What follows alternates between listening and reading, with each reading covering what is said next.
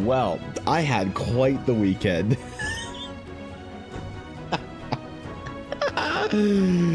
Man, we're gonna see what happens today, dude, because my internet is being basically stapled together and held together with nothing but tape and rage. I had the dudes come out, check the internet, said your thing's borked, but it's going to take a couple days to get a new whatever hardware and upgrade everything. So currently still, maybe we'll see if I'm live in 20 minutes. You know, basically whenever my stream cuts out, my internet dies, and I get sent to the fucking Shadow Realm. Well, I hope you enjoyed your stay. No, it should be fine. My internet has been good all morning. Okay. So I'm hoping, we're hoping today that it's going to be good for at least a little while.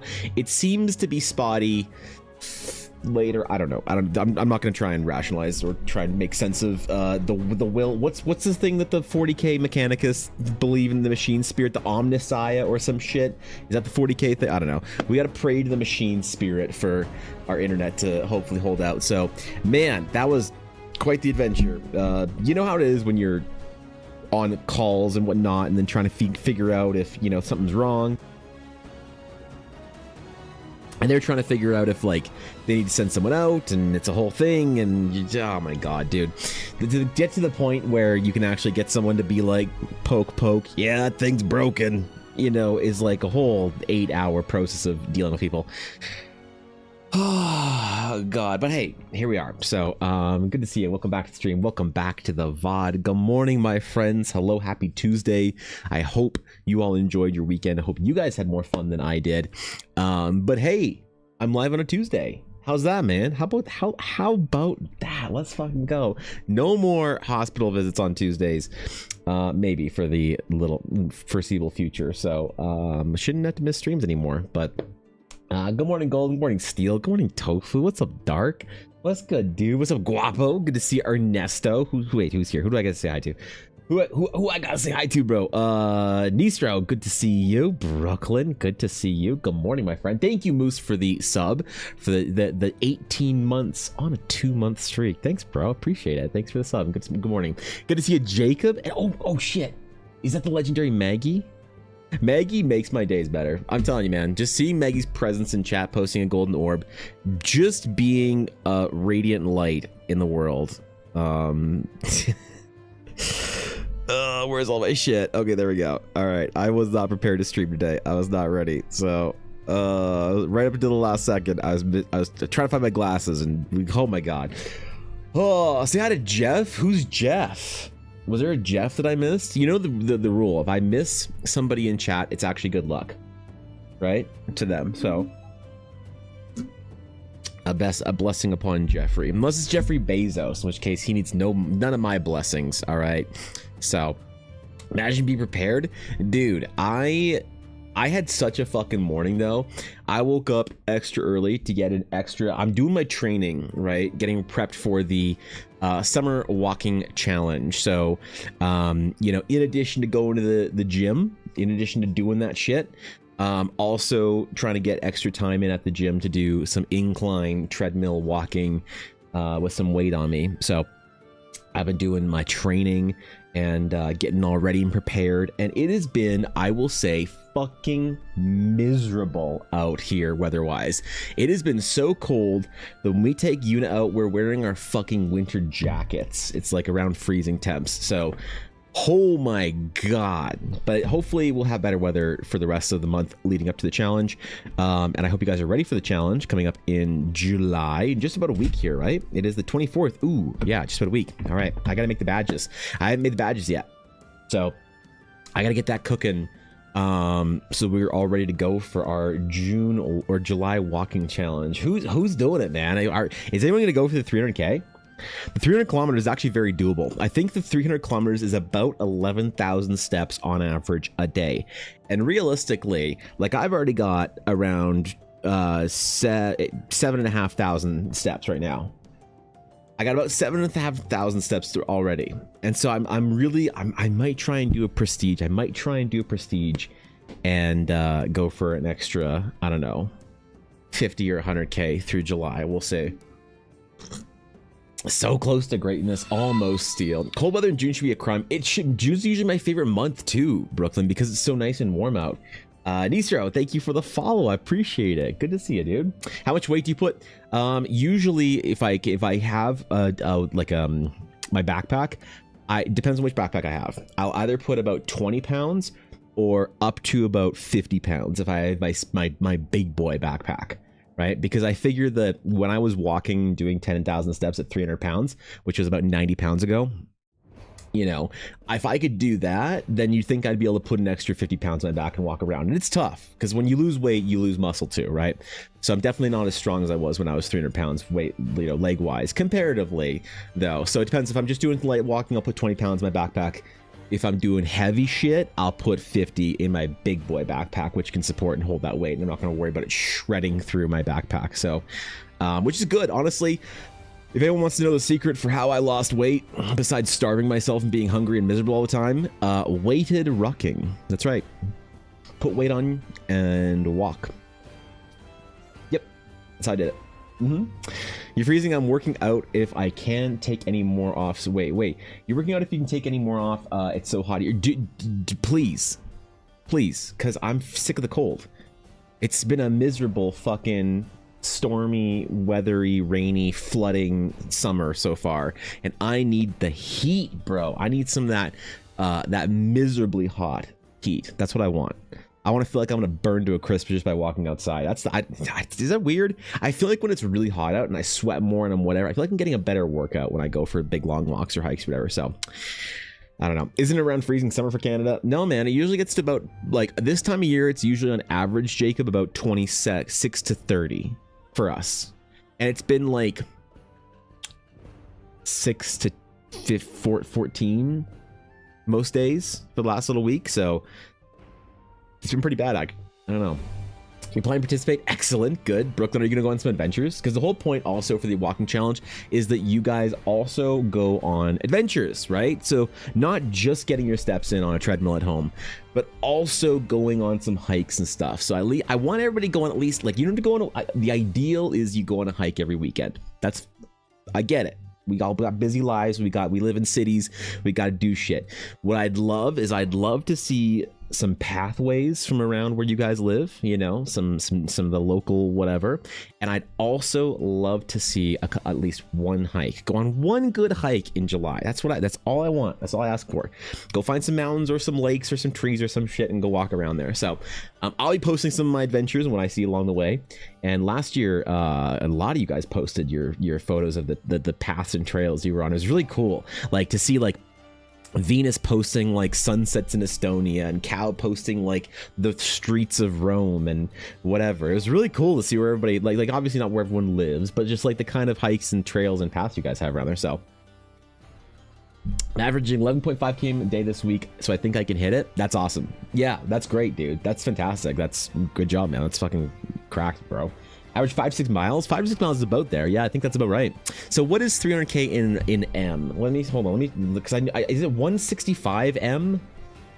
I think is about it. Hold on, my K to M is really bad.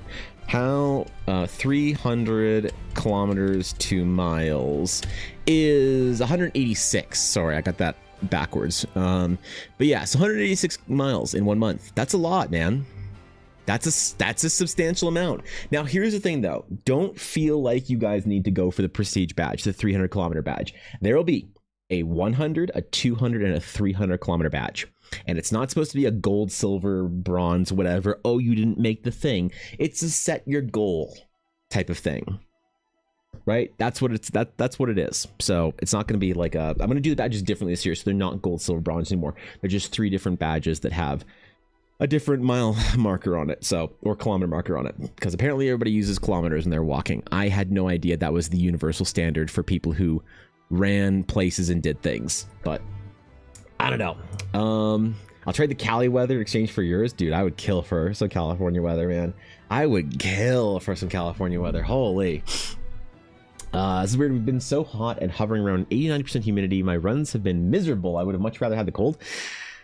fair enough, I guess. If it's hot as shit, like, I get that. But I don't know. I always really feel like I'm putting in a lot more work when it's hot and miserable out. So then again, I have to put more work in. I think. So I'm sorry to hear that, Maggie. First adventure will be my trip to Victoria, the hikes around where I live. Ooh, yeah, no, Vancouver Island has some amazing hikes. The boreal whatever rainforests of Vancouver Island and British Columbia are insane. I will say, northern Vancouver Island does have some grizzlies, I think, but which doesn't matter. Just means you need to take bear spray. But those are probably some of the best hikes in Canada. I know. They're right beside the Rockies, and I still think they have some of the best hikes in Canada. But if you get a chance to do any hikes around Victoria or Vancouver Island, that'll probably be pretty good. So, bet here I'll find a hike and go on a VC while doing the hike. Let's go, dude. Let's go. Can we just ditch the KM and imperial miles and change it to nautical miles and knots for speed? That makes so much more sense and equally confusing for everyone. Knots instead of and nautical miles instead of speed in kilometers. The problem is I don't play the video game of Ocean, so I have no idea how long a nautical mile is.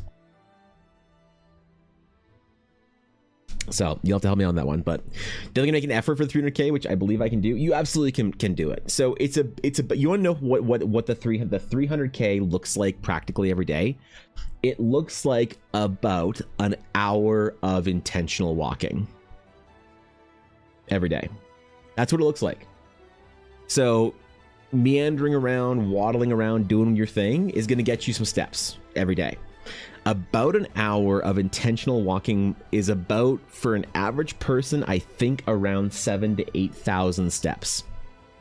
Okay, it's about there.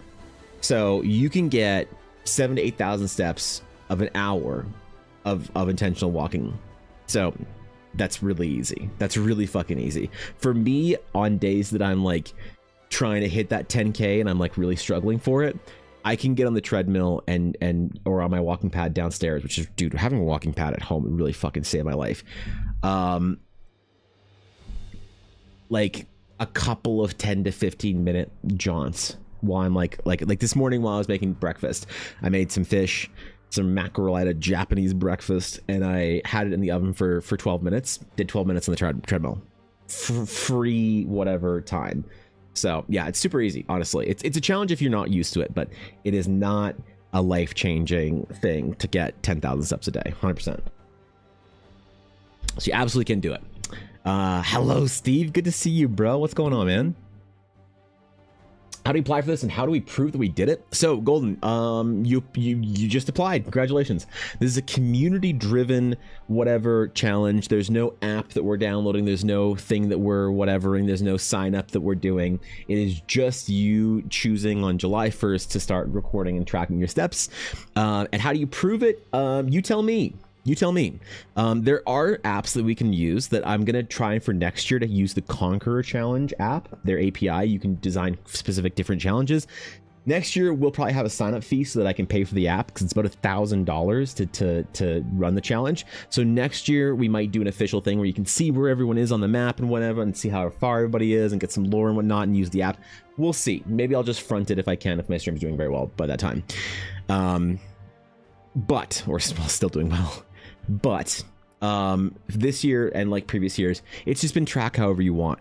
So like I've worn my smartwatch for the last 3 years and tracked my steps every day doing that. So that's how I do it. Your phone has pretty good step tracker in there. Lots of different like Samsung Health, Apple, whatever their default health is. There's a Nike Run app, an Adidas app, whatever. There's tons of apps to track your steps and you don't have to prove shit. You just tell me you did it. And I'll send you the badge at the end of the month. So that's all, you know. I don't think anyone's lying about it. It hasn't been an issue, and I guess if it was an issue, I wouldn't know. So the irony is nautical miles are used more than land miles. Nautical miles are also the unit of measurement used by planes too. Yeah, well, I don't play the video game of planes either, unfortunately. So I'm stuck with kilometers. Yeah. $1,000. It is $1,000. It's pretty bad, you know. It's well, no, it's not that bad. It's more for like corporate challenges and stuff and designed for that kind of thing. But I think $1,000 gets you 30 signups. I think it's about that. And then if you have more than that, it's like, I don't know, another $100 for the 10 or 20 signups or whatever. So it's not unreasonable, I suppose, if you have like a real team and shit and whatever. Good morning, Alf. What's up, bro? Alf, how's the streams and shit been? I haven't been paying attention. I haven't been around much, and my internet's been fucked, but it's good to see you, Alf. I missed something. What are we talking about? I want in regardless of what it is. Steve, it is our walking challenge in July. Every summer, we do a summer walking challenge in which you can walk between 100 and 300 kilometers to earn a silly little badge and go on your own D&D adventure within the realms of Eldara, where every week I'll post various different random encounters and things so you can play your own self-directed journey across Eldara 2025. Let's go. And 300 kilometers. That's, yeah, wait, hold on. Yeah, hold on. What the fuck? What the fuck, man?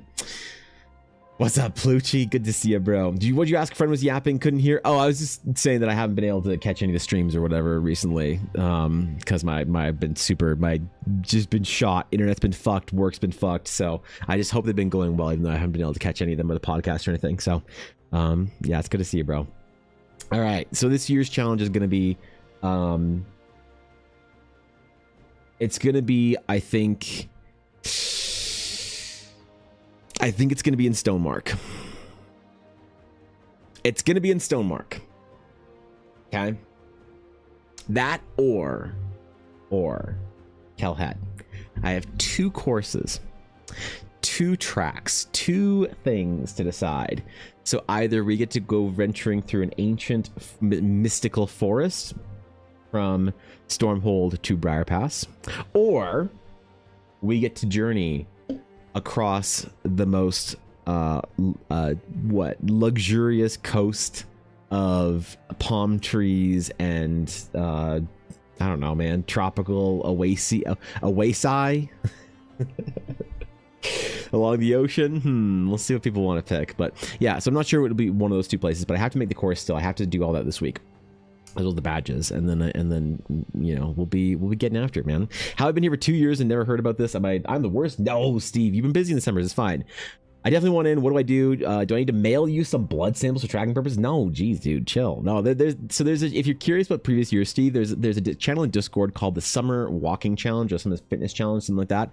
You can see what people have been doing in the previous years, and you can also see how the challenge works if you want. Just scroll up and see the posts that I've made. But basically, it is a self-directed challenge where you walk, run, waddle, scuttle, or power slide your way across the realms of Eldara. So it's a little kind of like self-directed challenge and a D&D adventure, but it's gonna be fun, man. What's up, Lexer? Good to see you, dude. Honestly, I've been super busy with work, barely able to get the pod stream last week. Working on getting more consistent though. Ooh, hope work's been okay, man. You know, hope it's a good kind of busy and not like an oh shit, we're understaffed and I have to save lives kind of busy. Or whatever busy looks like for you, man. But it's good to see you regardless. I like the coast. Maybe there's a treasure in the sand. There might be many treasures for the realms of Eldara.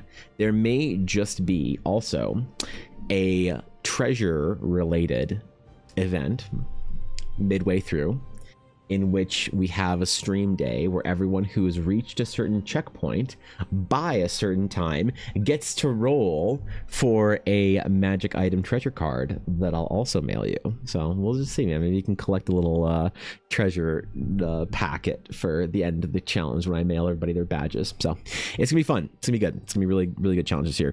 Hopefully it's warmer though for me, because I am mad that it's still cold. Dude, it was so foggy and misty out this morning.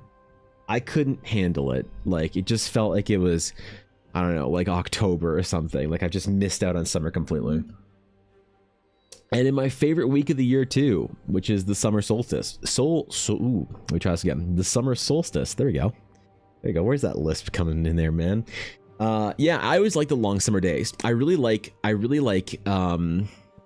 the long summer days that we have in being in, you know, further north in North America, because there's something nice about it being still a little bit light at midnight, you know. So I'm really miserable that I couldn't go out and enjoy that time. But to do this is I cover 12k steps every day at work, normally hit over 3k before 6 a.m. You should, Keldon, absolutely, if you want. You know, it's supposed to be an intentional walking challenge, so I would recommend maybe going on some other adventures and stuff. And you know, this isn't supposed to be just you collect the amount. It's supposed to be intentional walking. So if you want to go some adventures and then make it a little bit easier because you collect steps at work, like, hey, dude, you know, whatever. We have 49 degrees Celsius, bro. What the fuck? You guys can afford that many Celsius degrees? Holy shit, Thorkin. What the fuck, man? Why was it like dude, it was 6 degrees overnight. How the fuck is it 49 over there? What even is that in American? Wait, what the fuck? Hold on. I go, all right, man, be safe. What the fuck is 49 Celsius in American? Wait, hold on. 49 KTF. That's 120 degrees. Jesus, dude. I didn't even know that we could get that hot in Canada. That's fucking... Ugh. Nasty. Jesus. All right, well, be safe.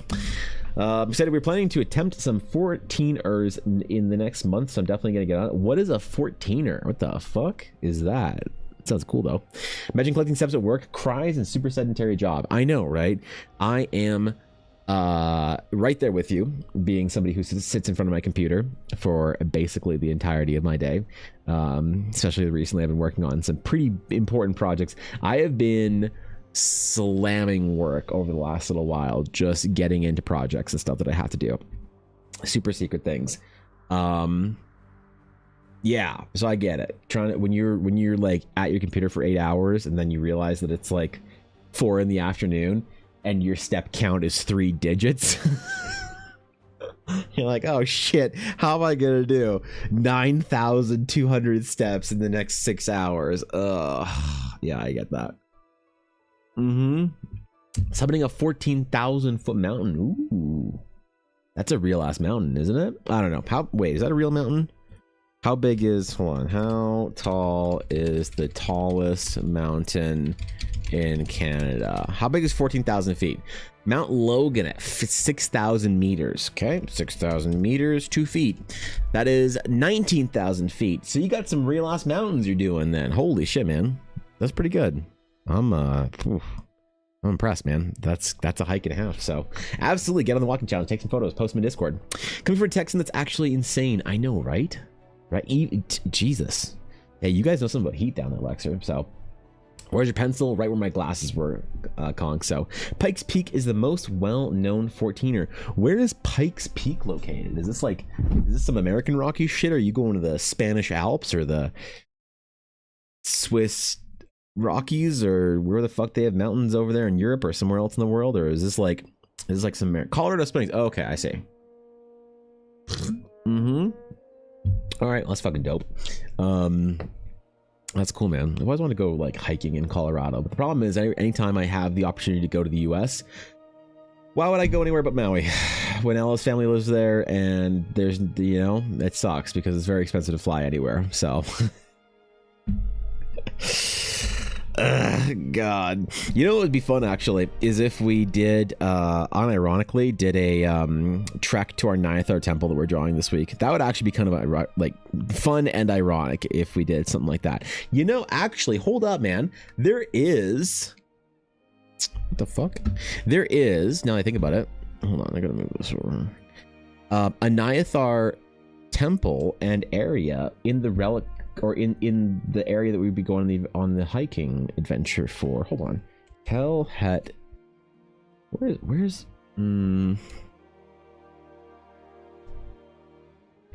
where could we put our temple if we wanted to use this art for the adventure? That'd be kind of fun actually. Oh my god. Okay, wrong one. There we go. So the coast that we'd be going through is all of this area right here, which you will notice there are 2 Nyathar cities, substantial cities in this area. So we could actually unironically use this art as a temple that you guys would be going to. We could, if we're feeling spicy. But we'd never do that. That'd be double dipping on art to, you know, make it convenient. I would absolutely do that. What am I talking about? What's up, Aaron? Thank you. I appreciate that. Look at my window right now. Oh, so you live right by it. Okay, sick. Okay, cool, man. Well, go on an adventure. Go see some mountains and shit, and then post about in Discord. Must be responsible adult. All right, Maggie. Good luck. Yes, we're all gonna be responsible today. We're all gonna get our work done this week so that we can enjoy a weekend full of Diablo 3 season and snackies. That's what we're all gonna do this weekend. Okay. I tried to play a little bit of Diablo last weekend. It did not, or this previous weekend, it did not work as much as I wanted to. Mostly because I've been trying to force time for games, but it's been difficult with Ella having so many conventions and stuff to do this summer. She has been working non-stop. Like, that girl's been hitting the grindstone like 14-hour days, man. I haven't even seen my wife in like 2 weeks. That's not true. It's been longer than 2 weeks. What am I saying? 2 weeks? I'm trying to exaggerate and say 2 weeks. It's been honestly 2.5 months at this point in time since Ella last had like any sort of level of reasonable time to do things. So yeah, that's fucking suck, dude. It's okay. Hopefully things will calm down in August for her, and I'll hopefully be able to take August off of most of the work that I'm going to be. I actually just realized it's not true because I have to do shit, man. Do you guys go to Maui, or do you ever go to the other Hawaii islands? I've never been to any other island in Hawaii besides Maui. The reason we go to Maui is because Ella has family there. So I couldn't afford to stay anywhere in Hawaii basically at all whatsoever. Hawaii's gotten so unreal expensive in the last decade we've been going there. It used to be like, oh, maybe instead of staying with a family, we could stay at a hotel and like kind of get the resort experience next time we go visit her family. And hotels were like $200 a night. Those same hotels are like $500 a night now. So no, we only ever go to Maui when we go to Hawaii because that's, again, where her family lives. So I'd love to see some of the other islands. I'd love to see like Honolulu seems like a really cool city, and like obviously the other islands have like cool stuff with them as well, and like awesome hikes, and you know, hiking in Maui or in Hawaii is just the best. It is just the best. The weather is literally my favorite. And I've been a lot of places with favorable weather, and nothing's been better than Hawaii. So, no, I'd love to at some point in time see the other islands. But again, it's just like, if I'm going out there, if I'm going to pay the money for a plane ticket and all that kind of stuff, it's very hard to justify going to another island when we could just go to Maui, basically stay for free, you know? Because like a lot of trips are, you know, you think about flight and hotel and food and all that other kind of stuff, and you're like, ooh, you know, it's a couple $1,000s or whatever. But for Hawaii, it's legitimately just the cost of flights. And flying to Hawaii isn't expensive. It is more expensive. Where I live in Canada, if this is a Canada... Sorry, I forgot we got a little pointy bit there and a little nub here. If this is a Canada and I am here and I live on the side of the mountain, and our nation's capital, Ottawa, is right here... I don't know, it's like a 4, 5, or 6 hour flight this way between here and Ottawa. And then it's also about a 6 hour flight to Hawaii. And the problem is both these things are about 700 Canadian. So the issue is we have a problem here of it being the same price to fly across Canada to our nation's capital as it is to fly to literal Hawaii. I will never see our nation's capital. Ever. Because if I have the means to get on a plane and you know, it's just never going to be to the east. It's always going to be out west. It's going to be into the middle of the ocean, man. Why wouldn't it? So, yeah, it's really nice that Ella has family that lets us stay there whenever we want. We go visit them, we go chill out, it's a good time. We will be seeing some of her family, though, in a different direction this summer. We'll be taking a weekend trip out to a place called Saskatchewan, which people don't believe exists, but Saskatchewan is a real place in Canada. So we'll be seeing a lot of Ella's family this summer, which is really nice. Nice for her, because she's definitely, you know, been missing them over the last couple of years. It's also actually a bit of a nice break to be able to go to Hawaii for Ella's head, Because if you guys didn't know, she's been suffering from chronic migraines for the last couple of years. But when we're in Hawaii, she actually does pretty well. Anytime we're around sea level. So I don't know when the next time we'll get a chance to go is, but it'll probably not be anytime soon. Unfortunately. But no, I've never been to the other islands. I always want to do like the historical World War II, like old man Pearl Harbor trip. Like, you know, when you hit like 38 and you start like, you know, you start getting into like World War II history and like smoking meats and like medieval like warfare tactics and golf and shit like that. You just adopt your old man habits. Whenever that happens and I start getting overly interested in World War II history, I'm sure I'll love going over to Pearl Harbor and seeing that. But until then, man, probably won't get a chance to go over to any of the other islands in Hawaii. Most unfortunately. So instead, I'll make tropical islands in Eldara. Wait, that's a bad idea. That's a terrible idea. What am I talking about here? Duria, what's up, bro? Hello, man. What's a tier 3, bro? I appreciate it. That really means a lot, man. Eunice says thank you, too. Well, no, she says, fuck you, get out of my house, whatever it is that she's barking at. But I'm going to assume it says thank you. Wait, is this just a common mushroom? 9.9. I don't care what the meta is. I don't care what the meta is. It's a 9.9. Mushrooms are delicious. Very healthy. Very low in calories. Literal cheat code food. There we go. There we go. Thanks for tier 3, man. How you doing, Adaria? What's up, buddy? What's good, homeboy? Gotta find an event to latch onto. I think it's required. An event? You mean like to justify going out east? Yeah, what event would I use? That's a good point. So I should go to the VOD and make a collage of all Evan's maps. I think my American maps are better because I always do the American, the Florida wang. You know, when you're drawing in America, and you always put the wang on there. Like it's you know. I like my America maps more, but my Canada maps, I think I always forget the nub, the Newfoundland nub. Unfortunately. Bird hikes are all in the West Highlands in Scotland. Even as a Scotsman, moved out of Scotland about 30 years ago. The weather might suck, but the scenery is insanely inspiring. I would love to go to Scotland at some point in time. I'd love to. I'd love to see it. I'd love to do the historical family trip, you know, and go see the Blairs of. There's 2 Blairs. See, all right, here's a map of Scotland. Oh, sorry, there's like some islands or whatever. So this is a map of Scotland.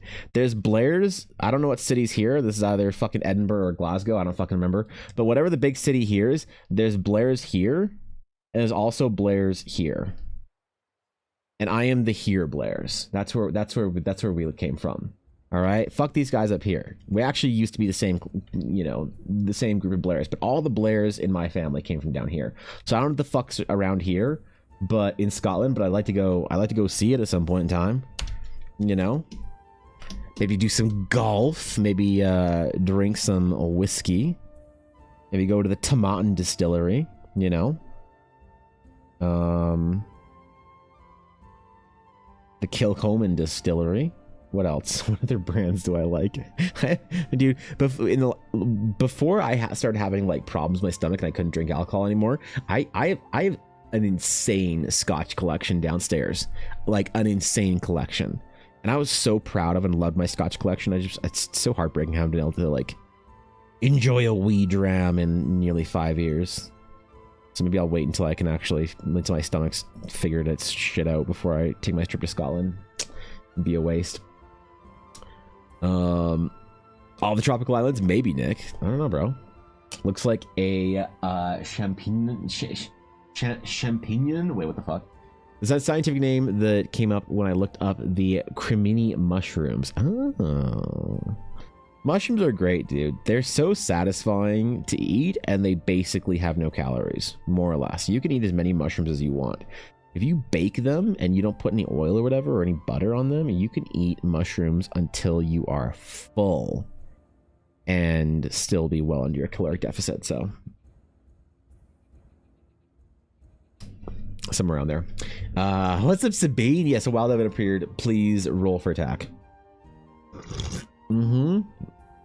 Edinburgh is on the east coast. Glass Coast is on the west side. Okay, right. So there's Blair's above Edinburgh. Right, that's where, but we're not those Blairs, so yeah. No, man, I'd love to explore my Scottish history more. I wore the Campbell tartan kilt through most of the important events in my life. Most of the important ones.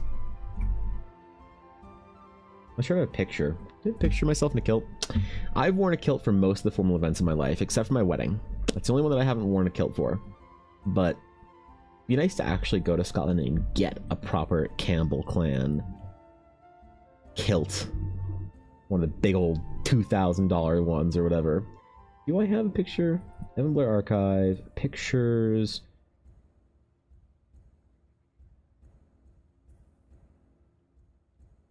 Ancient pictures.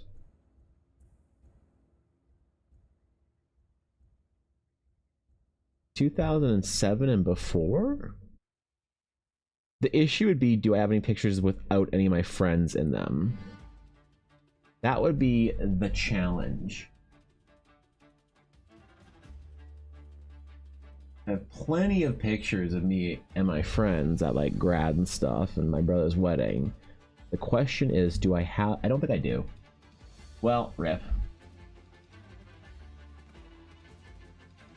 I have old pictures from D&D when I was a teenager, but that's not what I'm looking for.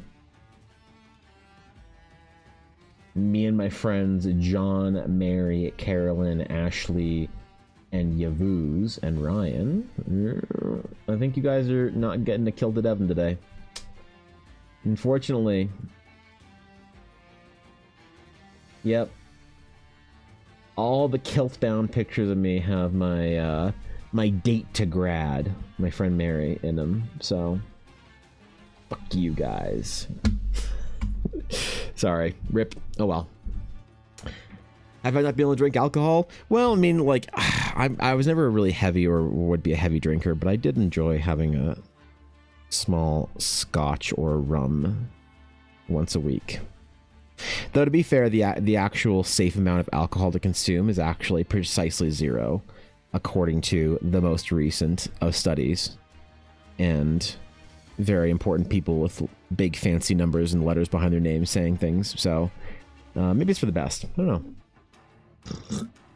You imagine kilt with an Adidas jacket yet? No, that'd be the merging of my cultures, though, wouldn't it be? My Ukrainian half and my Scottish half coming to get together and Scottish quarter? I don't know. I don't know exactly precisely how Scottish I am, but I know it's not full half. Anyway, the Adidas jacket and hard bass with fucking bagpipes and haggis and Robert Burns poetry. Mushrooms are one of my favorite toppings. On pizza? Mushrooms on pizza? Are you crazy? That's kind of my favorite too. Not gonna lie, Daria. That's a valid take. Scottish and Ukrainian halves coming together. Yes. It's the Adidas skill. The Adidas kit. Ooh. That would be good, man. With the stripes and shit? Oh, shit. What's up, Dan? Tell Ella that her dice rolled a nat 1 for the investigation check for the very first roll and then a nat 20 for the persuasion check later on. That's the way it goes. Was it the same D20 or did you use the different ones? Yeah, hold up. Hold up. Entitled to wear 3 tartans, but will only wear 1, which I did have handmade for my wedding. I can wear Wilson, a black watch, and gun. I only ever wear gun. That's cool. That's fucking cool, dude. That's awesome. I like that. That's some history right there. Yeah, I don't know the other ones that are like part of the family. I only know the Blair one, which is the Campbell, which is very, very similar to Black Watch. It's just got an additional stripe on it, I think. I don't remember. Who needs a picture? I just got put that bitch on right now. I don't own a kilt though. I rented my kilt because I wanted a good kilt. So I rented a very, very fancy kilt and tux and whatever, jacket and all that kind of formal shit for the events. But there was an old lady at my brother's wedding who was so mad at the fact that I was wearing a kilt. I think that might be why my sister-in-law has never liked me as well, because I think she didn't like me wearing a kilt either. I don't know. But there were old ladies in my sister-in-law's family at my brother and sister-in-law's wedding that were so mad that I was wearing a kilt. They thought that I was trying to be like all dramatic and make a fashion statement. You know? And I was like, nah, dude, I'm just wearing the old family kilt, bro. Right? But this old lady was just like, just so you know, the wedding's not about you. It's about your brother and, more importantly, your new sister-in-law. I'm like, what? What did I do? You in that kilt, that dress you're wearing. Damn, bro. Unironically, I had this conversation at the wedding with some fucking old bitch that was related in some way to that side of the family. I don't know who she was, but yeah, she was mad. She was mad. My dad thought it was a great idea. He was like, wow, representing the family there, son. Good job. Was the lady dating Karen? I don't know. I don't remember. I just remember she was mad. She was mad, and a couple other people were mad, but they didn't want to tell me. I don't remember why. I don't know, man. Unsure she gave me 2 D20s, which I greatly appreciated. Yes, that is all her sets. So, let's fucking go. Just saw you sent me Leah and Bliss. Thank you. No, I'm sorry for getting it to you after the weekend, Brooklyn. The weekend was between my internet breaking and oh my god, it was a whole hectic weekend. So I'm sorry I couldn't get it out. I really wanted to get it to you after, you know, before the weekend, but I fucked up and got too many things that I had to deal with. So I apologize for it having to take till Tuesday for your request.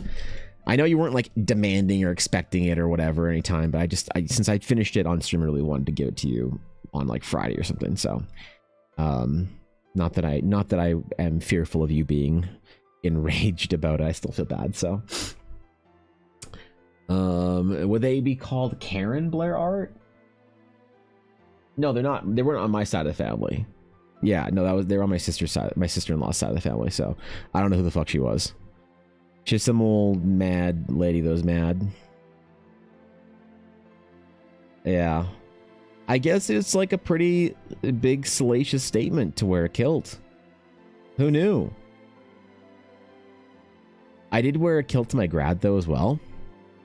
And I was like, I was at this table, you know, as you do when you're a grad.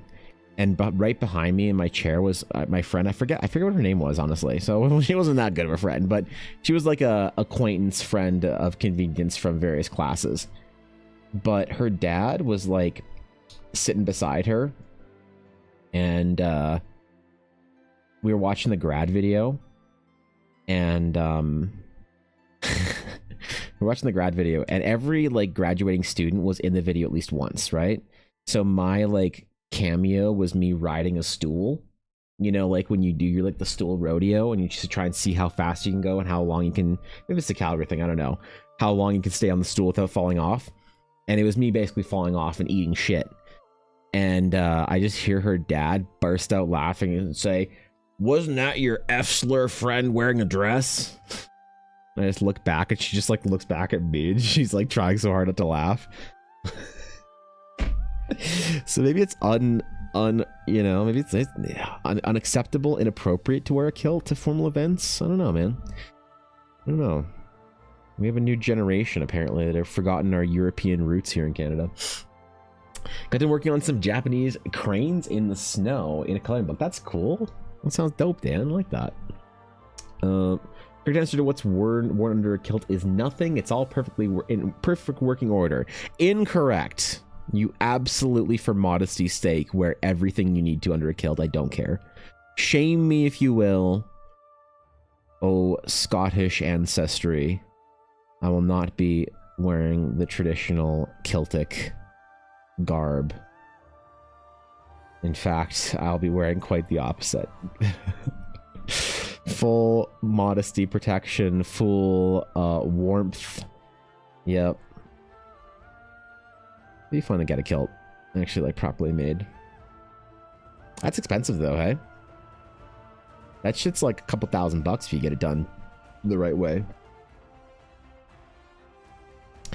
Maybe I'll splurge on it for an event or something. An important event. What other important events do I have coming up in my life that I'd wear anything like fancy for?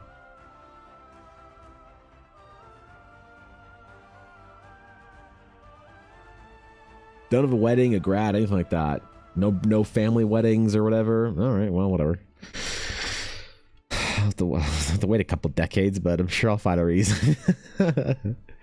Sure I'll find a reason at some point in time, you know? Modesty prediction, call her Mrs. Cal. Ah, yes, sure. There you go. There you go. Well, now we know, apparently. We didn't know, now we know.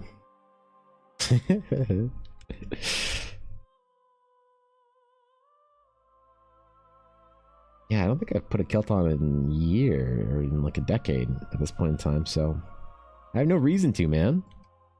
Maybe if I go to the Robbie Burns dinners around the city every year, that's an excuse. Or go attend the Highland Games or some shit, I don't know.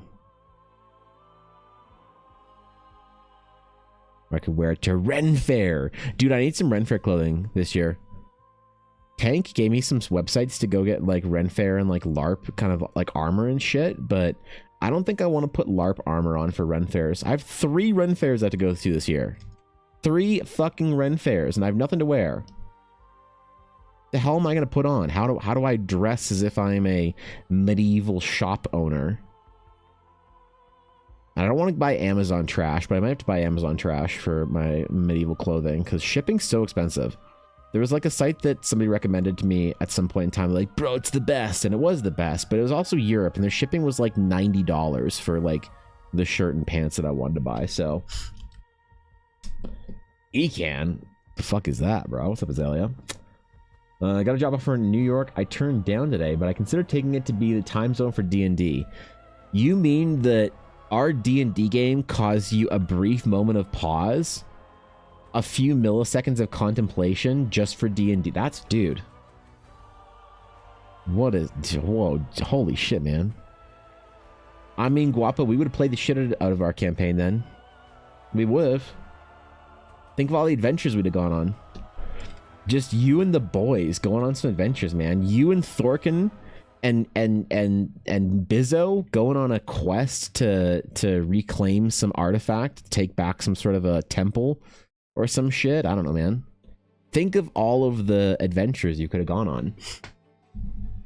You just woke up. Welcome to the land of the living, Azalea. What's up, dude?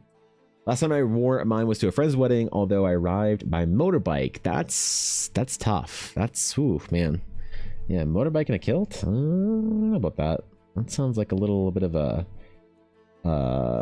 uncomfortable ride. So it was on the pros con list. I see.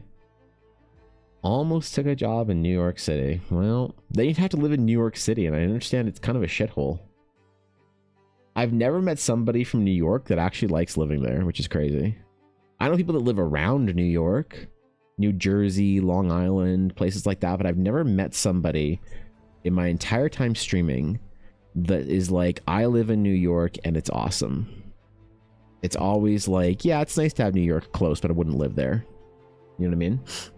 So, love living there, but you need the money. Yeah, it's apparently also like unholy expensive to live anywhere like proper. The things, I don't know what's considered to be proper New York. Like what is considered to be like I don't know. Do you consider like only the fucking little island thing in New York, or is like Queens and the other places that all considered to be New York City? Like where does New York City end and like something else begin? You know, I've never known that about like the large metropolitan areas, because like cities like Vancouver, you don't talk about like Burnaby like it's a different city. You only do if you're from Vancouver and being pretentious or pedantic.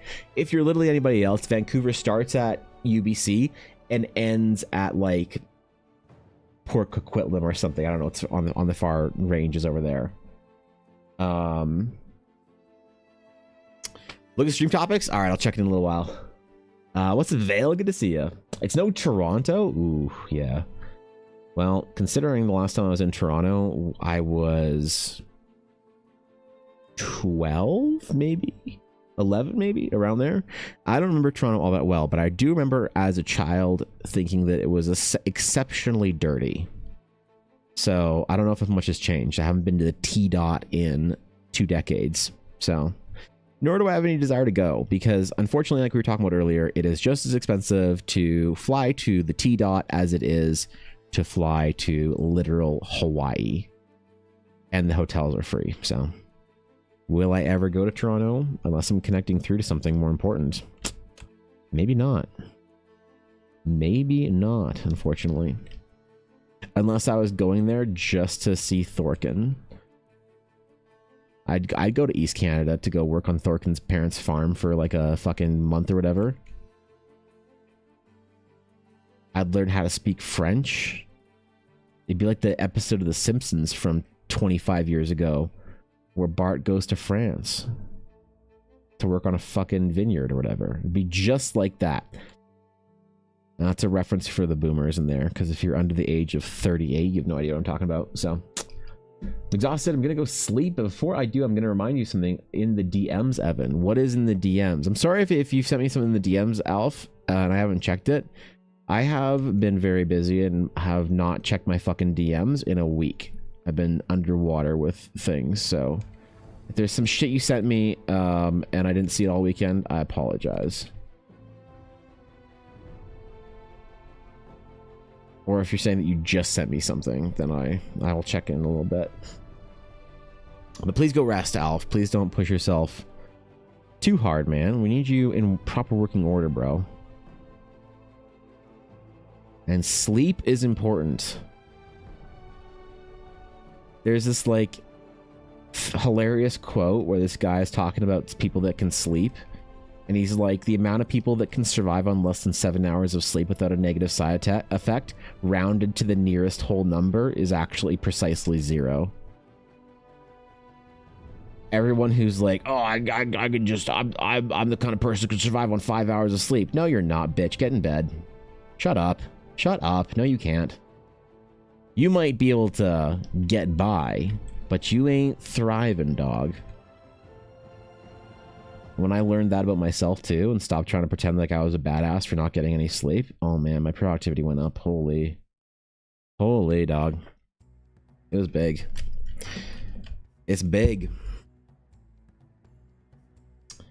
Sick art, bro. Thanks, Bosch. Appreciate it. Thank you.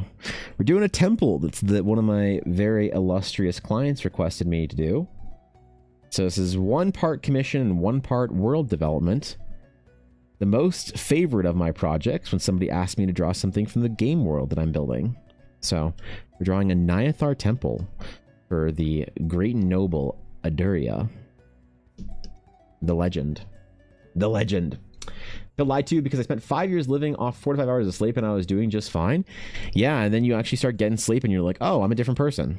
Oh, because like also if you're young, you can get by a lot easier. You know, like when I was in art school, I was getting by for like probably most of the year. I was probably getting by for like 3 to 4 hours of sleep, maybe 5 at the max, but I probably didn't get 8 hours of sleep for a long time. I remember summer vacation would roll around when I was in art school, and it's 4 months, right? Because when you're in actual like real school, you get longer vacations in the summer, because semesters, they have a 3rd one in the summer that I would never go to. And I remember that for the first month, I'd still only sleep for about 3 to 4 hours. My body just needed to adjust back to like summertime. And then I'd adjust back for the 3 months to like normal sleep schedule. And then I'd go back to school in September and be so unbelievably tired until my body adjusted to that. So you can adjust to it 100%. But yeah, you ain't functioning. Sleep is so fucking important, man. It's unbelievable. If you're able to like maintain proper sleep hygiene and proper sleep health, the kind of progress that you unlock, the kind of mysteries and secrets, unfathomable power that you can accomplish or obtain by actually getting real sleep. It's ridiculous. Now, to be fair, I'm only getting about 6 hours right now because I'm very busy, but probably try and shake that in about a week or two, maybe a couple more weeks. I don't know, of like 6 hours a night, but it's not good. It's not good. I do normally survive on about 4 to 5 hours sleep, but I make up for it on the days off where I crash about 10 hours. Yeah, I don't know how that works though. Like, to be honest, I actually don't know how that works. I don't know if you can.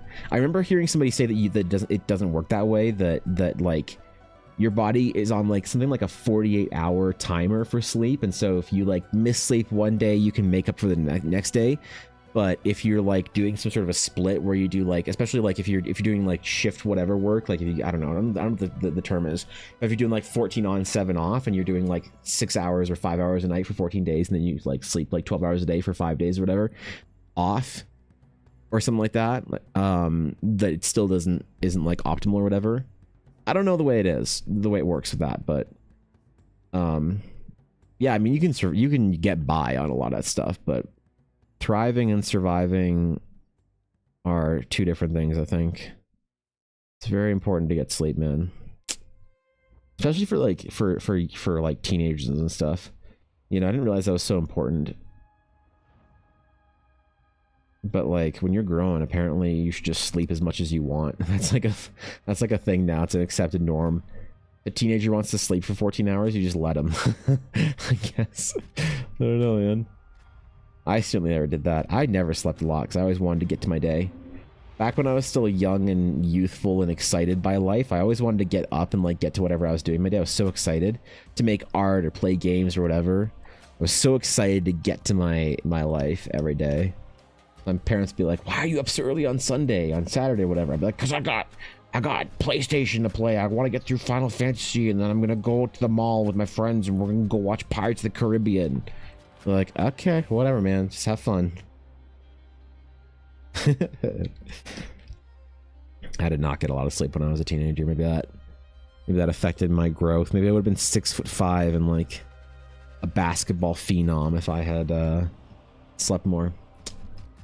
Sleep is good, exactly, right? Yeah, you get it, Sabine. It's not optimal, but it does keep me functional. Thankfully, I'm way past teenager now. I count in half centuries. Yeah, right? Your development stage, the growth stage has been completed. You're probably fine. Neutral Trauma, thanks for the follow. I appreciate it. Welcome in. Honored to have you, friend. Welcome.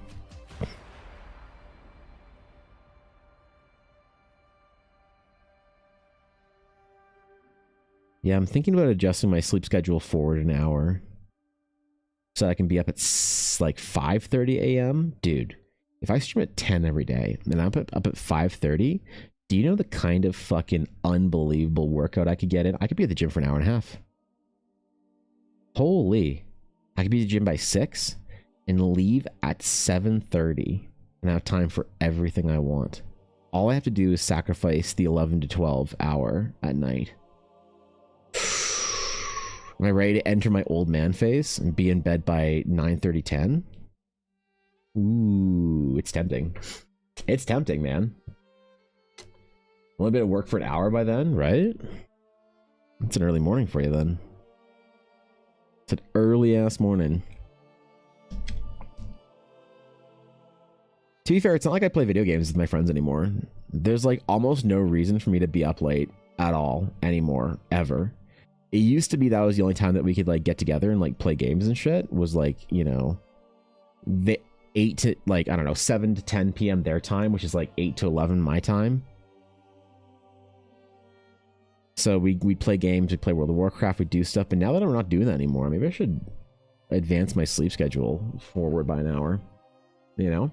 An hour to see you live art day. Oh shit. How exciting. At jail? Oh no. Oh no. The Lost In, thanks for the raid. I appreciate it. Welcome. Welcome to the stream. What were y'all doing? Tell me your stories. Tell me your tales. How was your stream today? Hello, hello, hello. What's up, dude? What were you doing? Welcome in, friends. Yo, go drop a follow. Go show some love. Say what's up. I like that Twitch name, The Lost In. That's good shit right there. The Raiders of the Lost In. That's good. I like that raid message. Welcome in. Last seen playing art. Ooh, actual real art. Not like my LARPing as an artist. Making some progress on an art piece. Let's go, dude. That's awesome. I'll have to go check it out. I'll do some stream VOD snooping. I always like to see what other artists are up to. So when everybody raids and they're doing some work or whatever, I always check the VOD after my stream is over and do some snooping and amazing admiring of my art peers. Makes me feel connected, like I'm part of a like I actually have art peers. Well, thank you for the raid. I appreciate it. Welcome in. We're doing a little temple today for a request sketch from someone. So, my weekly D&D game is my latest night every week because D&D, obviously, right? Yeah, that's fair. We only play D&D till about 9 p.m. my time because Vixie's an hour ahead or 2 hours ahead. I forget. But it's a little bit later for her, and so she usually has to bounce a little bit earlier. So as she wraps things up around 9 p.m., typically my time, so that D&D wouldn't impact anything. And when Ella and I start playing our one-on-one game in July, August, it's going to be probably not too super late. So yeah, I don't know. You also better make that Twitch Plus program next month. I still haven't messaged Twitch about it, about why the fuck it didn't give me the Plus program.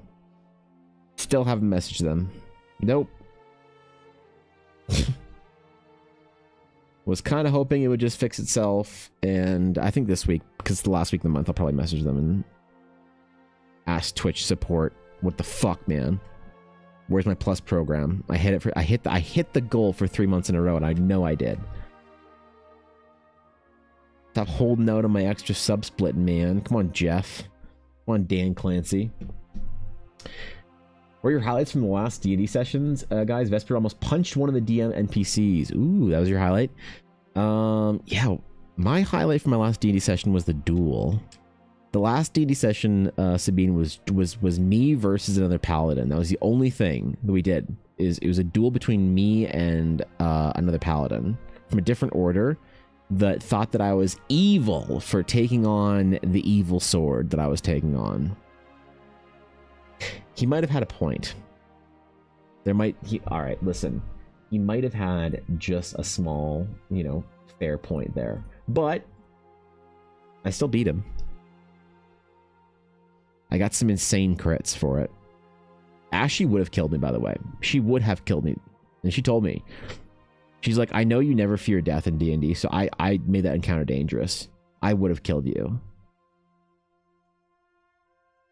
And then I would have complained about it on Reddit and then got you canceled on VTuber Reddit. Or Twitter, sorry. That's where they are now. Shit, I keep forgetting. Like, mine is an in-person game, but that's normally an 11 p.m. finish and bed by midnight, then up for work at 3 a.m. Oof. That's a lot. Yeah, that's... I mean, hey, that's fun though, right? It's fun to have a good in-person game. I miss playing D&D in person.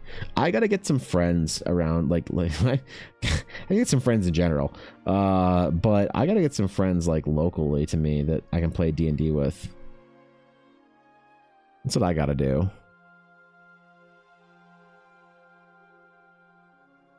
Play some actual in-person IRL D&D with the homies. Problem is, I really don't know anybody in my like city or whatever anymore. I went super reclusive and basically cut off almost all connection with like basically everyone and everything a couple of years ago to like really dive into work and try and fix my life. And now I don't know anybody. now I don't fucking know anybody.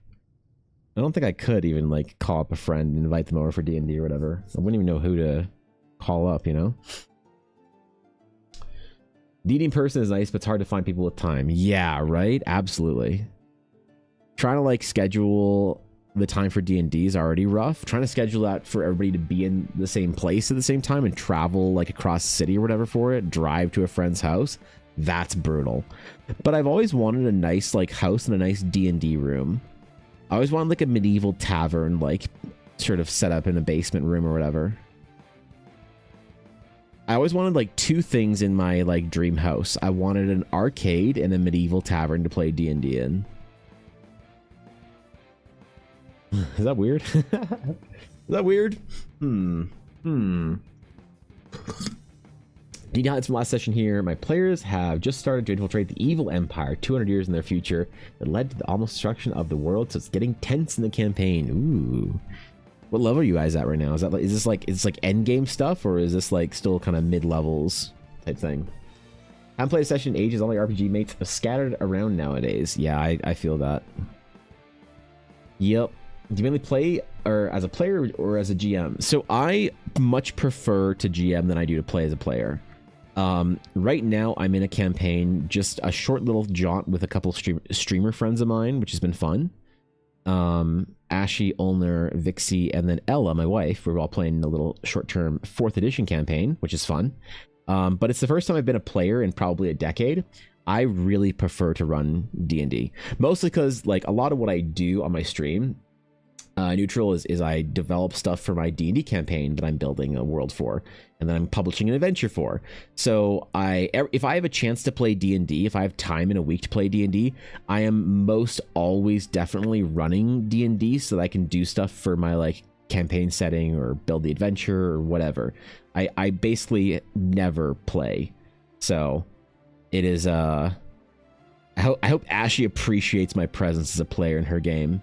I've turned down dozens of games as a player in the last couple of years, but I agreed to hers because I really wanted to hang out with her and Ulner and the team. So yeah, no, I mainly play as a GM and I much prefer to it, but I know it's weird. I know a lot of you guys prefer to be as like a player in games as opposed to the forever GM curse, you know? Curse time zones the most. I play D&D. We end session around 3 AM for me. Holy shit. Jesus, that's a late ass game. To be fair, I think one of our players, Ulner does, I think she's UK based. I'm pretty sure that's common knowledge or somewhere in Europe. Regardless, she's across the old water pool, so it's late for her. And we're playing, I think. Play D&D soon again. Haven't had the chance to be a player for a long time. Do you want to be a player more, Neutral, or do you enjoy GMing? Do you have a character in mind? Do you know what your first player character is going to be after a decade of no playing as a player, a PC? You've been thinking about this for years, or are you just going to play whatever and just chill? The Zen game, these players are retired at the end of this. Then I can hang up my DM hat for a few years, and the next player runs. Our group is awesome like that. That's awesome, dude. That's really cool. I love that. That's great.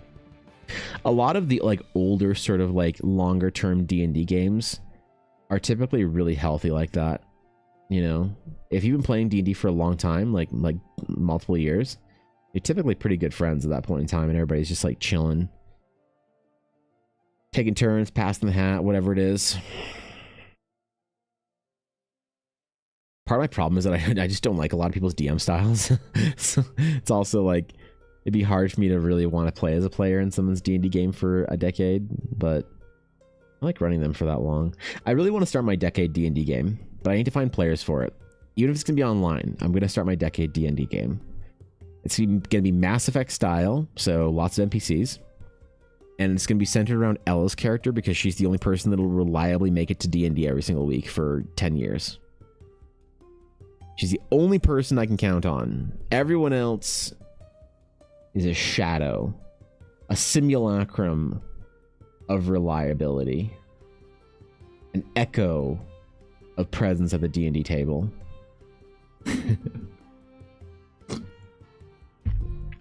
Not to be dramatic or anything, but it is hard to get your group together, right? It's really difficult to get everyone in the same spot, you know, and be able to like prioritize D&D for a long period of time, because there's like other things you want to do and other friends you want to hang out with and games you want to play, and work gets in the way, and then somebody has kids, and then 2 of your players get divorced.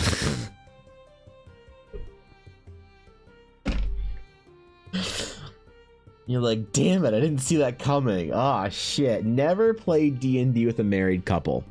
Ever. Ever, ever, ever. Unless it's Ella and I. We're the only couple that's safe to play D&D with. Everyone else, it's a danger. Last time I played D&D with a couple, they literally got a divorce. Like, fuck. Damn it. I enjoy GMing, but it's taking too much time. I have no characters in mind. I'll see what the GM will brew and then decide what I find fitting. That's awesome. That's the best way to do it, in my opinion. So, hope you have the best time in your adventure, though. This VTM campaign has been going strong for a few months. I've been surprised. Yeah, is everyone like attending and shit? reliably, because that's impressive, man. It's actually impressive if everybody's getting after it. Let's not spill the tea, Evan. There's no tea to spill. Two of my players got a fucking divorce. What tea is there? The fucking tea is that we started playing D&D and they decided, oh, let's get unmarried. Fucking goddamn it. No absence, 100%. Wow, that's pretty good actually. The hell, man. Starting my mega serious world building heavy campaign next week on July 3rd. Ooh. What's your favorite part of it? What's the thing you're most excited for, Carter? To show your players? Or is this your game you're running? Or are you excited to play in it? Or are you excited to like show your players your world? I've started learning about D&D, still don't know anything about it really. I was wondering if you could share any info where I can learn more about it, like YouTube channel, etc. Wow, man, Bosh, that's a good question. Where would we send our illustrious YouTube chatter to learn about D&D, guys? Where would you start? So I think if you want to start learning about the mechanics of the game, how it works. Does Guy still run his YouTube channel, How to Be a Great GM? That'd be where I'd go. I haven't seen him post a video in a long time, but I also don't think I've followed his channel. How to Be a Great GM is a great YouTube channel for learning the mechanics of it. If you want to see how it's played and just sort of get a feel of the flow of the game, which is more important than the rules, Bosh, I would legitimately, I know it's a meme, even Guapo in my chats, in my Twitch chats memeing about it. I'd go watch Critical Role. I'd go watch Critical Role. 100%. Or Dimension 20 or one of the big podcasts, War of the Realms, any of those ones, man. Because I think it's easier to see how the game's played and how it flows a little bit more than to like learn the rules and the mechanics and then start playing. D&D is a game where the rules are something that you learn as you go and not the important feature of the game. So there's lots of great D&D podcasts, live play games, where you get a good sense after a couple of hours of watching the podcast of like, oh, this is what it's about. Okay, I can play this. I want in. Or yeah, this is not for me. You know pretty quickly, I think, if you watch a D&D podcast like Critical Role or whatever. So that's what I think anyway. I'm playing the same core group for 12 years, with LARP colleagues for 16 years. Oh shit, dude. Was left the armory class each other bros. That's cool, dude. That's actually really dope. That's a great origin story. First group was with a married couple. That was a good group, but then the wife got pregnant. God damn it. I started GMing online, had not much experience, so I farmed a lot of bad player experiences. That's not cool, but fair and reasonable. Yeah. Yep. Running it and have redesigned dwarves in an interesting way. One of my players collaborated with me on the lore being called the Old Gods, and that story thread we're starting with. I'm excited for them to fight some lichy guy. Okay, cool, man. That's a good first couple of games. Start with a lich. Let's go. Never played before. The new rules better than most people by the time I did. Yeah. Critical Role is probably the best example of what it can be.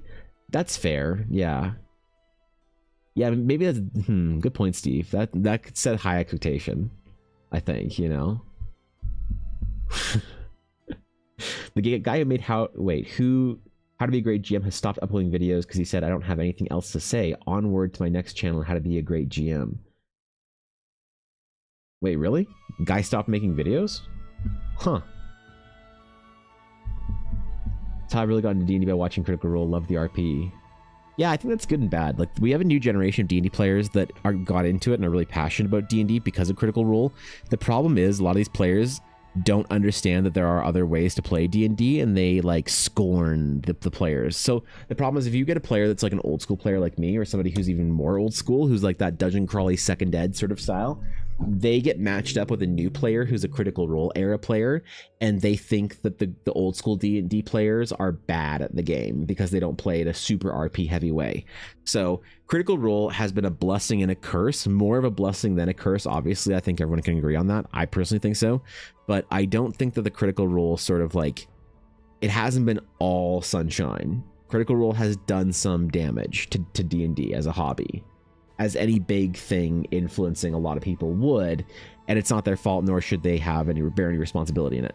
But it just has done it's had some unintentional negative consequences, where you get a lot of people who get into D&D via Critical Role that then think that's the only way you should play D&D, which is always the nervous thing. Whenever I've like a new player that has gotten into D&D from Critical Role, I always need to ask them some questions before I like really, you know if we're gonna get along and be compatible as a D&D team, as it were. So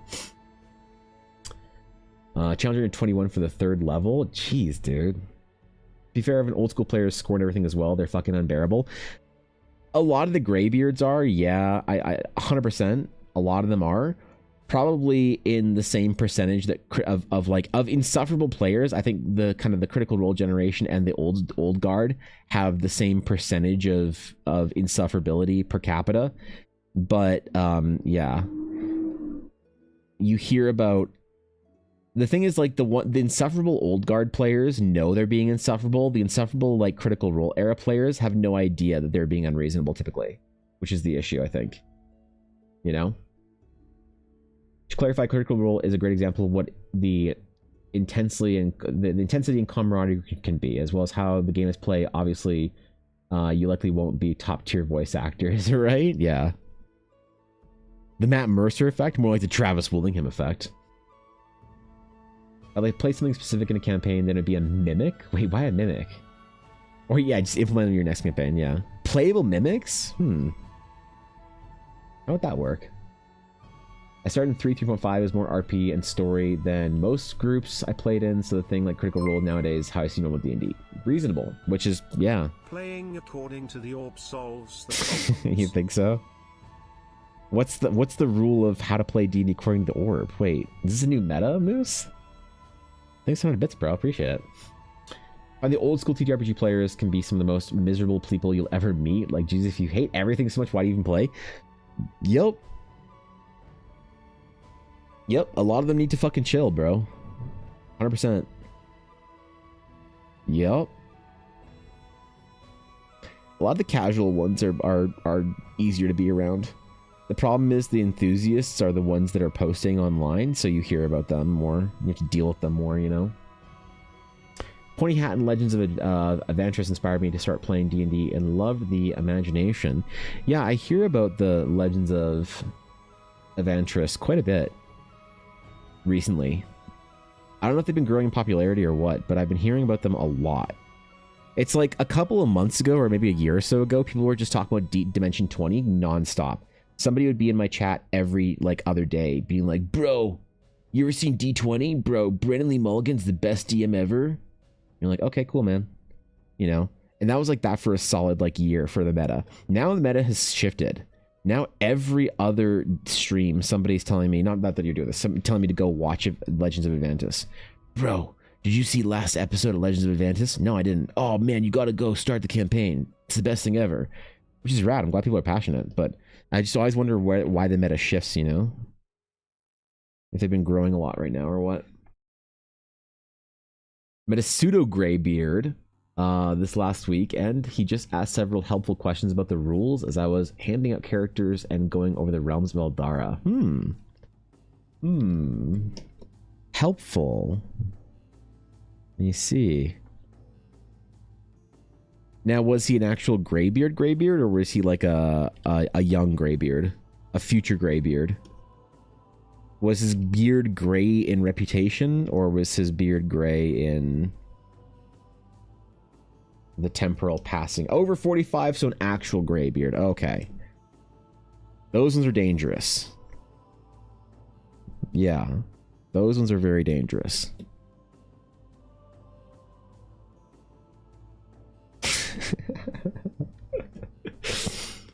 I do not know one Avantis never heard of her. So he says. They're so funny. Oh, okay, fair enough. I mean, I guess that's like, are they the new like D&D comedy podcast? Is that like what people like them, or? I thought that was what D20 was. I thought D20 was like the comedy podcast people like watching for D&D, and Critical Role was like the serious one, you know,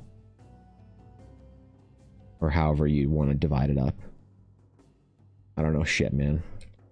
You think I watch D&D podcasts besides War of the Realms?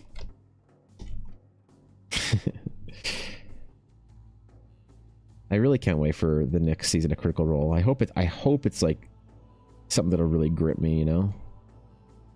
I really do. I want to be obsessive over watching the new episodes of Critical Role. That's what I want, man. I want to be excited every week.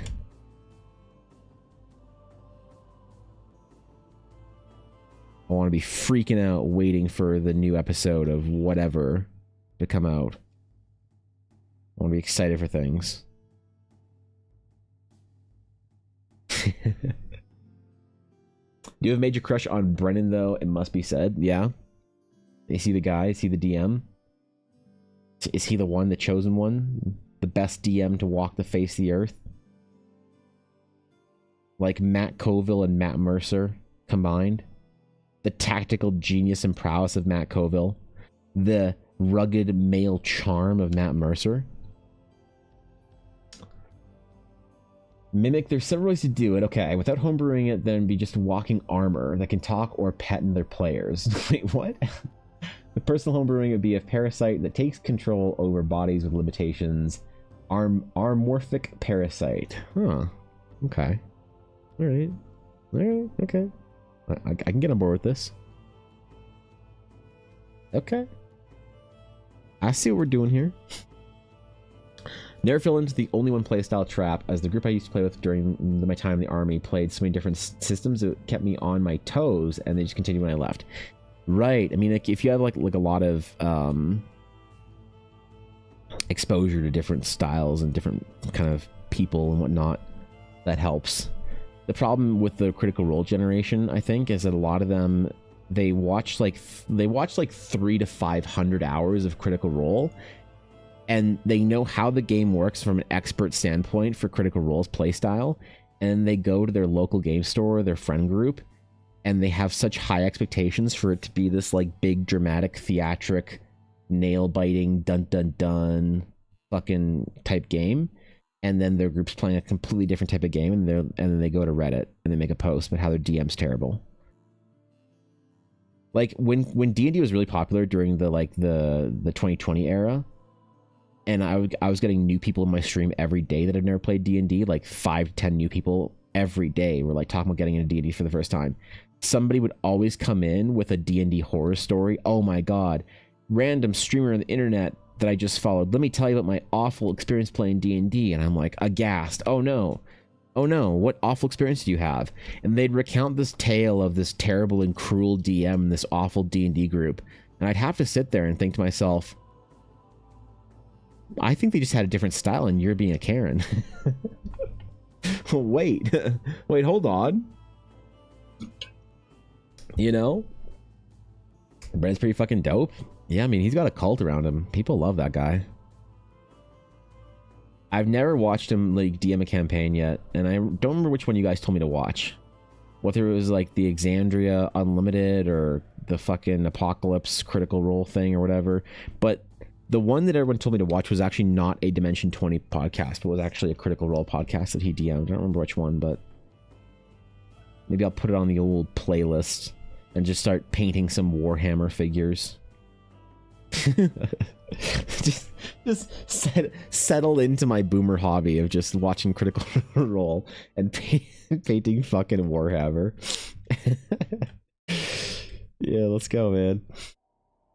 I'm gonna buy some paint this weekend, I think, and paint my Adeptus Sororitas, and then maybe my Grey Knights after. Let's get after it. EXU Calamity, that's the one, I think. Yeah, that's the Apocalypse and the World one, whatever, that everyone wanted me to watch. You know? The homebrew is symbiosis feature, so it doesn't need to be part of an evil party. Ooh, okay. That works out then. Some players expect the Critical Role quality will never realize that if they want the quality, they can pay me a few million to set up an area and maps and stuff. Yeah. Or they just want to be spectators in it, and they want people to take their hand and like take them on the adventure. they don't necessarily realize they have to like do quite a bit of effort, like put up quite a bit of effort and do quite a bit of role play on their own to like deserve that kind of a campaign. You know what I mean? So, Yell Bashy, thank you for the follow. I appreciate it. Welcome in. Honored to have you. Mother's Awesome is also short, so it's only 4 episodes. Yeah, that's what one of the things people were talking about with why I should go watch it, is that it was a short little like exposure to who he is as a DM, and I didn't have to like, you know, sign up for a 200-hour campaign. So you just study your art. There's not much to study for my art. I think you're probably better off neutral studying like classic sketch art from the Italian and Dutch masters painters. If you like the sketch style that I do, I'm a derivative of that. I think there's more to study from those guys than there is to study from my art. But I'm honored and flattered. That's a profound compliment. How good to see you, Bashy. Thanks for stopping by. Appreciate it.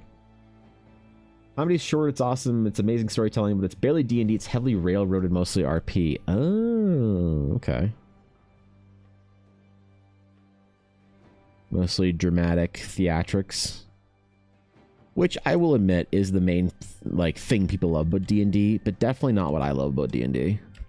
So I'm really worried that my campaign is not going to resonate with people, the adventure, because it's not necessarily meant to be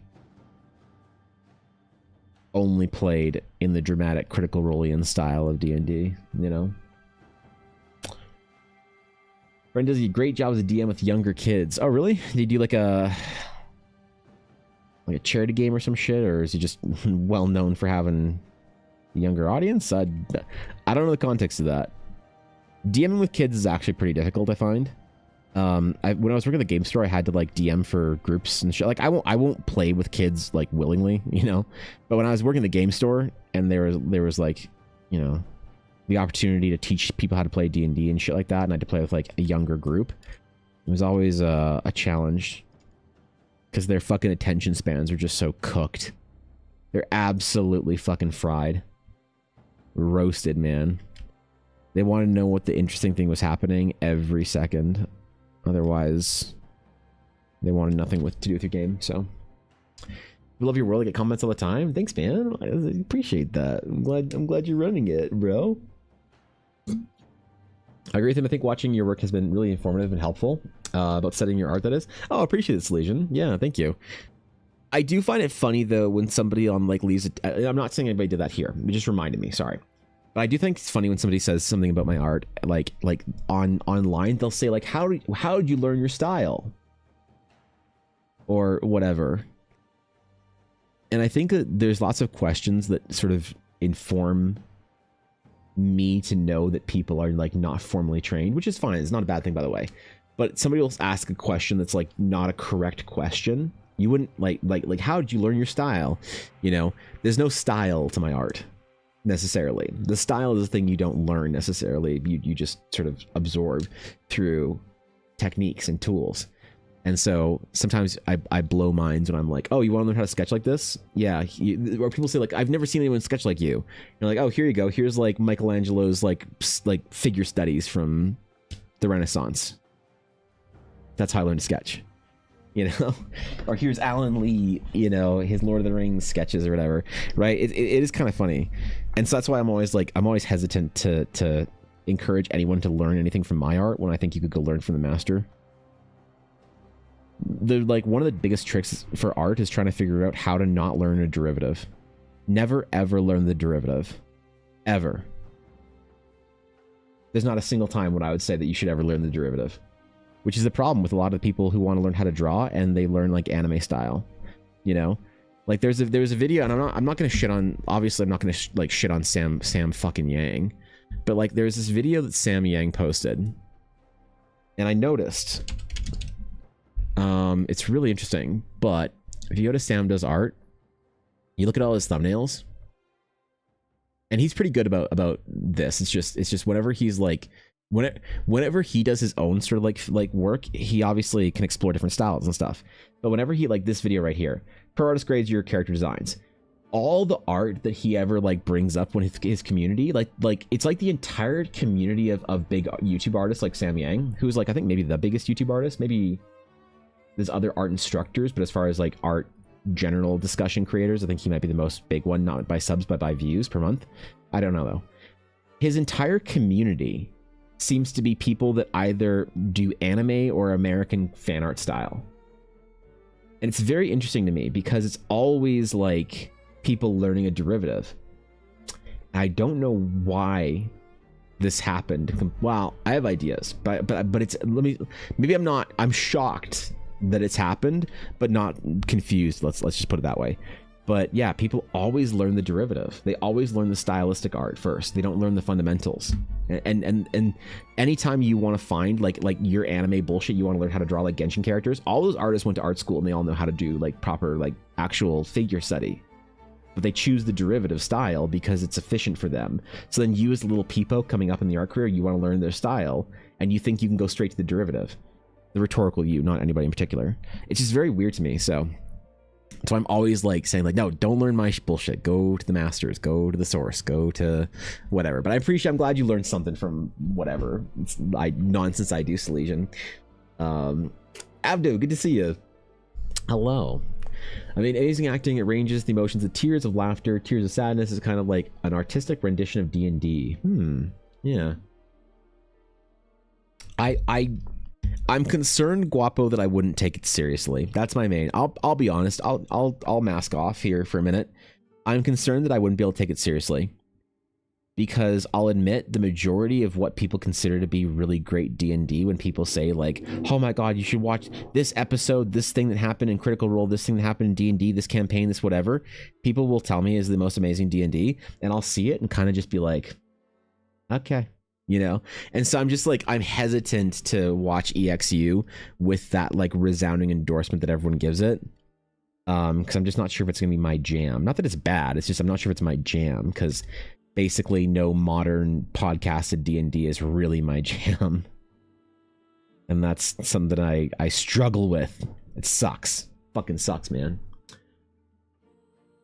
He DM'd a game with Dave, Walter's daughter, and a couple of their other kids. All the parents said their kids couldn't stop talking about it for a month. That's really sweet. I like that. That's nice. Talking overall about your art, not just the sketch style. I'm an art beginner, and I can learn several things from just observing some pieces of yours. Oh, great. Well, that's humbling to hear.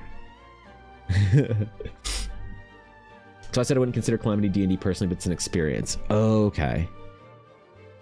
Right. It's the dramatic storytelling. That's fair.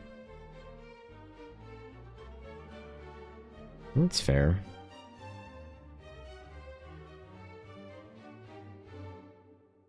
Yeah, I don't know if it's my jam necessarily, so I might give it a look, but I don't want to promise anything. I'm not going to promise I'm going to binge the whole thing over a weekend, you know?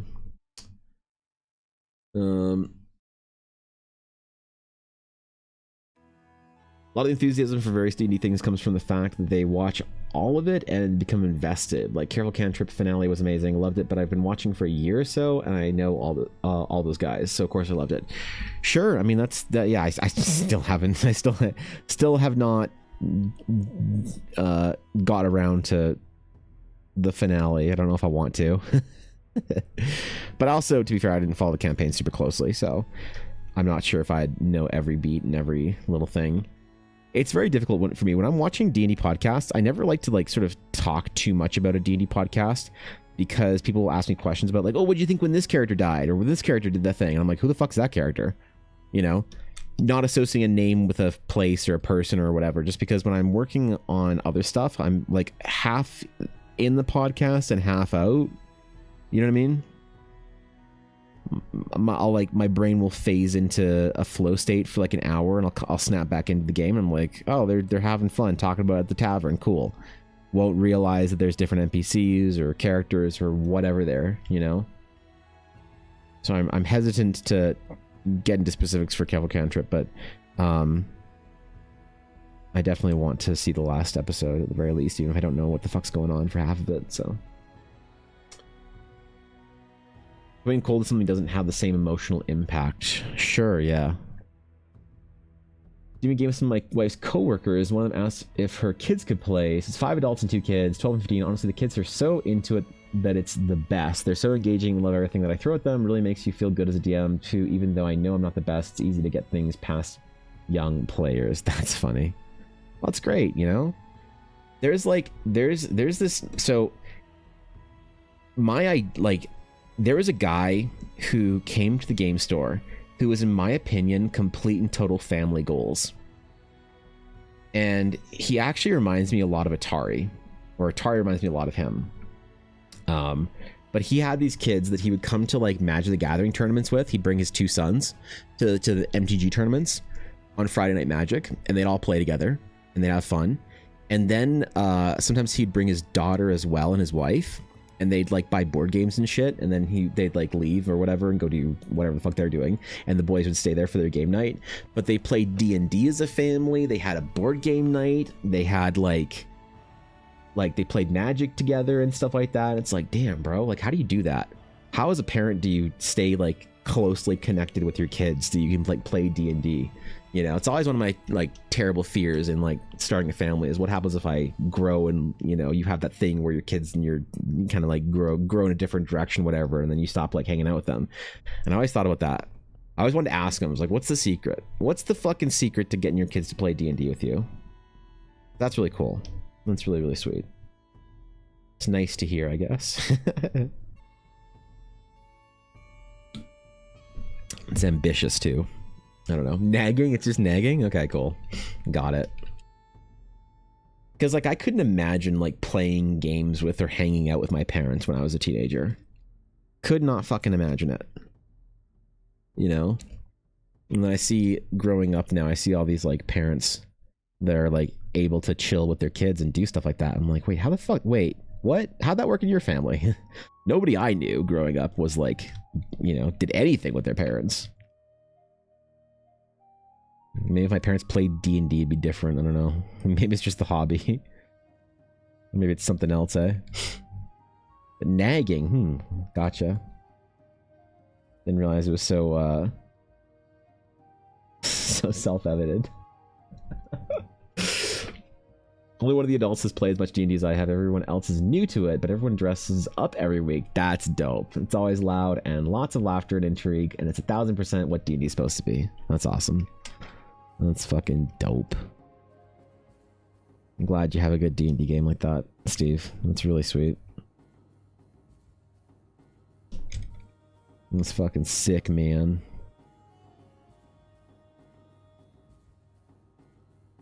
God, I miss GMing. Fuck. I don't want it to seem like I don't like playing with Ashy when I say that, because I really, really love my game, and Ashy's a phenomenal DM, and Ulner is great, and Vixie's a sweetheart, and Ella is fun to play with no matter what. But man, playing the game with Ashy is making me hungry for getting back into DMing. Like, super, super hungry for getting back into DMing. It's been... I haven't run a long-term campaign, like a series campaign, since last October. It cannot get to a full year of me not running a campaign at home. I can't let it get to a year. My reputation's on the line here, man. As some scuffed nobody that talks about D&D, I cannot let my reputation be ruined by not running a D&D game for over a year. I get your kids to play with you. It's easy. Have fun playing. They'll want to join. They'll want to be part of it. And you know what? The simple solutions are often the best. So, of course you're right. You know what? Precisely. Yep. That's all you got to do, man. We overcomplicated it. Clearly I do, anyway. Enthusiasm for game will trickle down to your kids. I hope so. Like, you know what I've always wondered? When do I show my kids Star Wars? That's the big one. It's like, do you raise them the way I was raised, where I don't remember the first time I saw Star Wars? I've just always been watching Star Wars. Or do you have that moment where they're like 11 or like 9? I don't know how old a kid has to be like a functioning human, you know? That you can actually have like a conversation and build a core memory with. People will be like, oh, I do that with my 3-year-old. No, you don't. Shut up. All right? Your 3-year-old's as smart as my fucking dog. I mean, like, when do you have that moment where your kid would be like, wow, when they watch, like, you know, like when I only went on one vacation when I was a kid, really. And my mom wanted to take us to Disneyland or Disney World because she always wanted to go. That's the one vacation. I grew up in a, you know, lower middle class, whatever. We only ever got one vacation. And it was to Disney World. My mom always said she wanted to wait until I was old enough to remember it. So that was about 10 or 11. You know, and I'm glad she did. If I went to Disney World when I was like 6 and I didn't remember shit, I'd be pissed. That was my one vacation when I was a kid, my one core family memory. So it's like, do you wait until your kid's like 8 years old to like show them Star Wars for the first time? Or do you just like always have it playing on the background like a fucking Disney movie?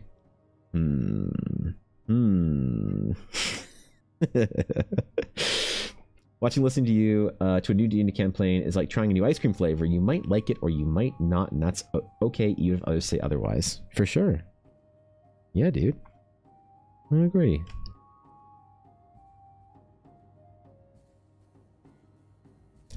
Yeah. The first D&D game you play with your kid. Because, like, I got a nephew that's like 2 years old now. And I gotta show him Star Wars at some point in time, man. I don't know when. I don't know if his parents and my brother and sister-in-law are gonna let me show him Star Wars, but if they do, I'm gonna ruin that kid's future. That kid's gonna be a hopeless nerd. If I have anything to say about it, my nephew's gonna be a hopeless fucking nerd. And there'll be nothing to do about it. You cannot stop me. My nephew be more powerful than either of us. Oh yeah, dude. Movies like Star Wars 5 or 6 years old, maybe a bit older. You think old that young too? My daughter does not feel the Star Wars love. I know I failed her there. Damn, bro. But we started her with simple kids themed roleplay, like My Little Pony role-playing games from about 6 years old. That's cool. That's cool. Started with giving him spaceships and Lord of the Rings toys. Ooh, good point. Yeah, the Star Wars toys early. We know Star Wars actually has like kids shows, and like I know every Star Wars show is a kids show, like every animated show, like you know, Clone Wars and Rebels and whatever. I know they're kids shows, but there's like a couple of really little kids shows. There's like, I think it's called like Young Jedi or whatever. This is for like babies, right? This is like baby tier, like toddler shit. You know, like Sesame Street replacement. And then there is one that I think was called the Rise or something of the Resistance. And this is for like young kids cartoons. And then they get a little bit older when they're like, you know, around 10, then they get into Clone Wars. That's what I think, that's the progression. So you can get kids really young with Star Wars. You can get them sucked in, man, I think. Young Jedi Adventures, that's the one. Wasn't Rebels genuinely meant for less than 10 years old? Yeah, I think. Well, Clone Wars Rebels are kids shows, but I mean, so they are kids shows that you can enjoy as an adult, I think. But like Young Jedi Adventures and then like the Resistance ones, those are like, oh, this is Sesame Street. Got it. Okay, they're like super little kid shows, which is fine, but it's just like there's nothing there for me. You know, I can watch Clone Wars and Rebels and be like, oh, it's cool. Look at Darth Maul. Look at the thing, you know, but there's that. Wait. Holy shit. Chris, thank you for the raid. What the fuck? My alert's not working? What the hell? See, not Bush, thank you for the raid, dude. I was chilling watching the Mimic painting this morning. Holy shit, man. I was looking badass, by the way.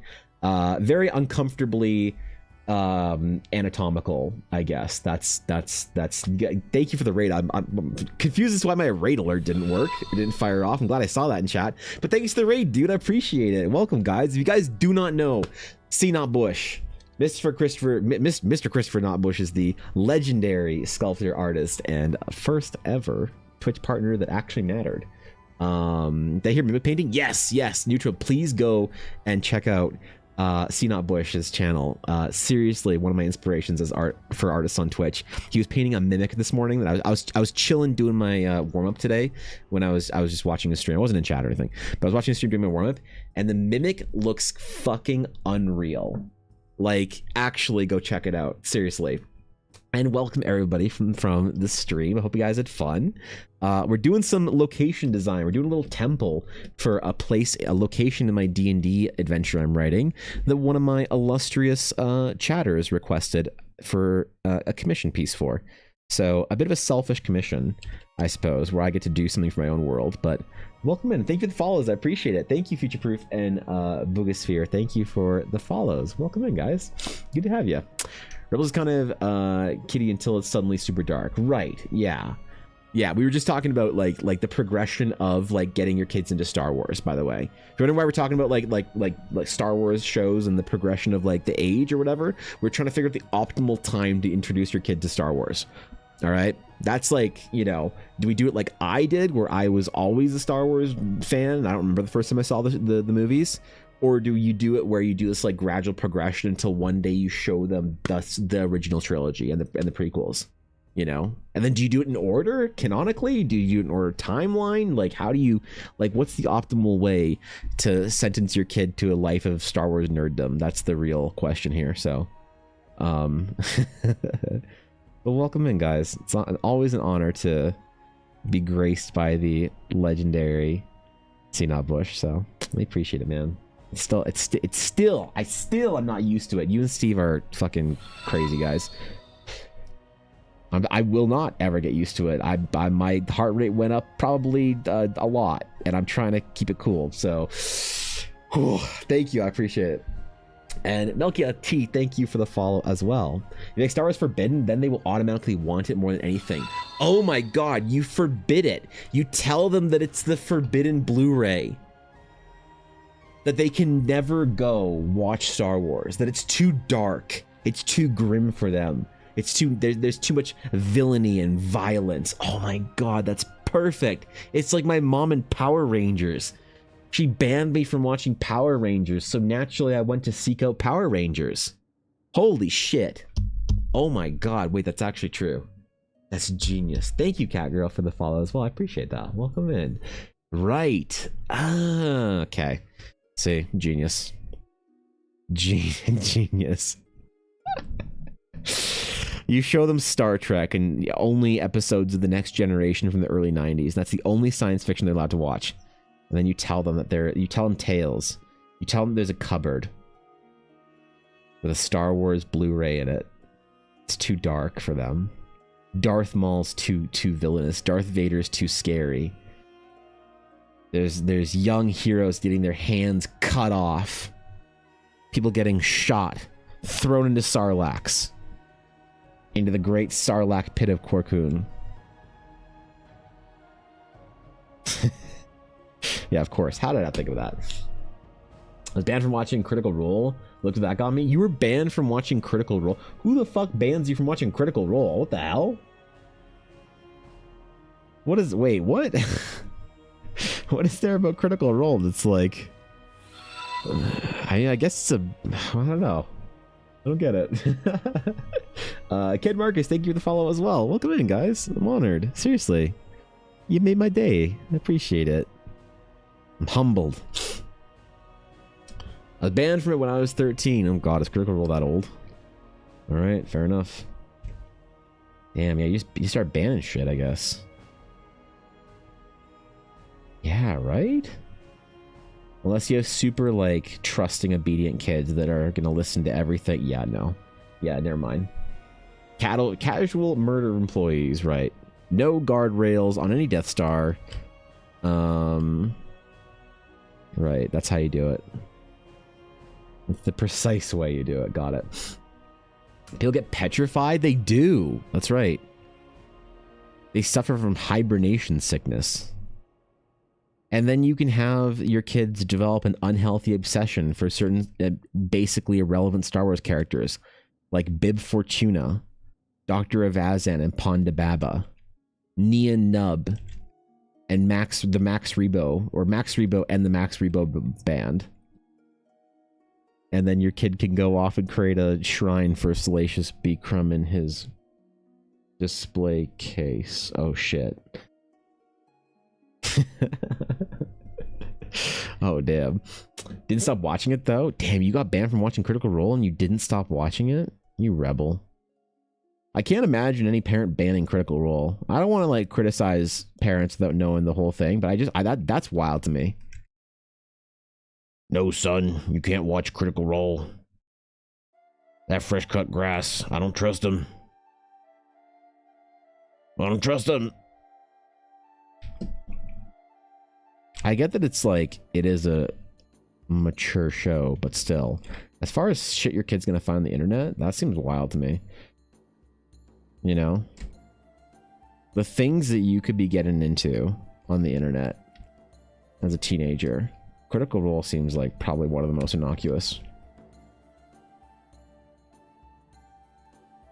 Maybe I'm wrong. Maybe I haven't seen the full depth of its depravity. Then again, I grew up on fucking Newgrounds and Something Awful. Then again, my introduction to the internet, holy God. I grew up on Wild West internet. Back before content moderation or anything. Holy. Maybe I should have been banned from the internet. Imagine the successful individual I'd be if I was banned from the internet when I was a teenager. My parents said no online chat rooms, no World of Warcraft, and no torrenting terabytes of anime. What would I have been like if I never torrented terabytes of anime? I wonder if I'd actually be a good artist. If I was never infected by the anime plague, if I'd actually be good at art by this point. I'm kidding.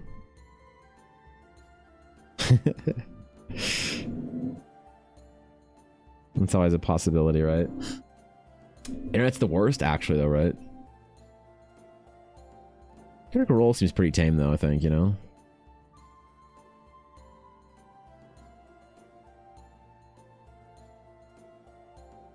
Maybe I'm missing something here.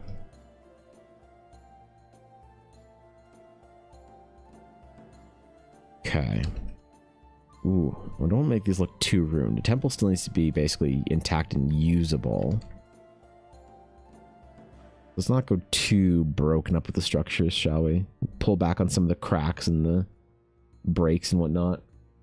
The early internet was cursed by only dial-up speeds. Mine too. I remember having to dial up our internet every morning, on the weekends or summer vacations. I would go downstairs to our family computer in the deep, dark dungeon of the house, and I would go and play StarCraft Brood War and have to dial up, or Diablo 2 and have to dial up our internet. When I got my own personal computer and I didn't have to go downstairs for it, probably one of the most formative and coolest things that I ever like upgrade in my life is like when I got my own computer. You know? It's like when you buy a phone every year, it doesn't feel good because there's nothing to upgrade in your phone. You're like, oh, it's slightly rounder on the corner now and the camera's apparently better. Got it. You don't care, right? New phones have kind of sucked for the last like probably 15 years. But every once in a while you remember like an upgrade, you know, or like consoles. You get your first console, it's a big deal. Get your second console, you don't give a fuck. PlayStation to PlayStation 2, big deal. PlayStation 2 to PlayStation 3, not as big of a deal. PlayStation 3 to PlayStation 4 doesn't matter. But as far as like life upgrades, man, getting that computer in my room and being able to play Diablo 2 and Warcraft 3 on my very own Dell PC. Oh my god. I was so excited.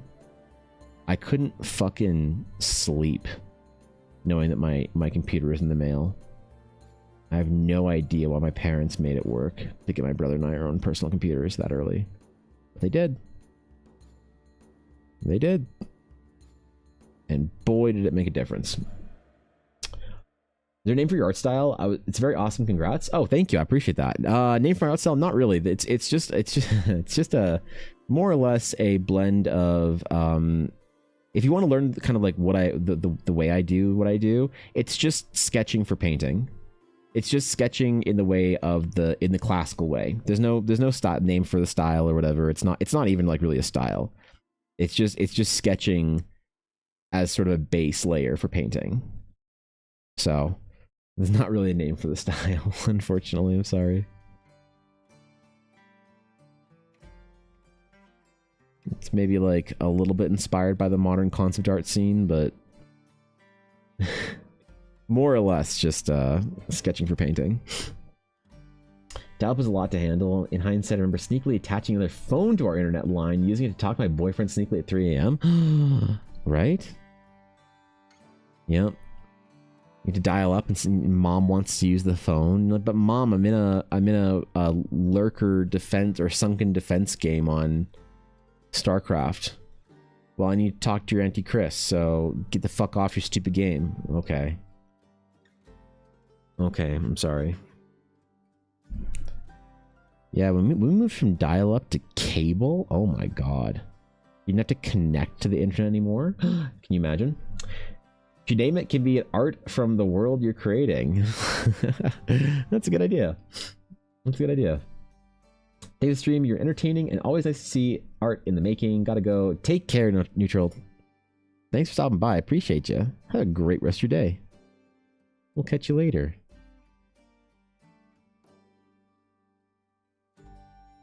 Alright. Every time we draw a Nyathar dome building, I have the desire to make something completely contrasting. That's not domual at all. Completely non-dome.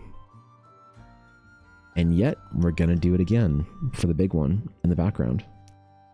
And no one can stop me. Not a single soul could have me do otherwise.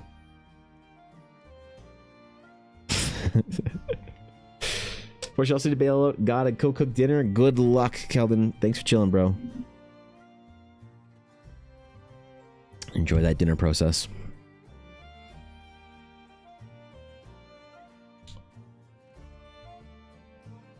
Let's see.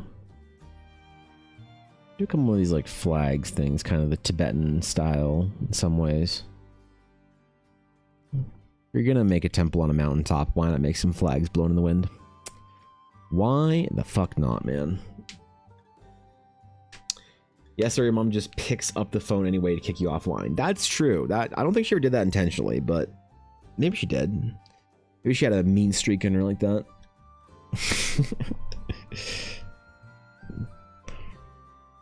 I don't remember. I don't think we had dial-up for that long. I was very young. Like I think we got right like cable internet in like by the time our Windows 98 computer came out. I don't remember it all. We had a computer very early. Like I remember when we bought our first computer. It's like a really weird like ancient memory of mine, but I remember it because my dad was like, he worked at a big fancy telecom company. And we went to an event.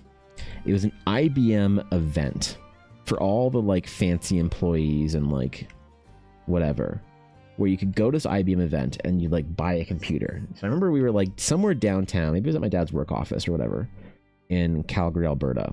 I don't remember a ton of it, but I remember like walking around. It was in the evening one night and we all got up and got ready to go. We all went to this event thingy and we like were looking at different like IBM PCs. I don't remember like what it was all about, but I remember like we picked one out that had the right specs or some shit, and it was an IBM Windows 95 PC. And then we got it in the mail later. It was shipped to us, and yeah, it was like a big deal, man. I didn't know anybody that had a computer at that time. We were kind of cool shit, right? And then we got another one when we upgraded to Windows 98. Now playing games on those computers was fucking rad, because my dad, my brother, and I would play a game called Mech Warrior. We take turns playing Mech Warrior together. Remember that much. You'd like do a mission or whatever. and then trade off. And that was a big deal. That first Windows 98 PC or Windows 95 PC, man, changed the course of my life. I played games with my mom on that PC. We play like King's Quest and fucking old Sierra games or whatever. Real boomer shit that nobody would know about. Unless you're ancient. But it was a big deal, man, having a Windows 95 PC in 1995. Giant Dome, the resting place for the orb. Not you too, Salesian. Not you too. Come on. Vic 20 forever. Commodore crew represent. Yeah, okay. I don't think I ever had a Commodore or anything. The most ancient games that I ever played, Samurai, were either on the my parents had an Intellivision, or there's the Intellivision, or we also played games on, you know, the floppy disks that were bigger, the bigger ones that were like a couple of like 6 or 8 inches across. We had games like that. I don't really remember what they were called, but there was a Star Trek game we played. Like, what size of that floppy disk is that called? Or is that... Visitors, I don't know. how exciting. But we played some games on those. Oh shit, Reaper, hello. Welcome in, friends. Welcome in, guys. Hello, hello, hello. Honored to have you. What's up? Good to see y'all. Yo, if you guys aren't following Reaper on Twitch, I know there's some new people here. If y'all are newer to my stream, first of all, welcome. Honored to have you. If you don't know Reaper Miniatures, and you probably know Reaper Miniatures, the miniatures, but if you didn't know, Reaper has a Twitch stream, a Twitch channel, which is awesome. So I highly recommend a follow over on the Twitch Reaper side of things. So go over there, drop a follow. Hope stream is good. Hope everyone was chilling, having a good time. If you guys are new here, welcome to my stream. We're doing art for my D&D adventure that I'm publishing. So we're doing some concept art of some locations today, maybe some characters after. But welcome in, friends. Good to have you. 5 1/4 inch discs. Okay, let me look up the Star Wars game. Star Trek. Star or 5 1/4 floppy disc Star Trek game.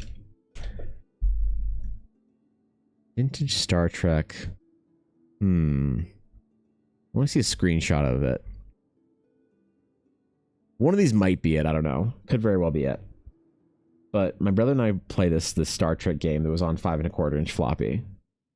That was the first kind of like gaming experience I think I had. Certainly first PC gaming experience. In the elder days before the fall. Looks amazing. Thanks, Frank. I appreciate it. Thank you. You honor me, my friend. That's very kind of you to say. There are also 10-inch floppies. Yeah, right? Oh, maybe it was a 10-inch floppy.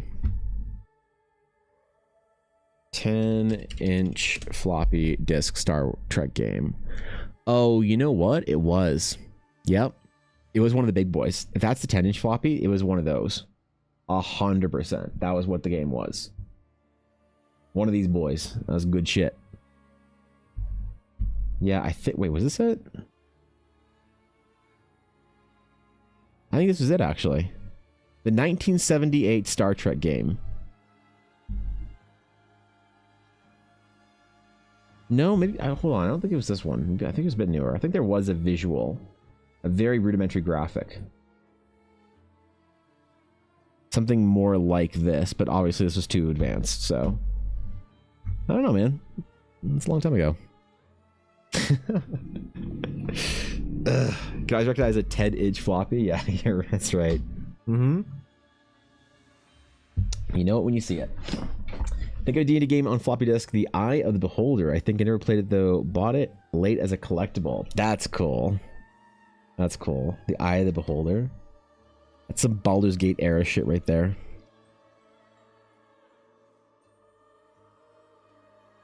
Right? I do it myself, and I'm just in awe of your backgrounds. It's epic. Backgrounds.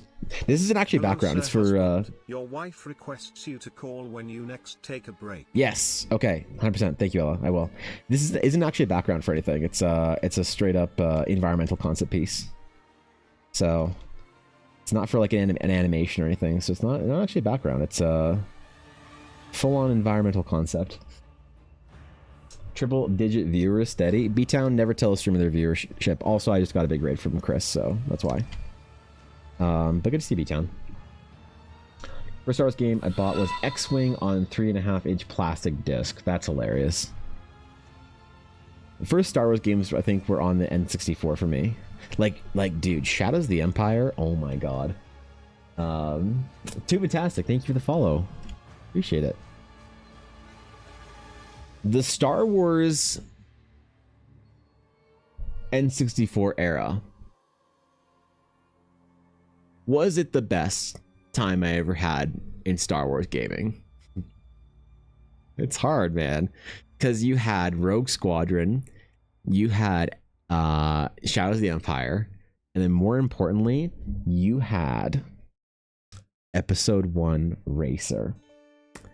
My brother and I, back when he still liked me, we were like 9, we would play the ever-living shit out of Star Wars Episode 1 Racer.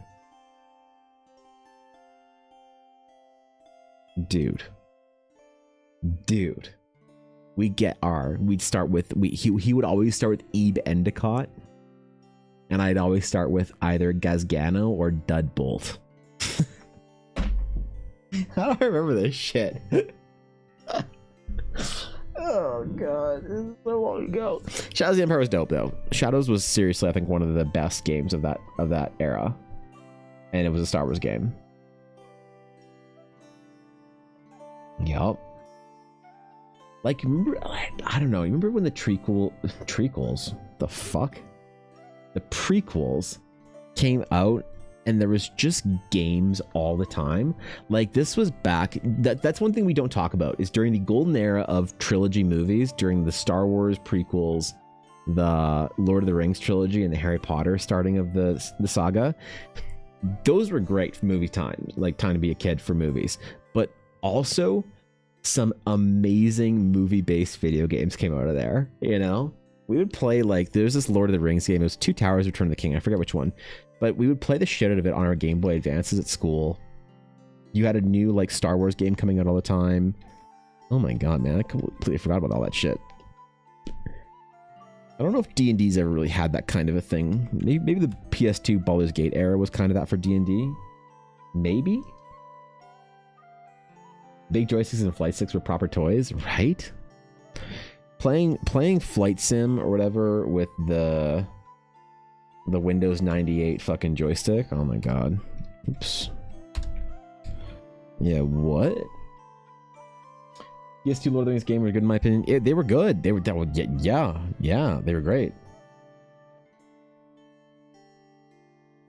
Hell yeah.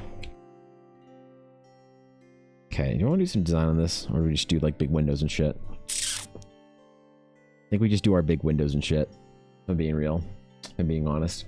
I don't actually like that. It makes you think of the Ents, the trequels. Okay, yeah, got it. I'm glad you approved solutions. There we go. The trequels. Okay, cool. What's the official name for it now? Just to appease you. What's up, Roger? Good to see you, dude. Hello. The version Fellowship that followed the book and not the movie that was hard as heck on PS2. I don't remember that. PS2 was like when I first started getting serious about gaming, I think. The PS2 era, PS2 and GameCube. The GameCube, oh, actually, no, sorry, the Dreamcast. Because the Dreamcast was the first system that I got, you know. My brother had the N64 and PS2 initially, but I got the Dreamcast. I went out and bought that, so. Gabu, thank you for the follow. Appreciate it. I hope I said that right. Yeah, the Dreamcast was amazing to play games on. That was I had a Dreamcast when I was getting homeschooled for 2 years, and so my mom would like she'd like, we'd finish up with our lesson for the day, and then she'd be like, okay, what are you gonna do for the rest of the day? I'm like, play Grandia 2 on my Dreamcast. She's like, okay, have fun. All right, you little weirdo, fucking nerd. Go play your silly Japanese game on your Dreamcast. Oh yeah, man. That's it. Let's get Sega to make another console. Why not? What was Lord of the Rings on the PS? So you weren't the main crew. You were like a random backup people trying to find the Fellowship. Ooh, I don't remember that. That was an age ago. It sounds right, though. Are there still new Lord of the Rings games coming out? I know the last one was like Shadows of Mordor or something. Was that the last one that came out? Because, like, I don't care, man. I like games set in the Lord of the Rings IP. The RTS, Battle for Middle-earth, I think it was called, right? Right? I enjoyed that one. That was good shit. It's better than the Star Wars RTS game. The Star Wars RTS game sucked. There was no Warcraft 3, alright? I was very opinionated about my RTS games when I was young. I grew up on StarCraft and Warcraft. I was very, very opinionated. Even Command of Conquer. Command of Conquer? What is wrong with me? Battlegrounds? You don't like Battlegrounds? Battlegrounds? That was called? Battlefront was amazing. That was one of the first truly like online games that we played like in the evenings every day after school was Battlefront. The Third Age. Ooh, okay. That's what it was. Got it. Got it. Okay, sorry. Give me 1 second. I want to give Ella a call. See what she wants. See what she needed. Got wife aggro. All right. You know what? While I'm gone, you guys can revolt today. I missed stream yesterday, so revolting is on the table. Just you might get timed out by the bot if you do, so be careful. But here be.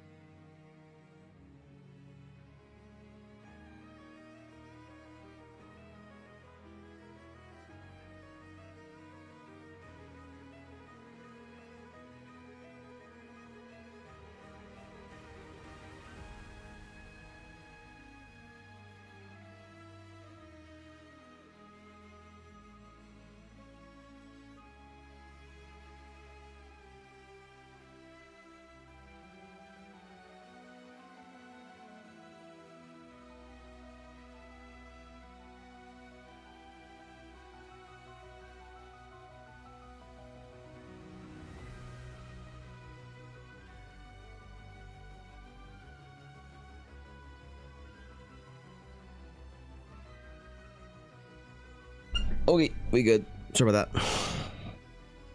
We chilling, man. We got Nyathar temples to build, yo.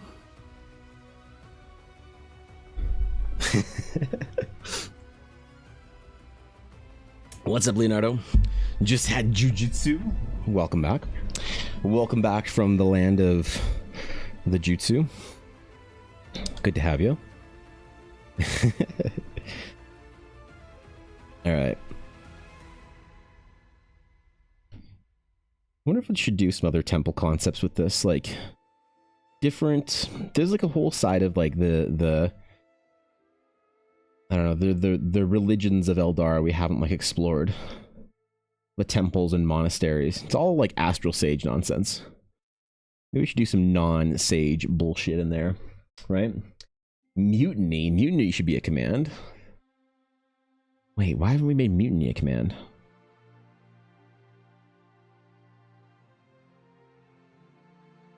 Yeah, hold up. I'm surprised these mods. Really, to be honest. Oh my god. It is Yeah, what's up, Mel? himself. Hello. Hi, Evan. How are you? I'm chilling, bro. Good to see you.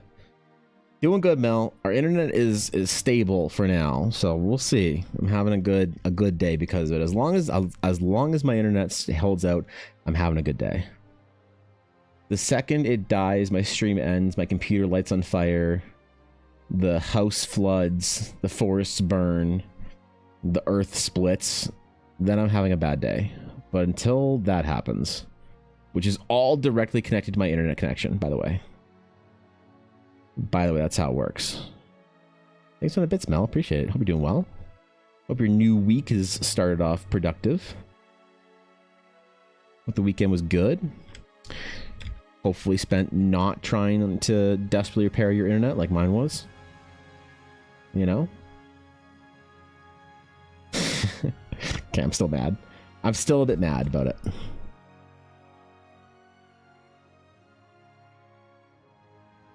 I'll get over it though. Oh wait, I'm over it now. Damn it. That was fast. That was anticlimactic, to be honest. But I said a few fast behind each other so the bot couldn't keep up. Okay. Well, we'll find out, I guess. We'll see if the mods add the various commands in just to fuck with me. Evan's internet connections control the stock markets. Is that how? That's what they do? Okay, I've been wondering. Okay, cool. That makes more sense, Samurai. I'm glad I know now. Yeah, thanks. Welcome in, Blue Lobster. Thanks for the follow. Appreciate it. Good to see you, dude. Yeah, that's what it does. Okay, cool. Productive? Good? Yes. Yes, good. Hiding from the sun like a vampire? Ooh. Yes. Spent some time today and yesterday working on lore stuff for the actual play. Yeah, you I guys can't wait got to throw out this new idea I have for when a character dies, lol. Okay. Okay. Yeah, you guys are still under like a heat warning over there on the East Coast, aren't you? Thorkin said East Coast Canada was like pretty brutal. Are you guys still at risk of heat explosions? Mia, thank you for the follow as well. I appreciate it. Welcome in. Honored to have you as well, my friend. Yeah, shit. Apparently it's dangerous out there. Which is so obnoxious because we've had the coldest June maybe ever where I live. I just want the sun. I just want the warmth here. I'm mad about it. I'm butthurt. I'm angry. I'm the Peepo Angie emote right now. It's ridiculous here in the Midwest? Really? What is... Okay, hold on. Boston. Let's do Boston weather. 39. Oh my god. The heat index today is 111 degrees. Montreal weather. My migraine 33. is like a caged Jesus animal who wants Christ. to get out, so I am trying to keep her calm, lol. That's fucking brutal. Thanks for 100 bits, Mel. But geez, Chicago's at 39 or sorry, 29. Where else is relevant that the heat matters? Washington. DC is 37. Oh my god. Toronto is at 28. That's a little bit cooler in Canada. Holy shit, man. It's an actual heat warning all for the East Coast. Wow, I had no idea. Holy shit, man. Okay, well. Hope y'all stay safe. That's a little nutty. 93 today in Kentucky, and that's in Celsius. Louisville weather, let's see. Louisville is 36.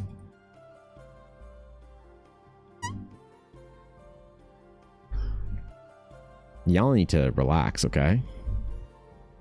Y'all need to chill, literally. Holy man. It's cool for the first few weeks in June, but now it's hot. Yeah, right. It's just fucking cold right now still. It's pronounced Louisville. Oh, I know it's pronounced not Louisville. I'm fully aware that it's not Louisville. But until we start pronouncing fucking New Orleans as New Orleans, I'm gonna continue to, like, if I'm allowed to call it Edmonton and Ottawa, like, listen, y'all aren't getting away from me either. Louisville. No, it's Louisville. You're not pronouncing the S in it, okay?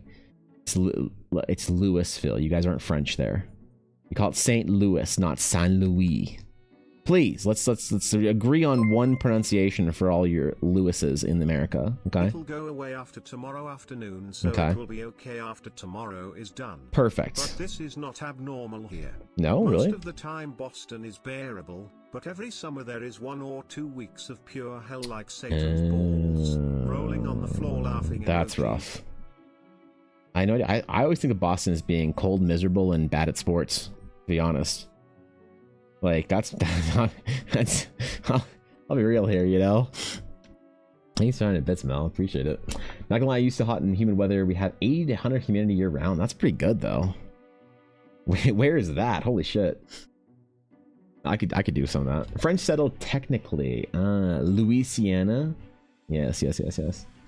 Today in Washington, luckily only 71. I don't know what 71 is in K. I only speak Silesian, so I'm assuming that's nice. I'm assuming the 70s in F is a good time. So good point about St. Louis, right? Even after David Ortiz retired, the sports just sucked here, so Yeah. you aren't wrong, lol. You guys deserve better. You guys deserve better, man. That's 20. That's pretty good. Okay. Southeast Asia. Oh shit. Okay. Yeah, nothing like humidity in Asia. Nothing like humidity in Asia. To be fair, I haven't been around a lot of places in Asia. I've only really been to Japan in any major way, and I didn't mind it. I liked the humidity. I liked it. The heat and the humidity. I think it's because I come from somewhere so unbearably dry, Mia. So when I go somewhere that's like very humid, I get off the plane and like legitimately have a hard time breathing for a couple of minutes. You know, it's like the air is so thick. The first time I ever had that experience was in Florida, and then every time I go to Japan during the summer, I'll get the same experience, and then every time I go to Hawaii, it's a similar-ish experience. But yeah, it's crazy when you get off the plane. You get like when we went to Florida the first time, I was terrified. I was like 10 or whatever. I was terrified that I couldn't breathe. You know? Let's decide to pronounce it baguette. Yeah, let's do it. Let's do it. Start the revolution, Holston. Saturday's pleasant, 71 here and 23 in Celsius. Okay. Not bad. I like a good 26 to 30. 26 to 28. That's I'm preferable there. So 36 Celsius. Damn, Cass, you gotta be careful. You gotta turn that AC on, bro. Get that fucking AC going, man. Get yourself a Slurpee and relax. Really bad when you have lung issues. I have pneumonia from the pandemic and it was hell. Ooh, yeah, I guess. Oof. That's a lot. That's substantial then. Okay, fair enough. Fair enough. I can see that being a problem. I just want to live somewhere humid, man. I'm tired of living somewhere so dry. There's shit we do here that people don't even realize you gotta do to survive the dryness. You know? Like, almost everyone I know is like they take like omega-3 Like you should take omega-3 anyway. It's really good for you if you don't eat a lot of fish. But everyone I know takes omega-3 just to keep their eyes like feeling good during the winter. That's like the hack, the trick that all the optometrists tell you to do is take an obscene amount of omega-3 to keep your eyes feeling good in the winter. It's so dry. My AC's been running for 3 days. Okay, good. Overtime. Get that shit going, Cass.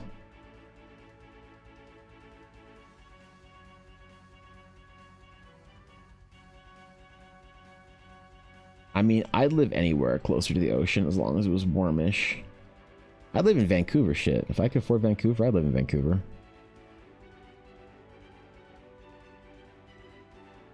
I don't think I could move anywhere else, because, like, Ellen and I were seriously talking about this the other day. We were trying to figure out what it would require to actually be able to move to the US to live somewhere near the ocean, where in, like, a more reasonable place, cost-wise. Or more idyllic, anyway, in some ways. And it's like, I don't even know how you're supposed to get to the US. Like, you gotta get, I gotta go work for, like, a video game company and get a visa there. And do what my friend who works at Blizzard dizzed. What he did, where he got his green card after having like a work visa for like 6 years. Now he can move wherever he wants in the US. That's what I gotta do. I gotta do that, and then get my green card for America, and then go and live on Maui, close to Ella's family. Go to like up country or some shit. That would suck being far away from the ocean, though. Can you just move to the Great Lakes and stay in Canada? Can I just move to the Great Lakes in Canada? So the Great Lakes aren't, I don't think they're at sea level, is the issue. I'm pretty sure that's not. I don't think that'd be better. Also, the only places to live really in Canada by the Great Lakes, it's like reasonable, is like Toronto, Hamilton, that kind of area, and that sucks. That fucking sucks. When you can. That's a tough place to live, man. It's more about the barometric pressure for Ella than it is about like being like the water's nice, but it's not the big deal. It's about being close to sea level with her, so the pressure changes aren't as bad. You know. Maui, yes, please. Yeah, I mean, it is nice that Ella has family there, so every time we go to Maui to visit her family, it's also, you know, going to Maui. It's nice that it's also that. But we are taking one for the team and visiting her other side of the family in Saskatchewan this summer, so that's gonna be tough. It's like one side of the family you go visit in literally Hawaii, the other side of the family you have to go to the wheat fields of fucking northern Saskatchewan. Drive past Stimpak on my way up and be like, hey bro.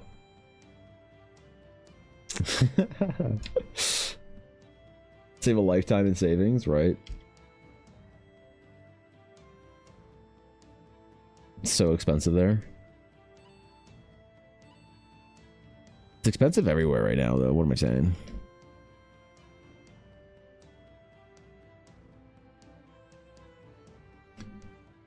But even something with like, because like Ella and I both need to work from home as well, so we need somewhere with like extra room. Can't just buy like a little 1-bedroom studio or whatever. Not that we need somewhere as like big as this to have big computer desks and shit, but still, man. Can't imagine how expensive it is now. We went to Kauai in 2013. It was $400 a night. Yeah. I mean, so that's the thing about it is we. I was telling the story earlier, but yeah, we used to go there like a decade ago to see your family and would think about like, oh, what would it be like to get a hotel? Oh, it's like $200 a night, man. Now it's just not even feasible. We would never know what the fucking Hawaiian Islands would even look like if Ella's family didn't live there. That's just too expensive. If that shit was the same cost as going to Japan, we'd never see it. Like once a trip threshold is expensive enough that we could also instead go to Japan, we're never going to choose anything but that. So that's the problem, man. That's the issue. All right. Need more little flag things like the tarps. That's a cool little Nyathar like thing, you know, add-on bonus design piece element.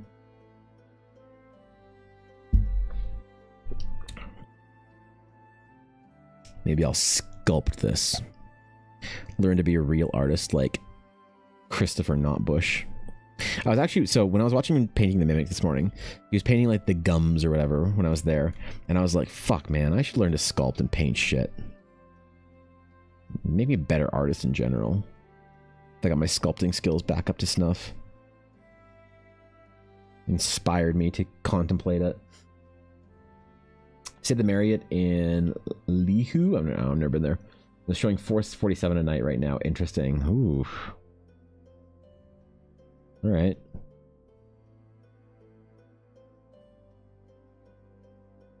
All right. Okay. I also just feel better when I can have when I can go in the ocean in the morning. We went to in the ocean almost every single morning for a swim. I burned so many calories while we were there. Holy fuck. I was at the tail end of my summer cut. We went to Hawaii last year to see your family. And it was so nice to be able to get that cardio in before like 9 a.m. or whatever. Lahui. Ah, thank you. I'm bad with my Hawaiian pronunciations. I need it said out loud once for me.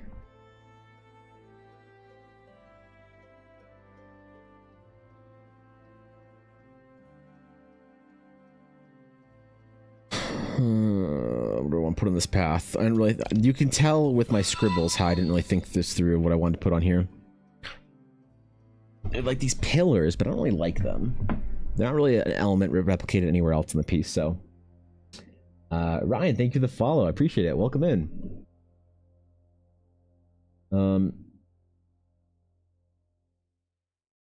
It's probably easier, shorter trip for you. It's like 12 hours travel for me. And still in the US technically. Yeah, it's about a 6-hour flight from Vancouver.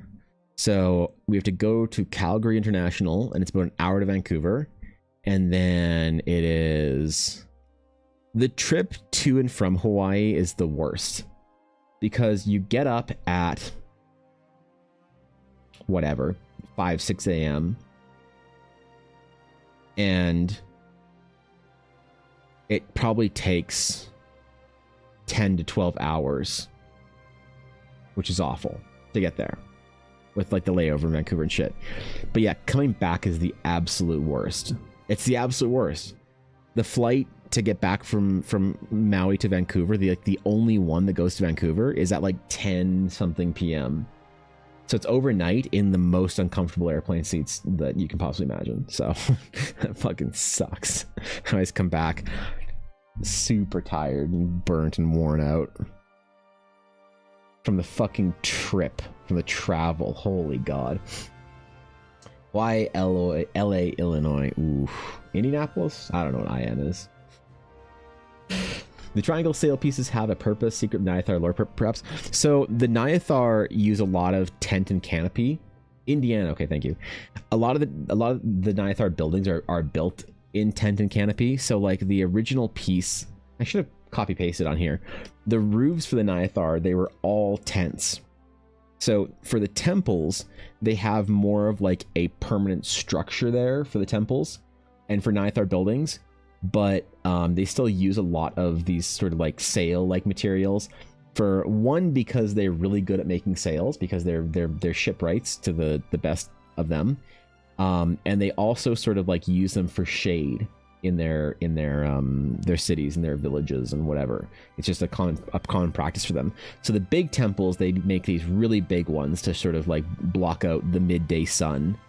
That's why they're all angled in one direction as well, to give them some shade for whatever, to shade the various courtyards and stuff through the place. So partly aesthetics, partly cultural for them, but they certainly like that shit over there in Kornithar.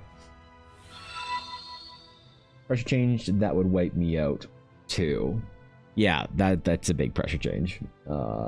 Famous, thank you for the follow. Welcome in, my friend. Good to have you. Now, I wanted to last time we were in Hawaii visiting your family, I really wanted to stream from there. So next time we go, I don't know when, we don't have any trips planned or whatever, probably a couple of years, but there's a non-zero chance that I'm going to try and stream from Hawaii for the 2 weeks or whatever, however long we're there visiting our family. however long. I'm gonna try and get a stream set up next time. I really wanted to this time. I actually did the last time I was there from my phone a couple times on TDC. We just like chilled and talked and hung out. It was fun.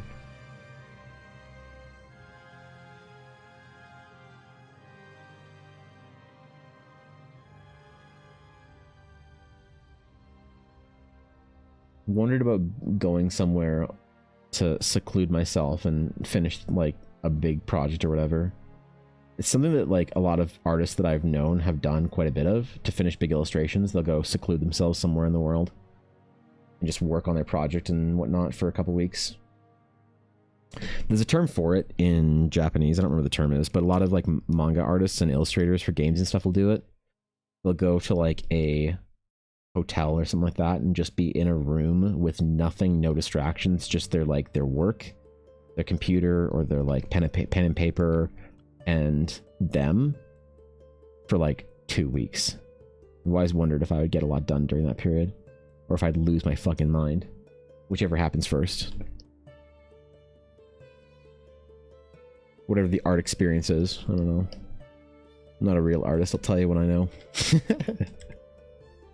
Tell you when I figure it out, I guess. It's like inside a Bill Gates documentary revealed that he has a house in the middle of nowhere that he does the same thing. Legendary. Legendary. It's definitely good to remove distraction for a little while. Also to like build novelty into it. So in my experience, the most important thing for flow state is novelty. Or sorry, not the most important, the most potent thing that gets you into flow state, the easiest, is novelty. That like something really changed when I found out that was a reliable catalyst for flow state was novelty. It made me realize so many things people do that are creatives. No, yeah. So if you can build novelty into whatever you're doing, you can get into the flow state a lot easier. So like a very easy way to give novelty or to like, you know, engage in a novel experience would be like going somewhere like to a coffee shop you've never been to, right?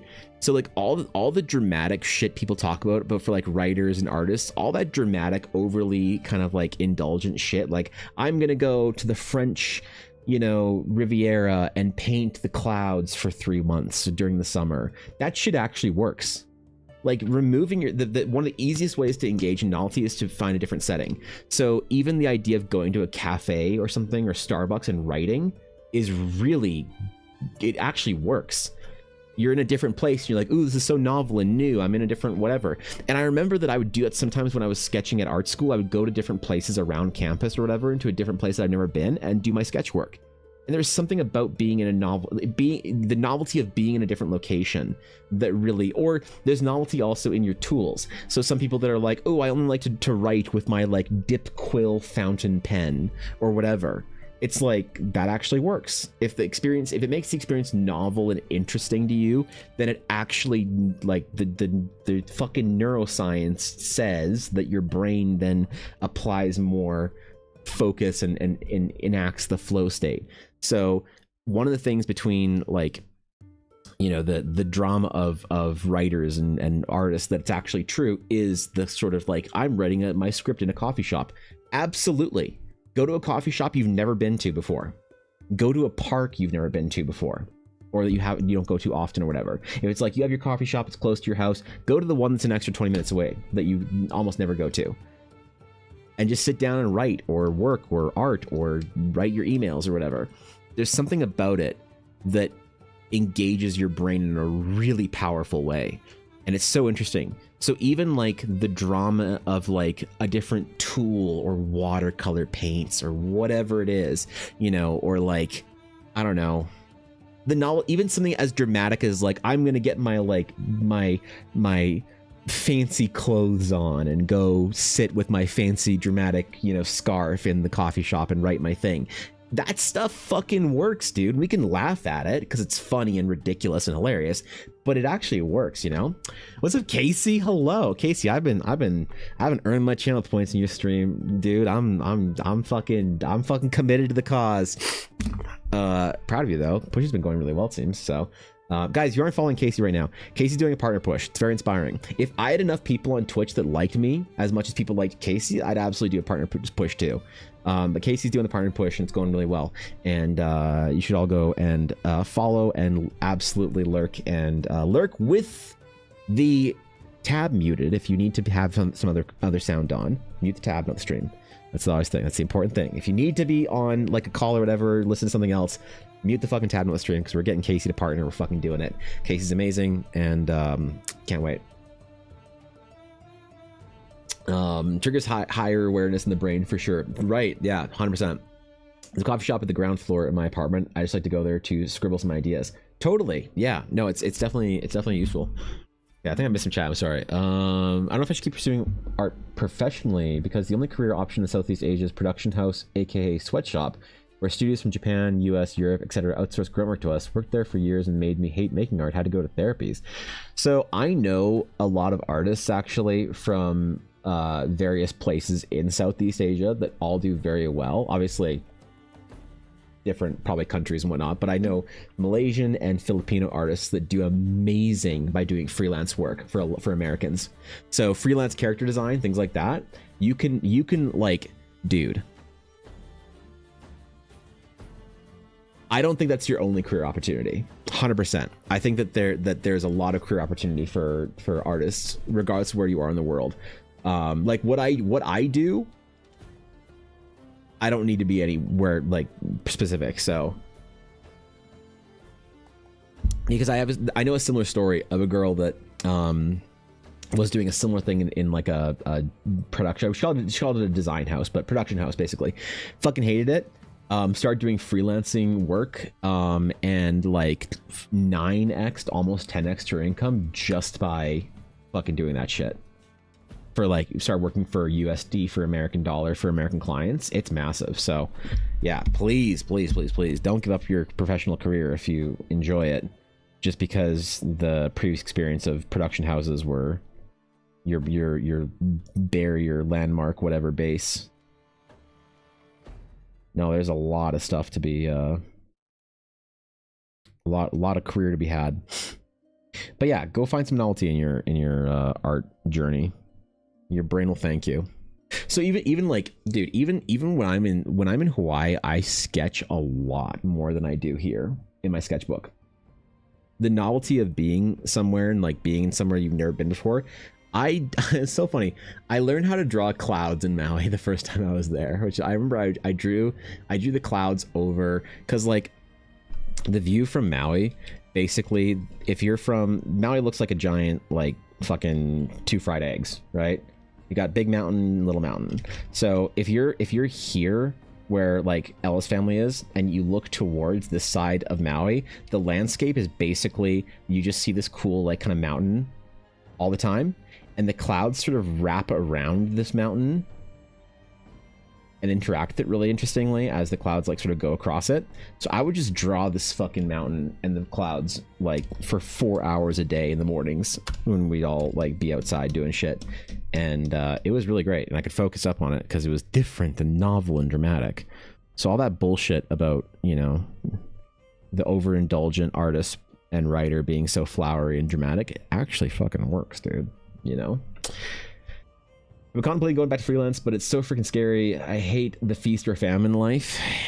Yeah.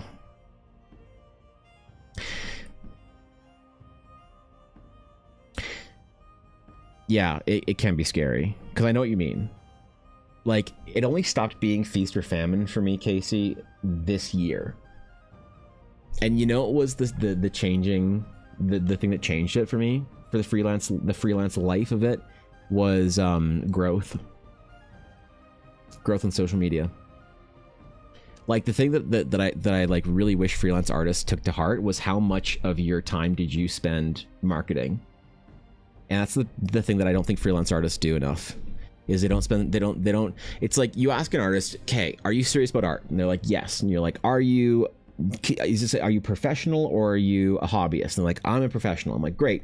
So you're treating your art like a business? And I'm like, yes. I'm like, great. So if you're running a business and you're creating a product, and they're like, yep. And I'm like, how much of your budget do you devote to marketing?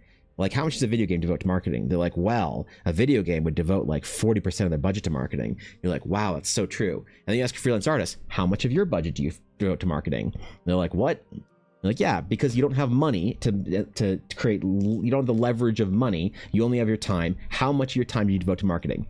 And artists are like, oh, geez, oh, man, oh, God, like, like 5 minutes every 4 months. And it's like, until I figured that out for myself, I fired my marketing department, by the way. That's what I did in January. I told them they were all fired. I was like, fuck you guys. You're all done. I'm firing all of you. All of the gremlins in my brain. That was the only time, like it can be feast or famine until you get over that hump. And it's so fucking scary until you do. And I God, it's so hard to like talk about the freelance thing. Until you start telling people the examples. They're like, but I don't want to make process videos and post on Instagram. I'm like, bro, I get 3 commission requests a day. And they're like, oh, I should do that. Like, fucking gremlins. I don't know. It is scary no matter what, no matter how big you get. So I don't know if it's... Some days I don't even have the fucking stomach for it, Casey. I don't blame you. Like you just said, it looked like 2 fried eggs. It's true, though, if you've ever been to Maui. Like, fresh out of college, Boss Band said to make MCU like concept art in 3 hours, deadass applied storyboard artist. That's terrible. Starting to feel it this year for the first time. Twitch has helped me so much with meeting people and growing on social media. I've been beating my head against the wall for years with fighting the Instagram, Twitter algorithm. Yeah. I think Twitter's a lost cause for growth. I think the only way to grow on Twitter right now with the new algorithm is actually through text.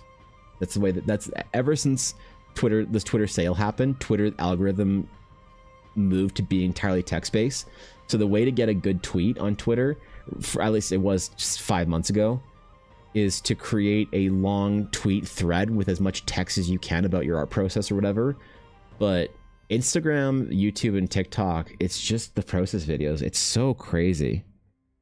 It's so crazy what recording process videos just like did. I can't believe the power of it, you know?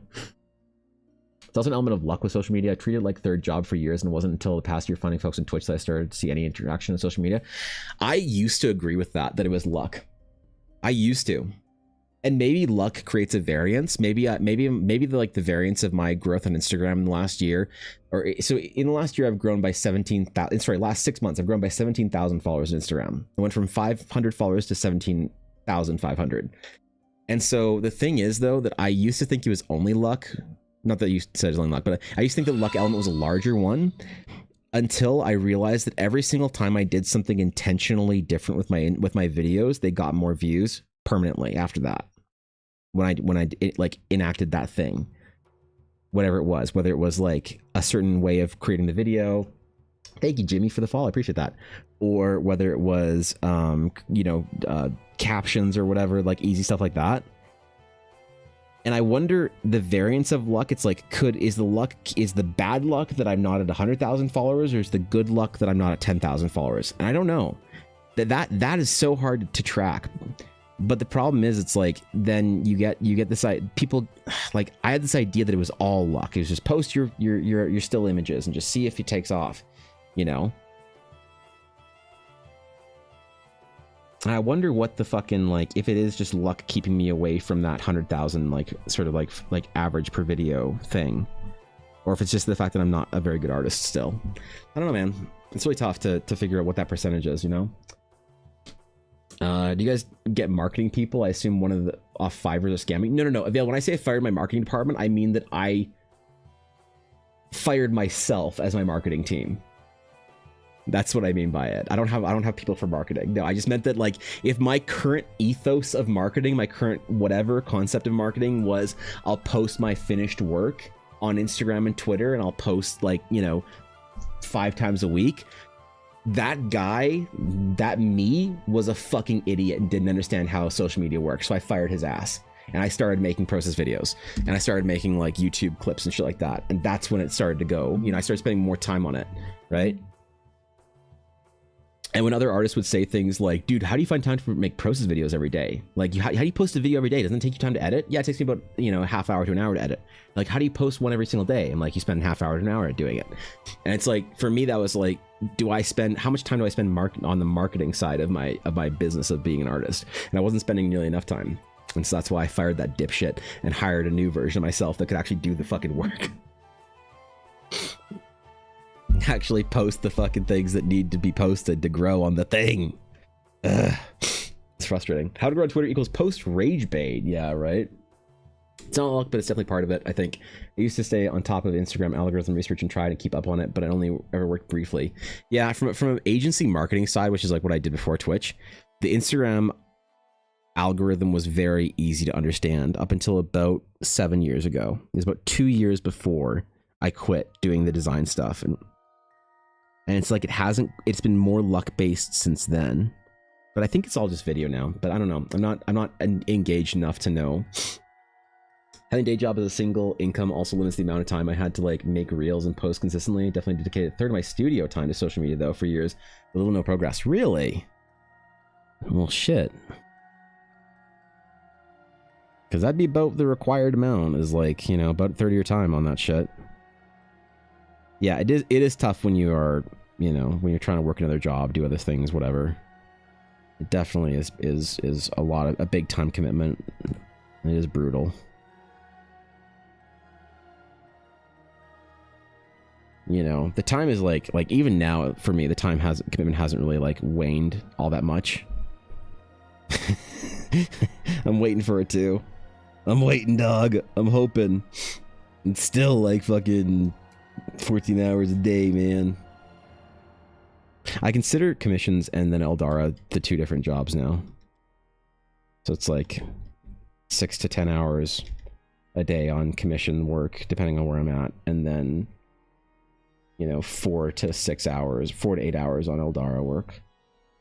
God, it's fucking exhausting. Doesn't matter what that day job is. If it's like still art or if it's something completely disconnected, it's still brutal, man. Trying to do everything while trying to do everything while trying to do everything right is just like it's not necessarily a road to burnout, it's a road to fatigue though, which can cause burnout, I think. We put a lot of pressure on ourselves too as artists to do the right thing all the time. But like I gave myself the last week off. I didn't post a single fucking Instagram video or whatever for the last week. Because I'm too focused on this big project I'm doing right now for Quincy that I was like, I gotta finish up some concepts. Which I, by the way, didn't because one of the characters is kicking my fucking ass. One of the characters is absolutely handing it to me. Kind of like based because my dumbass comic strip about AI somehow got 150k likes on Twitter. Really? Personal relationships are more important for growth now? Maybe. I don't know. A lot of the relationships that I've built with like really big creators came from the consistency of what I was doing. Like Quincy, Tank, Valiant Fox, all these people with like millions of followers didn't fucking find me before and then I started growing. They all found me after I started growing. So I really don't know the chicken or the egg with that kind of thing, with the relationship and networking side of things. When I was at the convention, like, dude, the amount of people trying to like network with me when I was at GameCon was just unholy.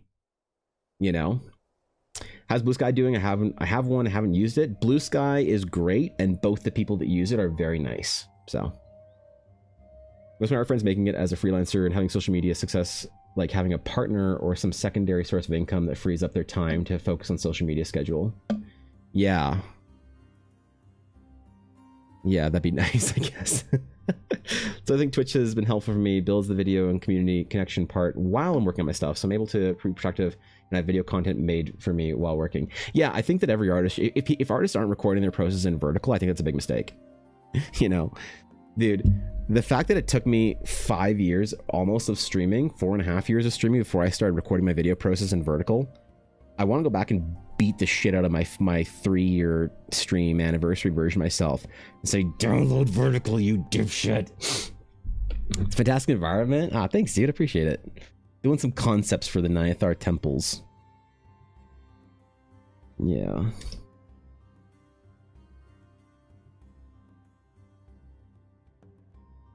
All right. I still don't know what I'm doing with these posts. I think I'm just gonna have these archways and just figure it out later. You know what we're gonna do? We're gonna make, you know what we're gonna do? We're gonna make this future Evan problem. That's what we're gonna do. This entire thing of the posts and whatnot, we're just gonna shade it in a little bit and make it future Evan's problem. Blue Sky is very nice, much less combative Twitter. I don't think it's less combative at all. I liked Blue Sky when it was, and I was like, oh, everyone's just chilling, talk about art on here. But then everyone started getting mad about the same shit they were mad on Twitter. Damn, bro. All right, guess I'm out of here. Blue Sky was fun for like 2 weeks. It was great, but I think it's basically a dead platform now. Unfortunately, I'm hoping for it. Like I'm rooting for them. I'm rooting for Blue Sky. Like definitely grow, do the thing, go off. I'll still post once in a while. Pop out but if you look at like the daily average posts on Blue Sky, it's been a graph going the wrong direction, unfortunately. Let Blue Sky probably here. It's been easier to grow there than anywhere else. I'm already halfway to my Insta following. I probably leaned into it at all. That's awesome. Fuck yeah. Hell yeah. My Insta follow is only 3K. That's still substantial. That's still really substantial. Like honestly, the vast amount of artists won't break 500 followers. So a 4-figure following is, I know it's hard to like look at, you see artists that have like 3 million followers and you're like, what is 3,000? It's like, what is 17K? What is like 900? But it's still, if you think about the average, it's like still really huge, you know? It's kind of like on Twitch, right? Like if you're below 500 viewers, you're a microscopic streamer. You're not even a small streamer on Twitch. If you're below 500 viewers, you're microscopic. Like from an agency perspective, small streamers are 500 to 2,000 viewers. Okay. So it's the funny thing of like the person with 5 viewers, the person with 300 viewers are basically the same person in the eyes of the agency world and Twitch and whatnot and market, whatever bullshit. But even then, if you have 30 average viewers on Twitch, that still puts you in the top 1%.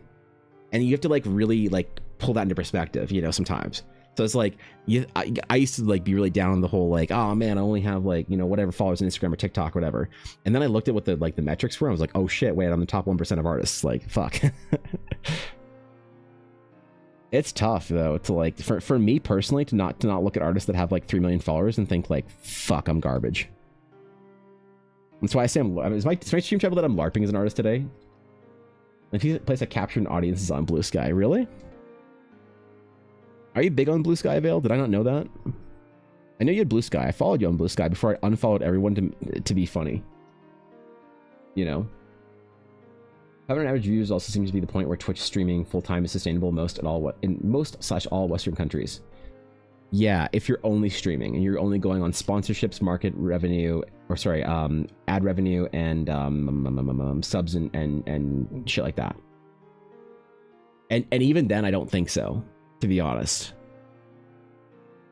So one of the most interesting streams that I ever, or like stream moments, conversation things that I ever really watched or what kind of observed was a streamer named Fillion, and she is she's a VTuber.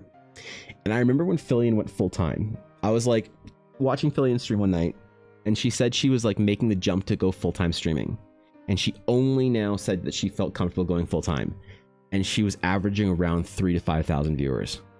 And I was like, holy fuck, you know, all these like double-digit viewer streamers LARPing as full timers. 500 is maybe you're right about that if you have a certain type of community, but for the average gameplay streamer, I think you need to be a lot bigger than that. Creative or community-driven streamers, maybe you can do it around 500, but definitely if you're a gameplay sort of like front page Andy, I think you need to be a lot bigger. But I don't know. I'm also not a big streamer, so what can I say about any of this shit? I'm a nobody. I try not to speak with authority about anything, because what the fuck do I know? Average of 13, I wish, right? Isn't Villain the most famous VTuber out there? Fillion? No. I think the most famous VTubers out there are all Japanese or Chinese language VTubers, and they're actually not on Twitch. They're on YouTube or whatever the fucking Chinese YouTube is. I forget what it's called. It's not, I don't think it's Billy. Is it Billy? Whatever. The biggest VTubers on Twitch, I think it might still be Iron Mouse. I think Iron Mouse is probably still the biggest VTuber. But I could be wrong. I don't really pay attention to the VTuber sphere all that much. There's certain VTubers that I like, but I find a lot of the VTuber sort of like meta very insufferable. And so I like individual VTubers, but I wouldn't call myself a VTuber fan. There's a lot of people that like will not watch a streamer that's not a fucking PNG, or sorry, a JPEG. Because I forgot there are actually PNG tubers out there. So if you want to memefully install your VTuber friends, you call them JPEGs, not PNGs. Forgot about that. That's why I say my D&D game. I play with 3 fucking JPEGs and a PNG. I'll spend a cost of living where you are. Cali probably takes more. Arkansas probably way less. Yeah, actually though, right? Yeah, that's for sure. Yep. Imagine living in Vancouver and trying to make it full-time as a streamer. Most big VTubers are also people I find distasteful. Well, I mean, I don't know. The big VTubers, I don't have a problem with like the big VTubers. I think they're fine. It's a lot of the, for me, it's a lot of the community. It's a lot of the anime fans that are sort of like mono anime fans that get super obsessive and into the idol culture thing. You know, like they get weird and parasocial and parasitic. It's very weird to be in a chat with some of those like big streams and just like glance down at chat and see a lot of like the weird cringe shit and you're like, ugh. So I think maybe the divide for a lot of it for me now is agency versus non-agency. I find a lot of the agent, like basically the only like big agency VTubers that I like, that I watch, are like the Glitch Stars VTubers that I like. You know, like, but it's like, is Stimpack and Mewabell, are we really considering them agency VTubers? Obviously they are, and Dual Logs puts a lot of effort into the agency, but it's not in the same restrictive idol culture, sort of like really weird parasocial stuff that a lot of the big agencies like thrive off of. But there are a lot of big agencies that are good. It's just, you know, not necessarily a lot, but there are some of them. It is not that I'm going to war against the fucking VTubers, man. I think they're all fine. They're doing what they do and have fun. I like VTubing. I think it's great. I think it's really cool. I just find a lot of the idol culture a little bit weird. Then again, I had like, when I was in my like early 20s, I had a friend in Japan who was basically a dropped out idol, and man, I learned a lot about the idol life from her. Holy fuck. It's bad. It's real bad. It's not a good time, man. Bro, PNG tuber? Well, at least you're not a JPEG then. Congratulations.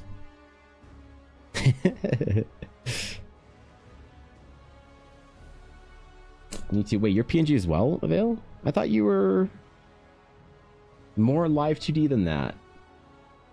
Don't you wiggle? Okay, I'm sorry. I'm done shit talking my VTuber friends. Okay, I'm done. Okay, I'm sorry. I'm live 2D, dude. I bob back and forth. Shut up, PNG.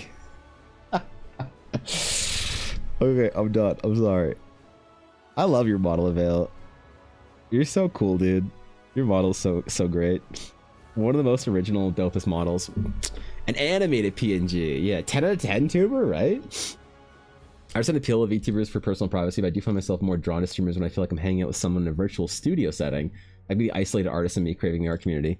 Yeah. Well, yeah. I think about VTubers in a lot of the way, the same way that I think about like friends of mine from like the World of Warcraft days. Like it's not as weird for me to connect with somebody, because like a lot of my friends on, actually when I think about it, all my like closest friends on Twitch are fucking VTubers that I like made friends with over. Maybe like Mendari's like the only friend that I talk to. Like I don't want to talk to her a lot anymore because she's so fucking busy. But like Fishy, Ashy, Vixie, Ulner, they're all VTubers.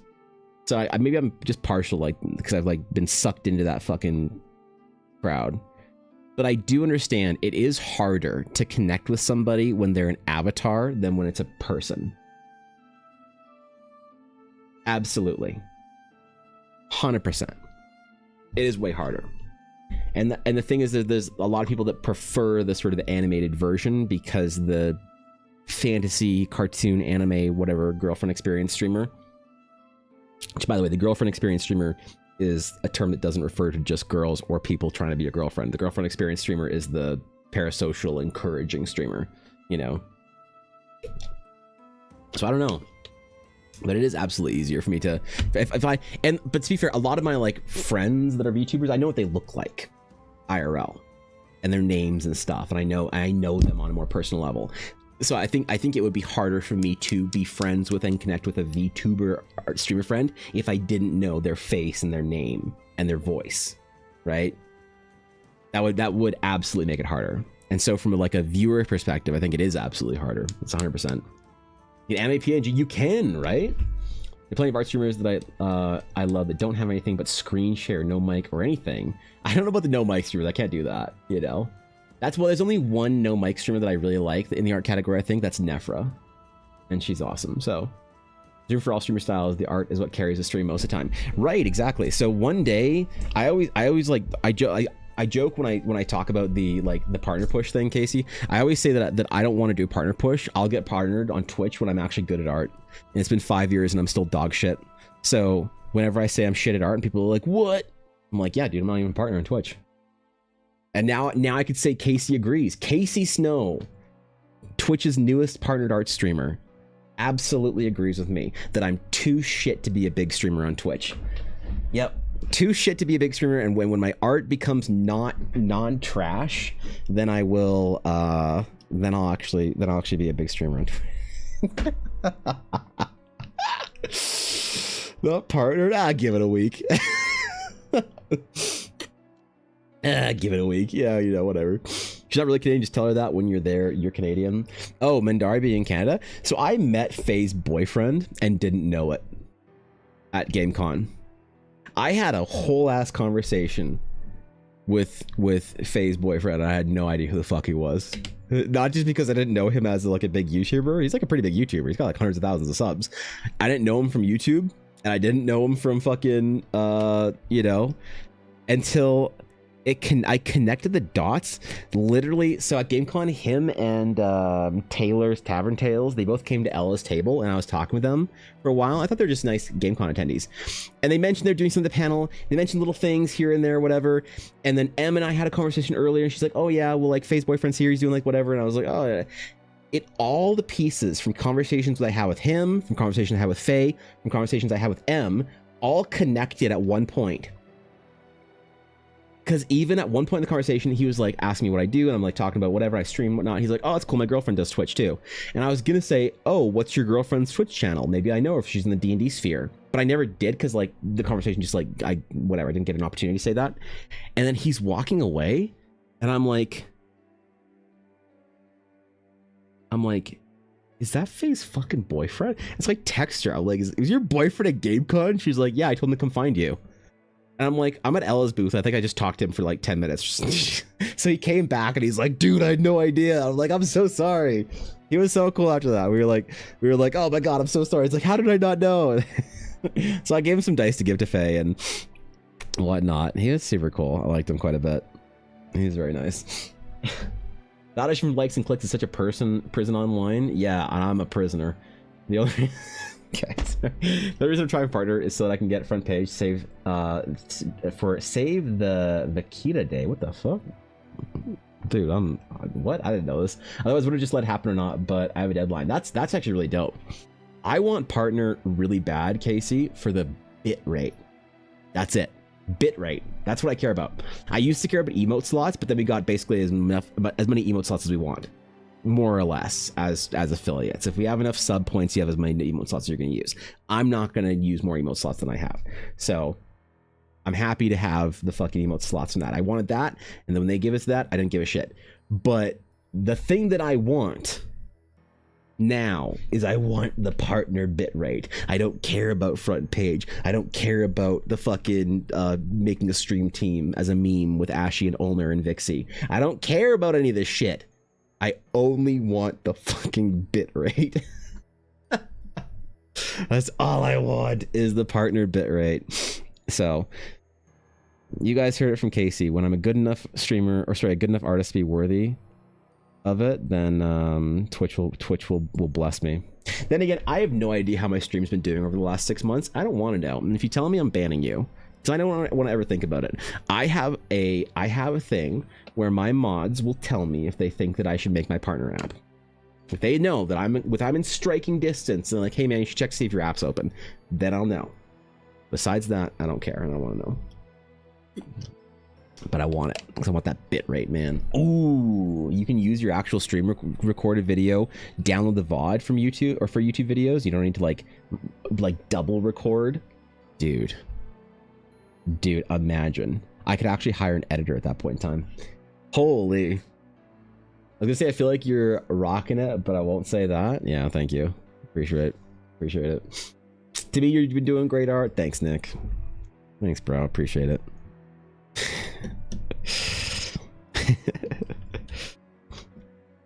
No, I'm not worried about it. I'm not actually worried about it. It's like a big meme, but I'm not worried about it. You guys support me way too much on Twitch anyway, so it's not like I'm like, oh bro, I need to grow so I can get more sub points. Motherfuckers, you guys throw fucking subs and bits at me, and if I don't, even if I say stop, especially when I say stop. So the meme of bitrate is, or the meme of it is not even a thing. It's just about bitrate for me. I also think this stop lie to people.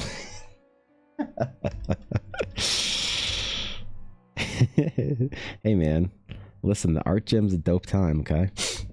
Gotta bounce to cook some food. Have a good one, everyone. Mia, thanks for chilling. I'd love to see what kind of art you make at some point in time. Actually, wait, you said you stream, right? Maybe I'll follow you. See what kind of art you make. Hold on. All right. I'm gonna snoop your art. All right, Mia. Okay. You have no choice now. I'm gonna examine your art carefully and become an instant fan. Thanks for chilling, bro. Has to throw the biddies. It was addictive, right? And the rewards aren't even worth it, man. People get their bit rewards in the mail. They're like, what is this shit? Fuck out of here with this. TTS bits in Evan's chat, and all I got was a stupid crumb out of it.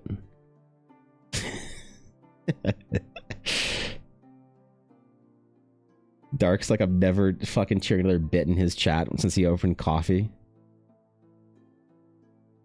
Alf's like, I don't even got my crumb. Aduri got his crumb and decided that he hated it. Just massive letdowns all around. Yep. Story of my career, man. Holy. If you can believe it. Whew. I got some crumb rewards to send out at some point in time, I think.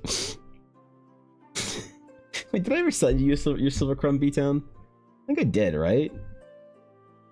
I hope I did. I don't know if I did as part of the last round. I hope I sent you your silver crumb. I'm gonna make more silver crumbs. No? What? You want your silver crumb? You get a sketch card too. Just let me know if you want one. Obviously, you know, people don't have addresses. They're like, hey, I don't have a PO box or like a business address, so I don't know where the fuck you'd send it to. But it's one of my favorite things to do is send people their crumbs. So if you would like your silver crumb, please just let me know, and I'm happy to fucking mail that shit out in a sketch card for you. I don't prod it if people don't like mention it, but I love doing it. It's one of my favorite things to do from like stream shit. As far as like everything that goes into streaming, between streaming, emotes, fucking everything that goes into streaming, sending people their crumbs and making that shit is one of my favorite things to do. Hands down. We can get sketch cards. Yeah, I can get sketch cards. there's 2 in the mail for you, Nick. Which I'm guessing aren't getting there now, but at least you got your crumbs at the con, so. If I can see you at a con, I'll get one from you then. I don't mind knowing you know where I'm gonna live. Just get one when I see you in person. Oh, sure, fair enough. You just have to let me know ahead of time. That's also important. Like, hey, I'm gonna be at this convention, because I had it one time where somebody said they saw me at one of Ella's Ren Fair events, and they're like, hey man, can I get my crumb? And I'm like, no, I don't have. What did you think? I just have them on me at all times? No, fuck you. They're like, so I was like, I didn't think I had to say this, but please let me know if you'll be at a con, and then I can bring it. I don't just have a collection of crumbs on me at all times. That would be probably the optimal way of doing it. You don't just have crumbs on you? God damn it, Atari. Fucking... Holy, dude. You know, it was wild at GameCon. Having people... This is the first time at GameCon where I had people coming up to me being like, wait, I know you. Holy fuck, you're Evan Blair Art. That was the first time it's ever happened to me at GameCon. First time. Because they didn't know I'd be there. And people would be like, wait, I follow you on YouTube or TikTok or whatever. And the kids, oh god, the kids broke my heart. Oh, they're so adorable. And they watch my they watch my YouTube videos. The little peepos. They're so adorable. They're little baby artists. And they watch me and my TikToks and they like my characters and my little stories. I fucking melted into a puddle dog. I'm like, you don't watch my stream, do you? I'm like, no. I'm like, oh, thank God. Oh, thank God. Okay, good. Oh, okay, you just watch my YouTube videos, right? Okay. That's fine. That's fine. You don't ever catch the stream on YouTube, do you? No? Oh, thank God. Oh, boy, okay. Whew, all right. Bullet dodge, man. God damn. Mm-hmm. Well, it's gonna be the L sent the mail through. We're using a service called Chit Chats for bigger parcels, but for letters, it goes through like what you have. It goes through Canada Post. So straight up Canadian postage. TM. They were so adorable, man. Having a little baby people artist tell me that I'm like I am or was somehow part of their art journey. I had one of the little baby people artists say that she learned how to draw. She said she learned. She said she learned how to draw how to make her characters prettier from me. She was so fucking cute. She's like, I think you draw really cool characters, and I really like the way you draw and make people so pretty. She said that one of the character that she found me from was Rosemary. Yeah, Rosemary, the dryad I did, and she is like, she looked like a Disney princess. She was so pretty, and I had to learn how to draw like you. I almost died on the spot. I almost had a fucking seizure out of cuteness.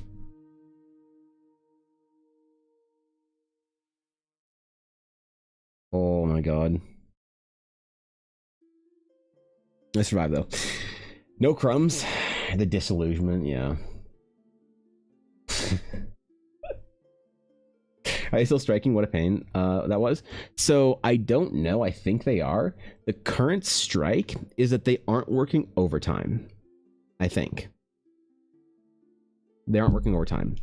Did you give her a sticker? No. No, I didn't give her a sticker, Jacob. There was 3 kids that came by that I gave that stopped by for that were like little peepo artists, and I gave them sketch cards. So I take a photo of every single sketch card, oops, that I do. It's all vertical, whatever. Here, turn your head. So because I had a couple. I do the sketch cards for people that I know from the streaming world or from conventions or whatever. So I did that for them, and they were so fucking cute. Oh my god, I died. I never did like a GameCon like sort of video vlog or anything along those lines.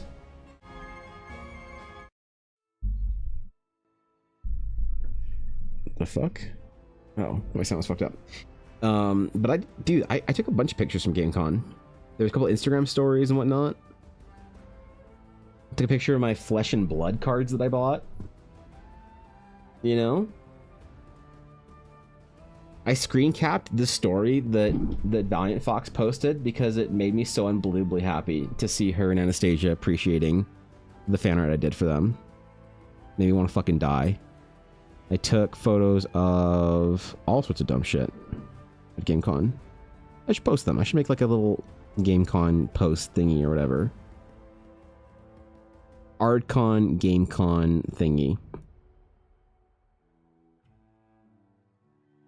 Yeah. So now, did one better. I think.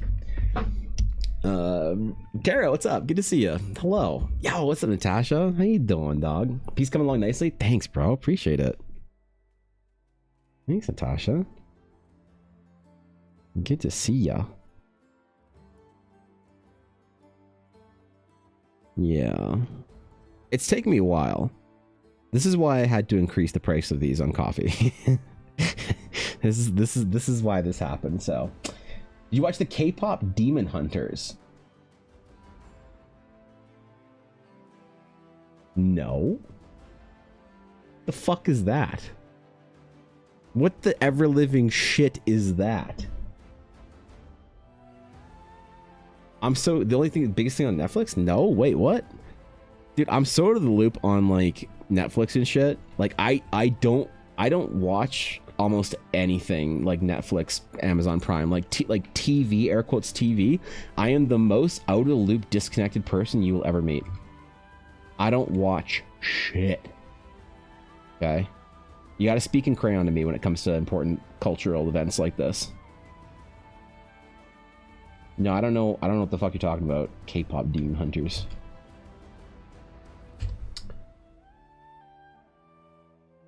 The second gen K-pop fan right now, you should do it. Okay. Do you want to give me context, or should I just go do it and not say anything? Because I will not, if it's something that Ella and I as second gen K-pop fans will care about, I will not be able to watch it this weekend, but Ella and I will have next weekend off, and I was actually thinking about like having a Friday after stream type thing and getting some popcorn and whatever, making some Dole Whip and just chilling with Ella after stream next week. So if there's something that as second gen K-pop fans we should watch, I will endeavor and promise to do it then. And should I know anything about it, or should I just go in blind? K-pop girl group that fights demons. This is all the context you need. Got it. Got it. Got it. So long as Blackpink stays the fuck out of my area, I'm fine. Got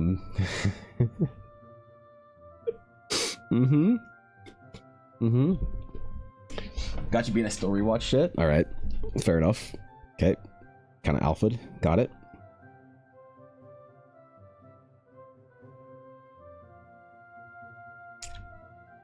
Yeah, I'll do it. Natasha, when do you stream, bro? I gotta catch more of your streams. I need my evening streams, all right, when I'm like deep into work, but I don't like I've just been in this habit of not checking Twitch in the evenings because it feels like everyone I know streams during the day when I'm on. It's like Lighty, I think, and like who else streams at night? Like Vale and Lighty are the only people that I think I watch a lot that stream at night now. Why does everyone I know a fucking JPEG? I'm sitting here saying that I don't watch a lot of VTubers and I don't keep up with VTuber shit. Meanwhile, everyone I know on Twitch is a fucking JPEG. Except for Mendari. Fuck. Tuesday and Thursday. God, okay, Tuesday, Thursdays. Okay. Thank you. Tonight! My Oshi's live tonight. Let's go. I gotta get my Natasha merch then, so I'm all ready for stream. What's the Natasha Keep It Real light stick gonna look like? Because I have the blackjack one. All right. It is the heart, by the way. Whoa, these are expensive now. What the fuck? 320 bucks in box? Fuck you. Mine's still in box. So I have the 21 one. All right. And I have the Big Bang one, little crown. I need my Oshi's light stick now. Your art's insane. I love it. Oh shit. Thank you. I appreciate that. Thank you. It means a lot. I appreciate that. I used to be a face cam streamer, but it's so convenient just to have a VTuber. It's so nice. I'm never going back to face camming, right? There's nothing wrong with it, okay? Listen, I'm not shit talking. It is just funny we were talking about VTubing earlier. And there's a lot about VTubing that I don't like, and a lot of it's the parasocial agency side of things. That's basically it, more or less. That's the stuff I don't like. But like, all my friends on Twitch, I feel like are fucking PNGs. God damn it. I'm not making a good case for myself here. Art streamers I know are like Casey and Chris are facecam streamers. Are flesh tubers, or as they like to, the slur for flesh tubers is no longer flesh tuber, it's the fleshies. So I'll say something in D&D and Vixie will just cut me off and say, shut the fuck up, fleshy. I'm like, damn, bro, that's a... Jeez. Should I combo that with the Canadian slur? Quiet your ass, you syrup-sucking fleshy. Dude, that's so good. Oh my god. Why don't I get insulted by my VTubers more often? Okay, I'm good. I'm drawing temples right now, right? This is a serious art stream. Okay. Got it. Got it. Forgot myself for a moment there. The Suramar theme pulled me back into it. Thank you, World of Warcraft. Appreciate it. Roll for psychic damage.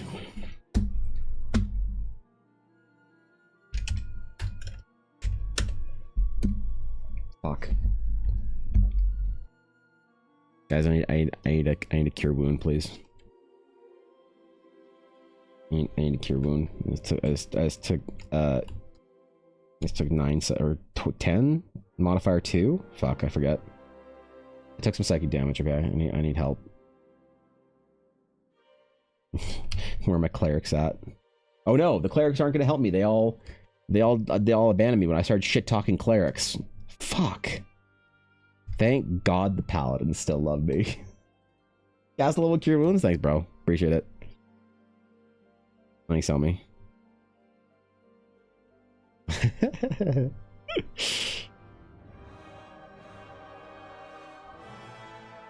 Oop, wait. I forgore my flags. Shit. How did I forgore to draw the cool flags on top of the building? It's the worst thing to forgore.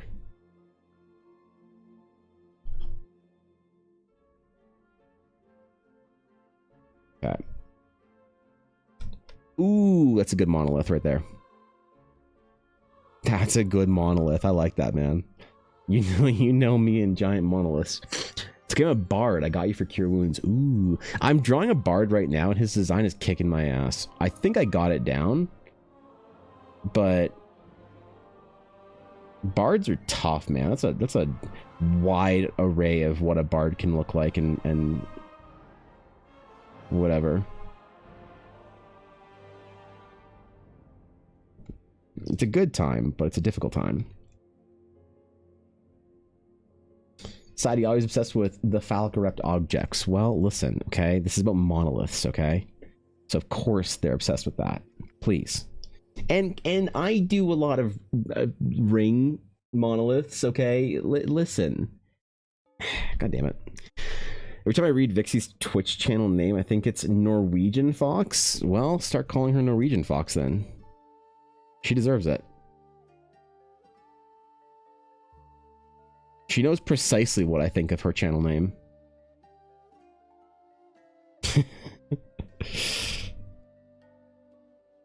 I have an issue with channel names that don't have the streamer's name in it.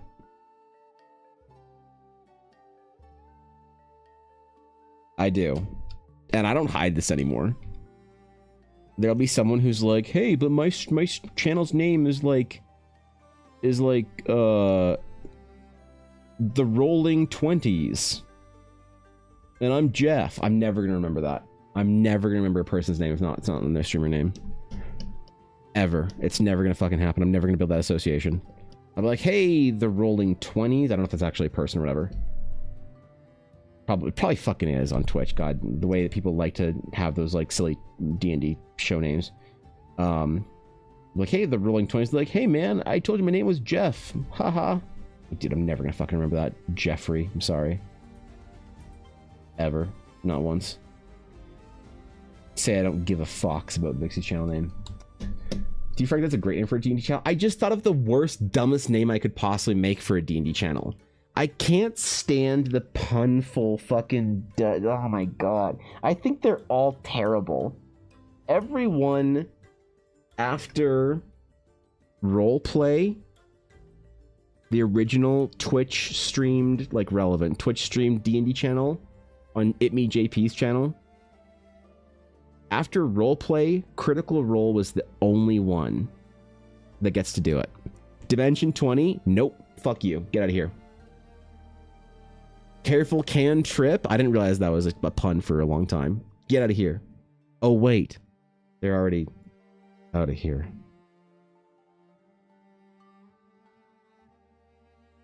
I just ruined my day. Anyway. All my stream names are puns? Okay, dude. Okay. Nope. I can't deal with the puns. I can't deal with the puns. I don't want another D&D pun podcast name. When I create my D&D podcast with Ella, it's gonna be called something like serious. Like the Lord of the Eldari Gates, which just so happen to be rings. Wait, fuck. Damn it. Shit. Guys, I need a new name. Rulebook optional, great name. Okay. Okay.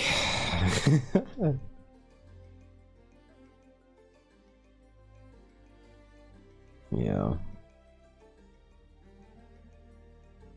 I can't do it. I can't do it, and you can't make me like it.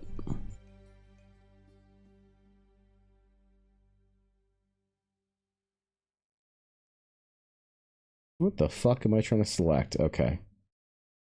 I forgot how to art for a second there.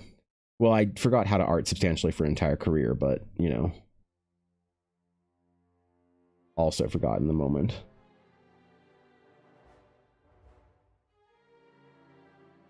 I got invited on a couple of D&D podcasts recently, though, hey? Guys, should I start doing some D&D podcasts with people? Not like live play ones, but like... I got a couple of invitations for like GameCon and before that, weirdly, all like stacked together. A bunch of really nice invitations for like, hey man, you want to come on our TTRPG podcast and talk about world building or whatever? I have like a notorious sort of like reputation for not doing fucking anything with anybody. Like ever. Should I start doing podcasts with people and like do the thing? Networking? You think it's good networking? I don't know. It depends if I'm networking or being networked. I don't mind networking, but I don't like being networked. You know what I mean, right?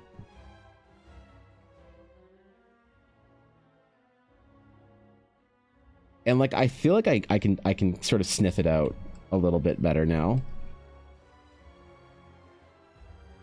than I could when I first started streaming. God damn it, dude. Hair. Fuck. Okay. Is networking supposed to be mutually beneficial? It is. It's supposed to be. You know, like I got networked. That's why I said I don't like networking. I don't like being networked. Like for instance, I got there's this D&D thing happening that I met somebody at a convention at ArdCon, and they were like, hey man, we do this thing, it's like super cool. I'm like, oh great man, that's awesome. They're like, yeah, I think you might enjoy it, it's like really cool. I'm like, okay, rad. And then I got the Instagram follow, and then I get the Instagram message, hey man, we got a thing coming up, would you make a post about it? We're wondering if maybe we would do some art for our thing. Do you want to maybe do some art for it, and we'll totally repost it on our page. Sounds great. Sounds like a great way to spend a 4-hour character portrait. Oh, you don't want a character portrait, you want a full design. Oh, that sounds like a great way to spend 30 hours. Never mind. There's so many options you should do it? Maybe, I don't know. There should be a two-way street. It definitely should, but it almost, in the creator sphere, it almost always isn't. That's why I created my, that's why I have my created. I have my reputation for not doing fucking anything ever with anybody, is because I would get asked all the time to do art for people's D&D shows back in like 2021-ish, like that era, like 2020 to 2022, when there was like a D&D show every week just popping up, you know? I would get asked all the time. So here's how it would work. Somebody would come to my stream and be like, wow, hey, we were reading into you, Evan Blair Art, you're so cool. I'm like, oh, that's great. Like, we're a D&D show. I'm like, wow, thanks for the raid. And then they'd be in my stream a little bit later, be like, hey man, wow, you're so cool at art. I'm like, wow, it's really nice, thank you. And then you get the message later. Then the ask comes a couple weeks later. And this happened probably 24 times. And I'm not exaggerating, say 2 dozen. It's actually probably more than that. Over a 2 or 3 year period, probably happened more than that. Then the ask would come. They're like, hey man, do you want to collaborate on a project? And I'm like, oh shit, what do you have in mind? Like, well, you do art for our D&D campaign. I'm like, okay. And then we'll have art for our D&D campaign and we'll shout you out.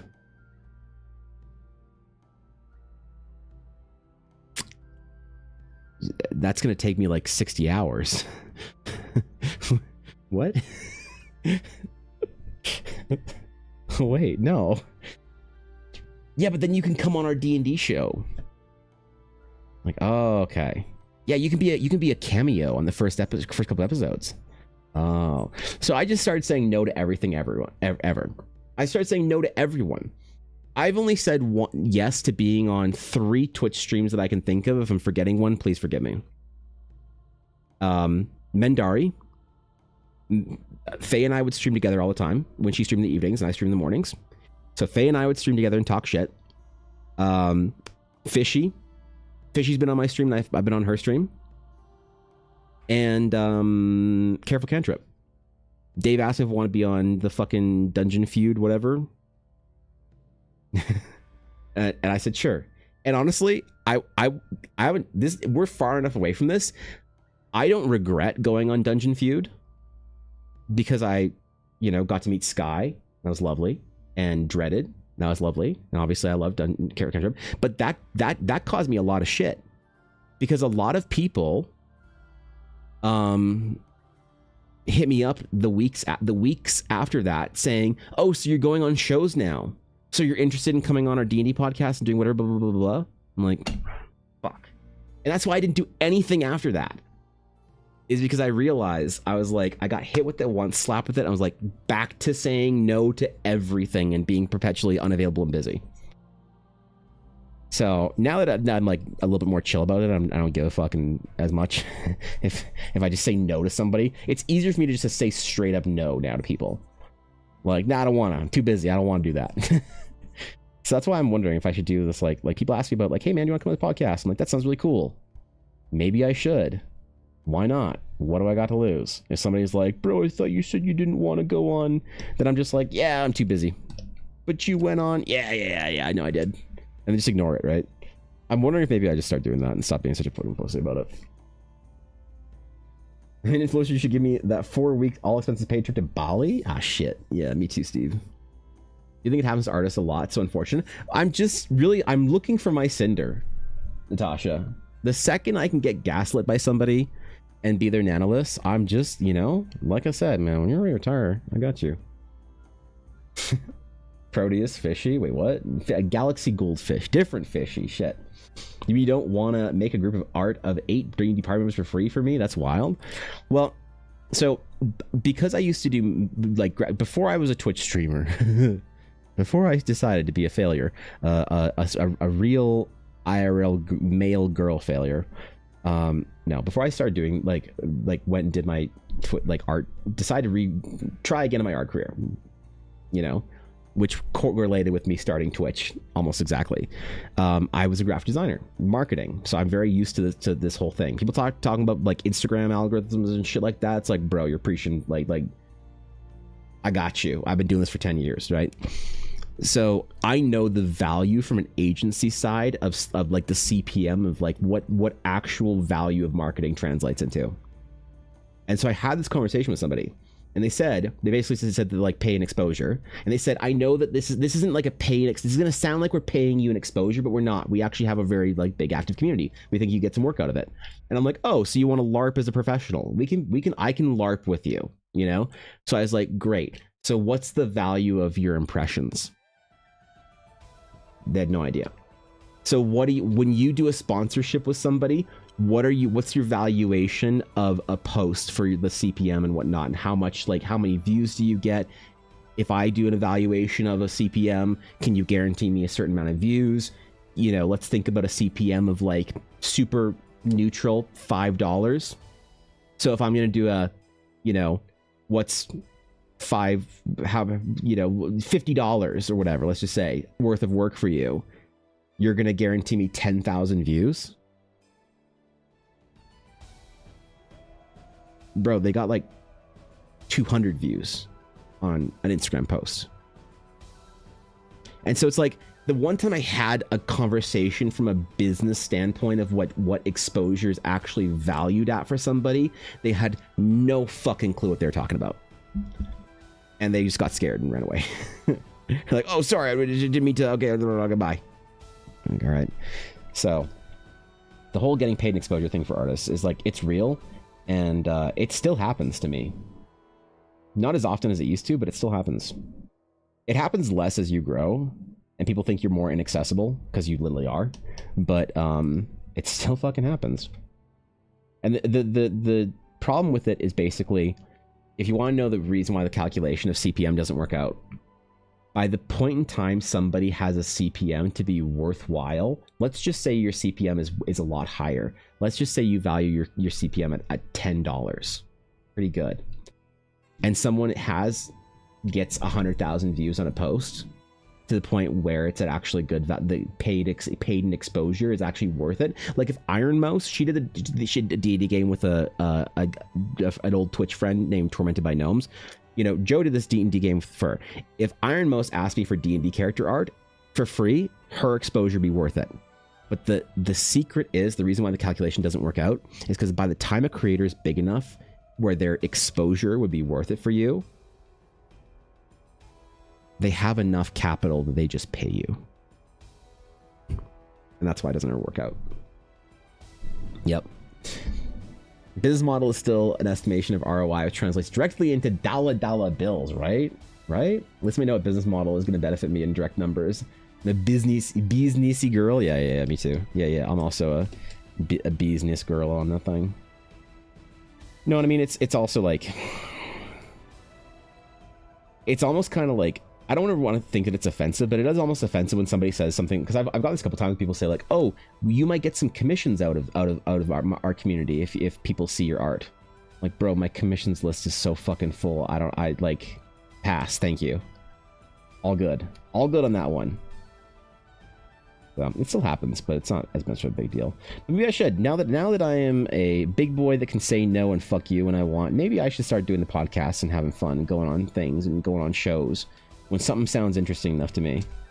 You know? Maybe I do that. Screw it. Go and have fun. Go do the fun things, the fun streamery things with the streamers, and do the whatever. Maybe I do it now.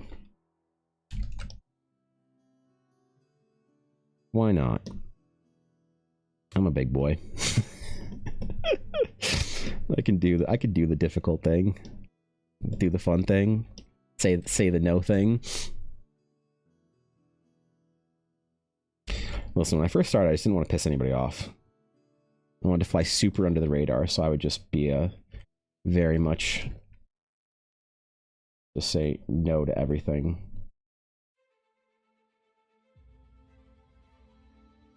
And it worked. It worked. I think you should, to be frank, as long as you're just talking and not having to do free art for people. Yeah, right. That's, you know, that's entirely fair. There's lots of stuff that I always wanted to do on Twitch, and I wanted to do streams with friends and invite people on and do collabs and shit like that, and just have fun and do streaming shit. I just always avoided it because I knew that as soon as I did, and honestly, so even, and I don't think of I don't ever want Fishy to feel bad about this, but Fishy, doing my streams with Fishy was also a pain in the ass, because there were lots of people who were like, hey, you know, we don't collab, and you said you don't collab with people, and then I see you with Fishy, and I'm like, oh, well, that's because she's my really good friend, and whatever, we decided to stream together. Like, oh, I thought we were friends. And it's like, oh, fuck. You have to explain to somebody that them being in your chat once every 3 weeks does not constitute you having the friendship that Fishy and I have, and you're trying to quantify that. So yeah, you know what, you guys are right. I'm not gonna be much of a bitch about stuff. I'm just gonna do stuff that I want to. Screw it, why not? The new era of EBA streams, where I'm gonna start saying yes to shit when I have time and want to do it. Will I be doing anything in the next couple weeks? Absolutely not. I'm too fucking busy. Holy God. But later in this summer, just you wait. Just to watch. Tell the Krabby River, right? Yeah. Her character make a cool Easter egg character for a second part of the Horizon Venture. Fishy, like Runa? Runa would be a cool... So Runa's gonna have a character reference thingy in Eldara. Fishy's gonna have a place in Eldara. Absolutely. Fishy is one of the few people that has ever played in a canonical Eldara game, so you bet your ass I'm making Fishy some sort of permanent part. Will her permanent part of the world be Runa in Runa's current design? Absolutely not. Absolutely not. There's no room in Eldara for Runa's current design. It's a complete fucking meme. Her skanky ass dog girl. Get out of here with my serious fantasy. But I will make a redesigned version of Runa. That will be a permanent fixture in Eldara. Get your gotcha game ass out of my fucking serious fantasy, Fishy. Gotta keep the Astral Steel Spear. It might be... The spear might be part of the design, but it won't be Astral Steel. I realize that's too confusing for people. Understanding the Lumari, like, lore and trying to, like, fix that and fit it into the Astral Sage and Astral Knight lore is too complicated for people. And then you create the... So the problem is, I always say, I need to create the rule, not the exception. In that case, I created the exception, and I paid the price for it. So, Check Plays, thank you for the follow. I appreciate it. Welcome in. Honored to have you. What do you mean you're not going to come on my stream and karaoke with my chat so I can take a break from creating content and just milk you for content? L. Evan? Well, you didn't ask me, so...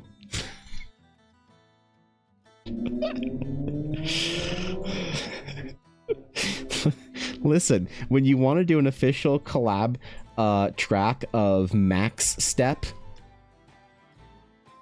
from the, I think it was Samsung marketing? No, it was a car. I forget what it was. Jesus Christ. Just because they referred to Hyoyun as Specialist HY and I haven't been able to get that out of my head in fucking years. Yeah, chat's been waiting for me to sing K-pop. Alright. Alright, but I'm only gonna sing Epic High. We'll sing Up Together by Epic High, and I'll do the entirety of Epic High, and you do Park Bomb's part. Okay, got it. Cool. Mm-hmm. You can do Bomb Unease part, and I'll do, I'll sing, like, Tableau. Let's go, dude. Missed Fishy question is the same Fishy I said Kate POTUS. No, Galaxy Goldfish. Yeah, different Fishy. My Fishlin is different from... Yeah.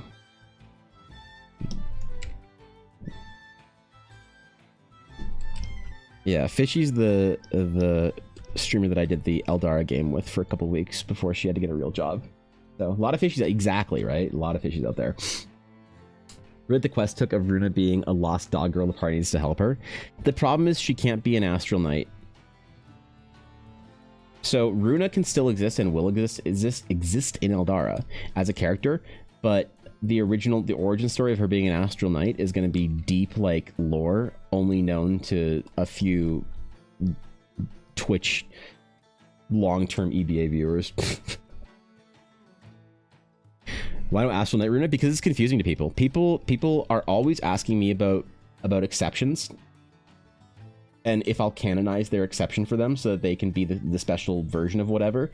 And the way I get around that and people's whining about it is I always say that I make the rule and you're the exception. And so the one time I had a game with somebody who showcased being the exception, people were like, but you said, and then I got a lot of that and I realized, oh, this wasn't worth it. Okay, cool. So if I'm going to tell a story on stream or whatever for Eldara, it's going to be a canonical sort of Eldaran rule setting kind of like whatever stream. It's not going to be something where I dive deep into the exceptions of Eldara that people can sort of like figure out themselves. So very much something that I regret doing. Now, I don't regret playing the game of Fishy at all. That was amazing. I loved hanging out with Fishy. Sister of Samian, did I say that right? I probably didn't say that right, but welcome to the stream. Thanks for the follow. I appreciate it. that was counterproductive for my Eldarin goals. So she can be Fishy's character. Runa can be a character in the world, but I'm not letting her be an Astral Knight anymore, unless she wants to go full canon with her Astral Knight. If she really wants to be an Astral Knight and she wants to be a full canon Astral Knight, that's fine. But I'm taking away her fucking spear then. She has to have a sword. So if she wants to be a knight, she can be a knight, but she cannot be a knight that wields a Lumari spear. That is too much of a, like, that could also be a legend type thing. But as far as like canonical people that you can run into in the adventure, no. If you meet Runa, she's either going to be a real knight or a non-Astral Knight spear wielding character. So Eldara Legends TM. Yeah, we'll make it a non-canon Legends story, okay? An alternate Eldarin universe where all characters are hot dog girls. Got it. Okay, cool. That's gonna get... Dude, that'd probably give me so many more fucking likes than my dipshit normal art. God damn, I hate that you guys are right. That's the part that I cannot stand, that I despise, is that you're right. Especially if I did it anime style. Fuck, I forgot to open my VGen commissions again. Damn it. I was gonna do it over the weekend. Fuck, come on, make a note. Make a note. Wait, I don't have a notepad. Okay, well, I'm making a mental note. Shit. Damn it. I'm the worst streamer I know. That's a low bar because I was gonna throw shade at somebody. That's not fair. Do it for the Gooners? No, I don't want them. Here's the problem.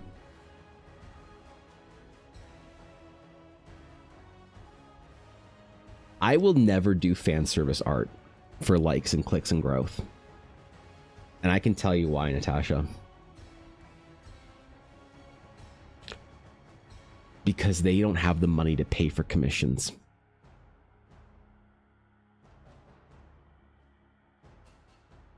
Yep. They're all broke. They're all broke because they spent all their money on gacha games. And the problem is, normally I'm exaggerating shit like this for making a point and telling a joke, and on this time I'm so serious. I'm just not even in the realm of kidding. I'm so serious about this.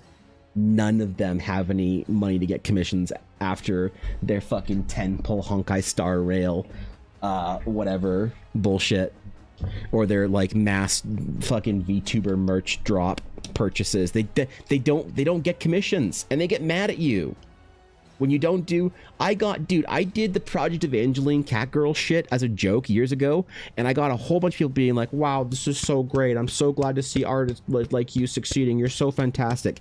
I post some like my normal art, go back to posting my normal art, I post environment, like some fucking, I don't know, some Astral Knight shit or whatever, and somebody commented on the Twitter post. You can still see it on the Twitter post, I don't think I deleted it, them saying like, well, this is disappointing, I thought I followed you for a certain kind of art.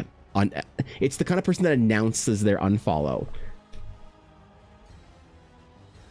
I've seen it in firsthand, man.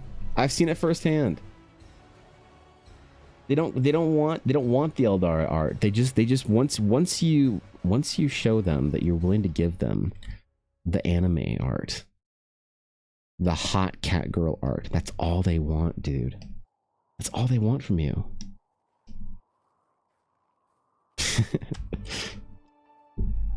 We went to TwitchCon last year. Me and my friends spent a lot of time in Artist Alley, and they picked up so many Gunnar merch. Well, that's the thing. You know what they didn't do? You know what they didn't do, Natasha? They didn't go get a character commission after that. I'm gonna rest my point. Asterion, damn it, why is it always Asterion? I did get requested for Asterion fan art at GameCon, though. That was kind of funny. Somebody did ask me. I forgot to tell it in my GameCon recap, but there was somebody who... They didn't, like, randomly ask me either. We talked about Baldur's Gate 3. And they were like, ooh, you know, I got in DD because Baldur's Gate. And I was like, oh, yeah, I love Baldur's Gate. We were talking for a little while. And I was like, yeah, I did a piece of Shadowheart. And she was like, what? And I was like, yeah, it's on my Instagram. And she went and found it. She's like, oh, my God, this is so good. I was like, yeah, thanks, bro. She was like, oh, my God, have you ever done Asterion? Have you ever done Asterion art? No, damn it. No, I haven't drawn Asterion. Fucking god damn it. What is with this? I'm telling you, man. She's like, okay. It's like, you and I both know what you're asking for, okay? Let's just... Like I might need therapy and everyone knows it. Oh no. Yeah, that's what they know to get you, I guess. Rip. Actual rip bozo. Dude, I feel like I need more like small buildings in the bottom of this piece. Maybe I put like a little town or something in here. Like a small... What do we do about this? Let me contemplate for a moment. Let me do my artist contemplations while I examine my work. So down bad for Asterion. God damn it. Asterion and Shadowheart, man. I'll do one Asterion piece for you weirdos, okay? And he's gonna keep his shirt on, so... No free run questions. I did get one person that didn't ask me for free run art, but she did say that she loved free run and that I should definitely look at the character designs. So she almost asked me for free run art. Almost. It was on the cusp. But I did not get any like real requests for free run fan art at GameCon this year. That was all Edmonton last year. I guess free run's fallen out of you know, popularity or whatever. If I'm not getting bombarded with free run questions for art. What did I get? Oh, you know, okay, so I got a couple people out saying, that you should do for like, and then insert fan art here. So things people told me I should do fan art at GameCon. You know what? We should make this a tweet. We're gonna make this a tweet. Things at GameCon that people told me I should do fan art of. Free run. We're gonna count that in. Guts. Okay, so Fear and Berserk. Somebody said you should do Berserk fan art. Goblin Slayer. Oh no, sorry. Was she an angel or a cleric? I think they said the hot chick from Goblin Slayer. You know what? I'm just gonna write that. The hot chick from Goblin Slayer. I was about to contextualize this, and I realized there's no reason to. Okay, the free run guts, the hot chick from Goblin Slayer. What else do people say? You should do fan art. Oh, Asterion. Yeah. What else did people say? What games? What did? Oh, the main character of the D&D movie.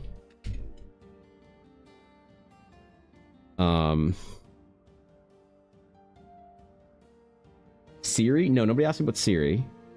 Somebody said like, oh wow, this character looks like Siri. And I was like, okay, cool. You know? Which one's from Goblin Slayer? There's a few of them. I don't know. And I'm not going to contextualize it. What else did people ask me about at GameCon? Warhammer 40k Sisters of Battle. Because the Warhammer booth was there, so there was a lot of people there talking about 40k. And one guy was like, "Bro, your armor's so good, you should do a Sisters of Battle." And then he was so. I don't know if I can repeat what he said on. Yeah. He used the word jugs. It was like very old school, very 90s of him to use the term jugs. So, you know. What else people ask me about GameCon do fan art of? Oh, their D&D character.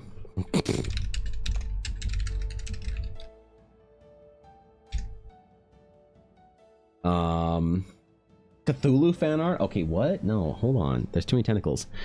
Yeah, nobody asked me for Mind Flayer, Hot Mind Flayer art. What else people ask me about?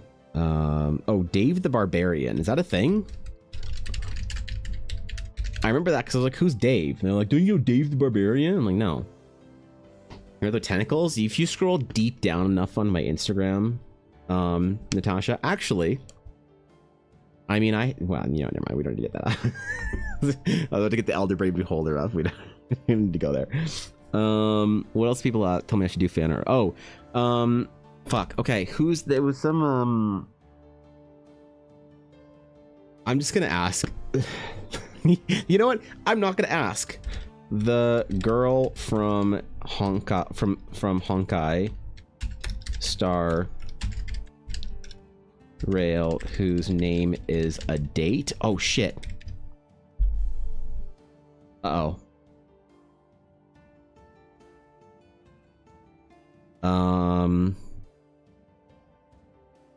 Let's remove this one because the context is there. Any I should do? Your all gamer tag is Cthulhu's my BF. You fucking weirdo. Alright. Things at GameCon that people told me I should do fan art of. Freerin, Guts, the hot chick from Goblin Slayer, Asterion, the main character of the D&D movie, Warhammer 40k Sisters of Battle, Dave the Barbarian, and the girl from Honkai Star Rail whose name is a date.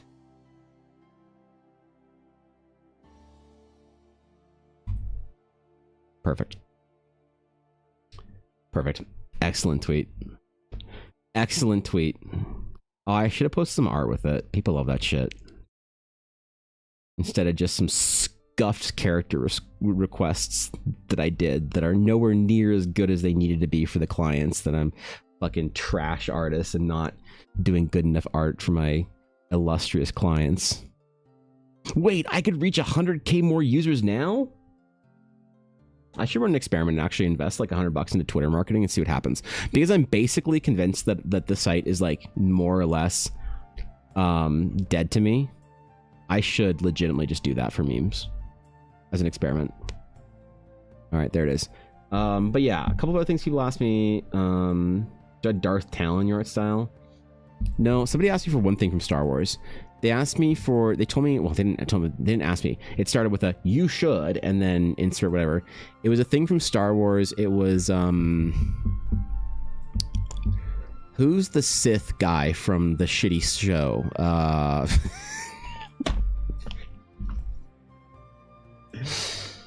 The hot shirtless Sith Kylo Ren, fucking Temu Kylo Ren from the one that people hate, Acolyte. That's it, right? Sorry, as a meme, that's a tradition. I'm so impressed with your, yeah. Your marketing was the best QR code that I should hand out at conventions. Not everyone at Twitch is a Twitch person. I'm thinking Patreon, maybe YouTube. I have a Linktree QR code. That's the one I have it all for my business cards and everything. It's a Linktree QR code. Yeah. It just has everything on it for people. But you don't have to market shit for me, Atari. I appreciate it, but you think people would do if Twitch just died, poof, gone? So I think Twitch dying, poof, gone is actually not that far away from happening. I think like the like the nuclear clock or whatever, the discussions of like when the nuclear clock was like at 11:59 during the Cold War or whatever. I think the nuclear clock on Twitch is actually a lot closer to midnight than people think. The doomsday clock, right? The Twitch doomsday clock is a lot closer than people think. So a couple of years ago when the DMCA music stuff came out during the lockdowns, Jeff Bezos was in front of Congress, basically answering for Twitch's crimes, more or less. Jeff Bezos doesn't know shit about or care about Twitch. It's nothing to Amazon. It's less than 1% of their revenue. Okay? And a lot of people on the agency side were like, if Jeff Bezos has to get pulled away from real business to go talk to somebody again about Twitch, I bet you he's just going to nuke it. He's either going to shut it down, sell it, or piece it out. And so I think Twitch being poof gone overnight is actually not completely unreasonable, thing to say could even happen in 2025, especially with the marketing issues, or sorry, advertising issues Twitch is having right now. The political streamers are definitely at risk of sinking Twitch on both sides. This isn't like a one side versus another. People talking about politics on Twitch is like really a bad, and politics, socialists, all the shit that I don't talk about on my stream because we're supposed to be getting away from that on my stream. Them doing it on Twitch has killed advertising. Amazon doesn't have Google's AdSense level of advertising in it, so the whole site's just tanked, and Twitch is just hemorrhaging money again. So I think it's not completely. I think the diversification, like the fact that Natasha streams on TikTok as well is fucking amazing. I would love to get my fucking TikTok stream key back so I could do that again, but I need a better GPU to multi-stream past YouTube and TikTok or Twitch. Anyway, what would we do if TikTok or if Twitch just poof gone? We'd go to my YouTube channel. We would anyway. I don't know anyone else would, but At least someone, one stream, someone requested a song, I Bleeped Cthulhu. I'm as disappointed as I am impressed. Send me that, or where is it? You know what? I don't know, because Ella has it. We had to put new stickers over my business card, because my old QR code on my old business card was fucked. It didn't work. So we had to put stickers on every single one of my business cards. So, I don't know. Ella has it. I should get it from her. Thanks for fucking reminding me. That's good. Found without his helmet. He's cute. Okay, well, all right. That was one of the requests, Guapo. Should I do that? Should I draw creepy helmet guy? Is that what I should do? I think they should sell it, or something else needs to take its place to do things better. So, you know what? You're not like, no one's going to like this. But Kick is growing a lot.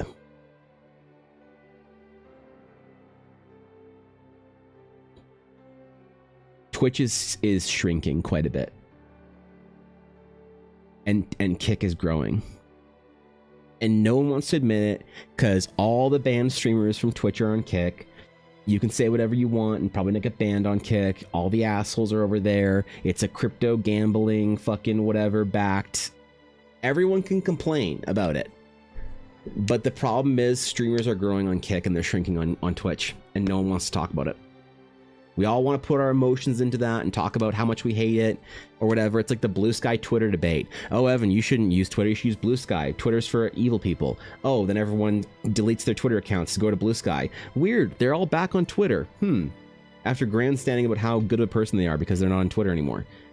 Once you take emotions out of it and look at it from a, like, sort of a just, is it good or a bad move? People don't want to admit it, but Kick could replace Twitch in a couple of years.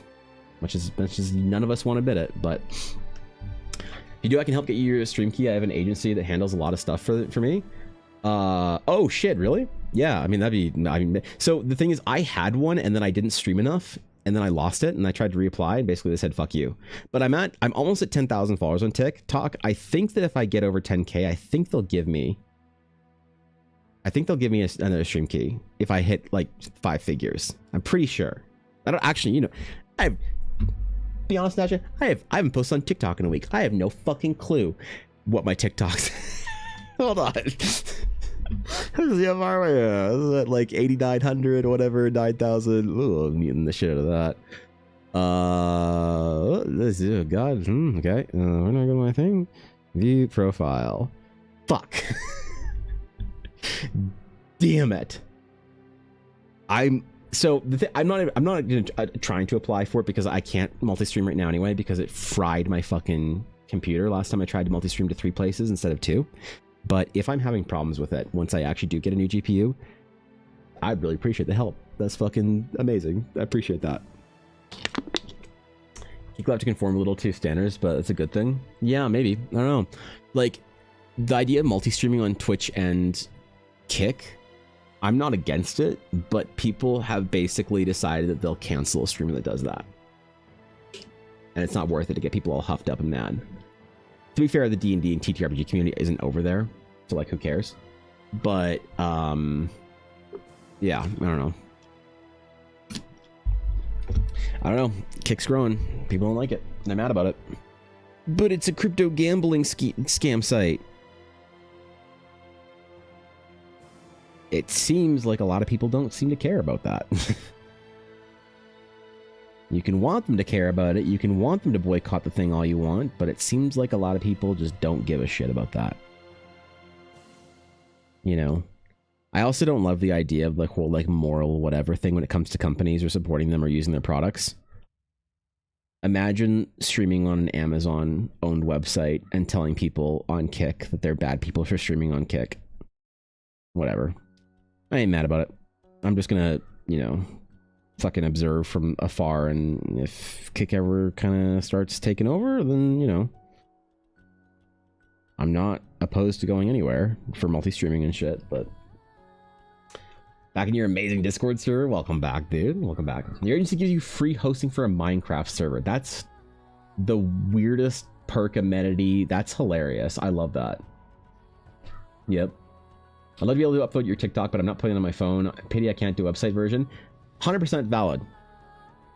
Nope, 100% valid. Not having TikTok on your phone, completely reasonable, smart. In fact, so I need to figure something out. CapCut is owned by TikTok. Excuse me. And it's how I do my captions, but CapCut just had a really dangerous fucking like reevaluation of their TOS that I don't like. And it takes a lot for a site to like make me want to not fucking interact with it. But I had to find a new way to do my captions. So I either need to do one of two things. I need to pay for Premiere Pro, which is very expensive, or I need to buy DaVinci Resolve, which is very expensive. But I don't have to do one of those two things or whatever. So, yeah, fair and valid. You don't have TikTok on your phone? Fucking completely reasonable. Completely reasonable. I think you can't. Wait, can you not create a web version at all? Do you need to have a phone number attached to it? Because like I can interact with TikTok on browser, but can you not? I don't know. I don't know how that whole thing works, but I do remember it was weird. You need like a phone number or some shit. I don't know. Not want to interact with TikTok as a website, company, service, whatever. Completely fair, valid, and I support the decision. Good job. Which one was trash? Load, stream, backup, lock phone, stream jobs to have to restart app. Yeah. I almost never watch Twitch on my phone ever because of that. The only time I'll ever watch Twitch on my phone is when I'm working at that desk over there and I can have my phone just like up the whole time. You know? Now, pick the person that should try Kick. I'm not going to say, and if you know, please don't say, but that would be hilarious. I have no idea who you're talking about. I also, look, I think that if the community and the streaming sites are going to Kick, I don't think that we can sort of like blame streamers for wanting to use it. You know? If we're talking about like the difference between making your like living or not, if like your Twitch subs are down, ad revenue's fucked and whatever, and you decide to go stream on Kick because of it, like I'm not gonna fucking say shit or shake a fist or whatever, or complain or whine. Like that's what you gotta do, bro, and you're getting support over there. I hope Twitch answers that. You know, fully have to. I'm not at my home. I know, man. It's fucking brutal. I'm sorry, bro. The app is just garbage. Or mobile in general for Twitch is just garbage. Also, imagine buying a sub on mobile. Holy. You know, the agency also owns a gaming server hosting company. I asked if I could have a server for my community. He was like, cool. Wait, see, you know, ironically, just have a Minecraft server. That's awesome. That's the benefit for the Natasha sub or community that I didn't know I needed in my life, but yep, that's sick. The fuck.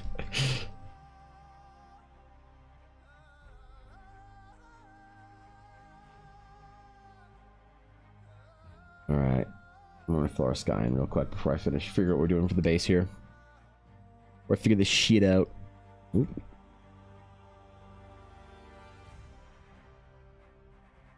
Yeah, hold up. Hold up. I'm not insane, goddamn. Yeah, okay, fair enough. It's rough. Sometimes people want to watch streaming while they're like, you know, doing stuff around the house or whatever. I don't know, man. Some people just like watching my stream, Aduri, I guess. I don't know who, but besides my mom and Ella. And Metal Harpy. Thanks for the follow. I appreciate it. Welcome in, Metal Harpy. Honored to have you. Person would thrive on Kick and have a blast, might suggest. Yeah, that's funny. I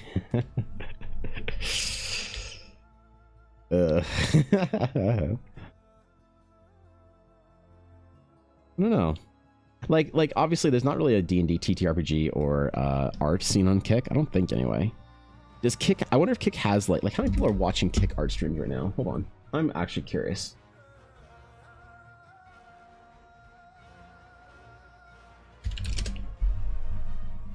Kick art. No. No.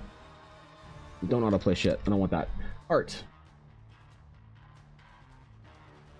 You know what? Okay, so that's crazy. When I checked this sometime last year, for whatever reason, I checked it in December, I think on stream we were memeing about it, and there was like 3 streams and there was like a total of 20 people watching the art category. So this is like the fact that there's 2 artists at, you know, 50 viewers and 40 viewers and then a couple of other people just like chilling. That is actually growth. Not gonna lie. We might not like it, but that's unironically growth. All right, cool. Well, good for them, I guess. I don't know, dog. Let me close that. Okay. If you're subbed on Twitch or part of subs on TikTok too, you have access to the Minecraft server. Really? Wait, how do you do subs on TikTok? That's a thing? I didn't know you could sub to somebody on TikTok. Oh, wait. I was about to say, I'm Canadian, so we can't monetize TikTok, but so are you. What the fuck? Okay, I don't know. I don't know. What was I doing? What was I doing? What was I doing? Oh yeah, right. Stuff down here. Domes. Ooh. Nope. I don't know how any of this shit works, dude. I'm a mediocre artist and an even less informed streamer. Our content like videos aren't monetized, but streams and gifts and other direct forms of payments and audiences from audiences we get. We don't get ad rev. Oh, okay. Oh, okay. Interesting. Interesting. So when people were cheering fucking buttons or bottle caps or hot dogs or some shit when I was live, that was actually like a thing. I don't know how it works. I don't remember, dude. It was a long time ago.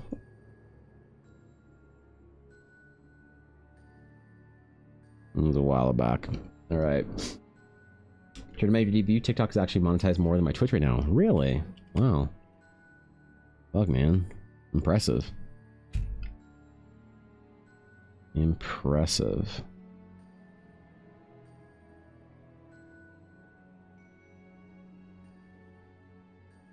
Okay. More tents, all right? More tents, more sails, more flags. All for the Nyathar goal of making pretty colored sails everywhere, all right? Wait, I said too much.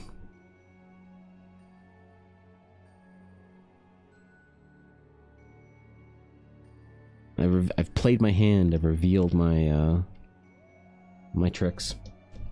Shit.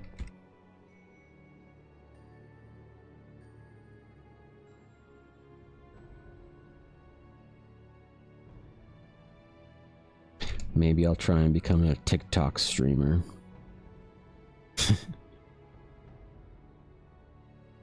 I like, dude, the comment tier list. I like the TikTok comments. They're funny. It's the YouTube comments that are the unhinged ones. They're the real unhinged ones. I don't know why. I still don't understand the tier list. Shima Shido, thank you for the follow. I appreciate it. Welcome in. I imagine a cut and color. This would be one of those Panasonic photos showcasing how good their cameras are. Yeah. all the different colors of sails. I would love to do these pieces in color, but I think that it would just take way too long, so I don't know. Maybe I should like offer them as like, the problem is I need to from the beginning think about it so I don't do as heavy-handed shading on things. So makes it a little difficult like that. What is about the mobile scene, but mobile streaming apps that focus more on mobile streams, gifters are way more generous. I don't know if there's a culture thing around it. Interesting. To be fair, I don't know why anybody supports my streaming anyway, so there's that. Got my new slip of EVA QR codes ready for Gen Con. Yes, as a matter of fact, I do have a handout for of the hand these out for you. Everyone keeps asking how to follow the amazing Twitch D&D artist. Aw, man. I appreciate you, Tari. Yeah, shit. I did the edits and revisions and finished a bunch of shit for the adventure. I just have to format it. The formatting is taking a long time. It's taking a brutal amount of time, to be honest. But I'm almost ready for the next rendition of the beta. That's content complete, except for a couple pieces of like art for sketches and shit, but, like game content complete. But yeah, man. I wanted that ready for Gen Con. It wasn't quite ready in Gen Con. Game Con, there we go. That's the one. That's the one. That's the shitty convention that I know. Game Con was actually good. I'm really impressed by them. Unironically, Game Con was like the best vibes of the year. Way better than Calgary Mostly Expo. Support stream because you'll cave soon enough and put up that anime commission on Vgan. Then I mean we can snipe it.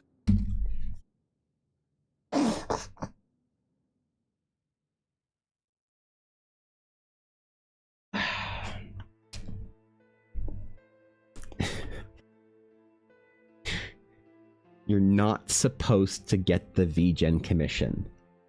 They're $250 fucking dollars, and they're only gonna go up. All right? It's not. It's a. You know what? You know what? I'm getting fucking trolled here, man. I'm gonna. I've been refreshing the page every hour. Okay, you fucking DJ. God damn it. What would you, okay, in theory, what would you even request? What would you even request? What would you want, Daria? Yo, draw me a hot anime cat girl.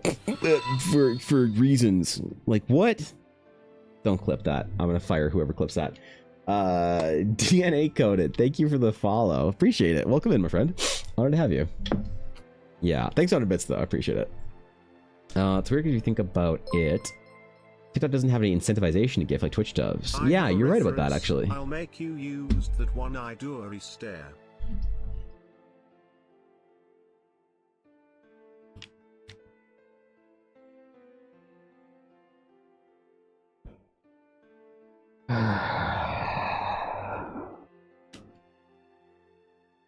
If I actually get requests on VGen for whatever reason, I am only working on them exclusively in evening streams on Project Evangeline. That's it. You guys are getting it on Project Evangeline's channel or not, or nothing. You are not getting them on EBA's channel. Okay? I will no mic them as Project Evangeline. Okay? Oh shit, now Natasha's gonna learn about Project Evangeline. Ah, fuck. Damn it. Okay, never mind. Just saying. Okay, dude. All right, listen. All right, memes are real. Okay. Thank you for the 100 bits. I appreciate it. Thank you. Yep, that's Totally Project Evangeline, first time here. You know what I mean? But that you actually see it then. Like the theoretical PE is fine. But to then be there at the street, okay, never mind.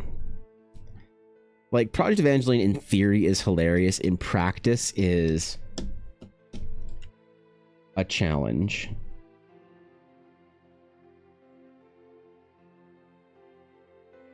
You know what? I'm not gonna worry about it. I'm not gonna worry about shit.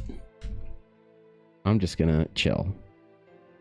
People wanna fucking throw away their VGen bucks on a shitty anime art. from me, a half-assed bullshit character design, just to have a hot anime cat girl art from EBA, fine.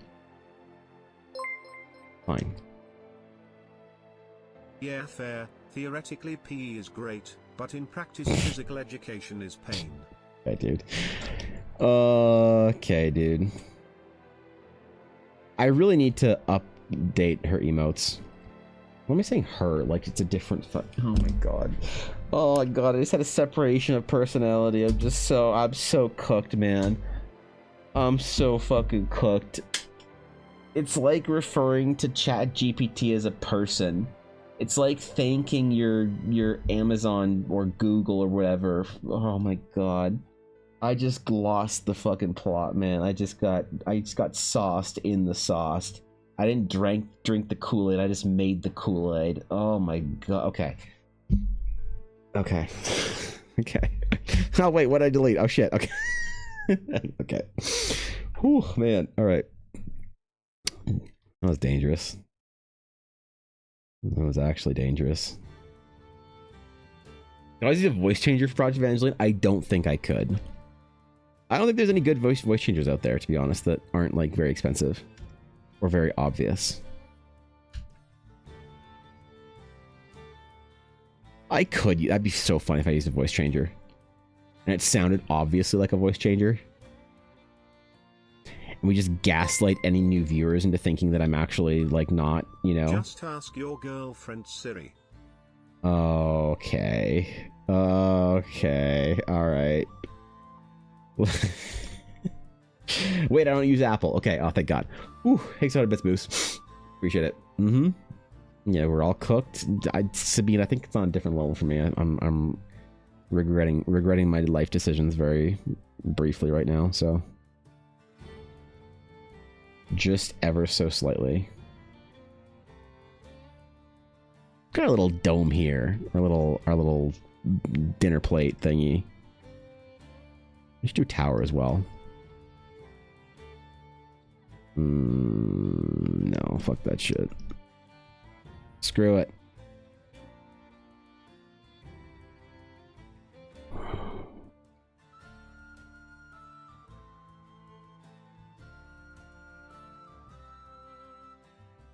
Little mushroom houses, man.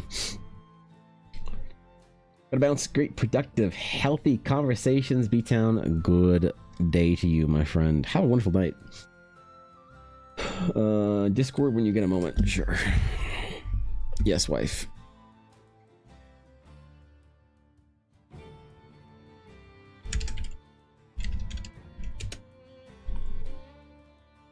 Okay. Thank you, Ella. Appreciate it. Ella Blackwood helping me out. Being the main character of the story, apparently. Cool. Do the AI book talk BF Jace? AI scares me how accurately it can be what the Gooners want. No, I haven't. I've stayed off of book talk for the last little while. After my TikTok got too book talked, I had to, dude. I see anything but a book, I'm gone. Them book talk girlies need help, man. They need help. They need holy water and never mind. They're the ones that pay me for art. So yeah, no, it's fine. Mm-hmm. You seen the weekly meme? Oh, I see. The weekly meme, you say? Brown book talk girly. And you know, it's funny. I said all that. And yet you didn't deny it. You didn't deny it. I like my... Listen, people... Like, on YouTube, people had scathing opinions of book talk. The comments on my book talk video on YouTube were weird, man. People were, like, offended by the mere existence of book talk. It was bizarre. It was, you know what it was? It was eerie. That's what it was. It was kind of eerie. The way people were like, I don't know, like so anti-book talk. Like there wasn't even any charm or meme to it. It was like, oh, I should stay away from book talk. They're, you know, they're not good people over there. And someone would be like, why? What? Wait, what? I don't know anything about book talk. And like the reply comment would be like, why? You'll know. Oh my god, just stay away. Like, bro, who hurt you? What happened? I mean, come on, man. And we'll never know. Because I won't care enough to ask. Poor guys. Let's be weekly. Just ignore the 2 out of 3 times I have been late. I would never accuse you of being late on your weekly memes. Ever. That would be...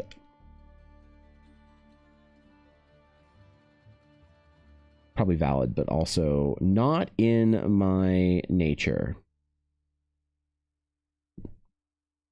I never shame anyone for being late for memes. Like what I like, and I'm not hurting anyone, but my future mental health, sue me. Yep. Right? Exactly. Screw the haters.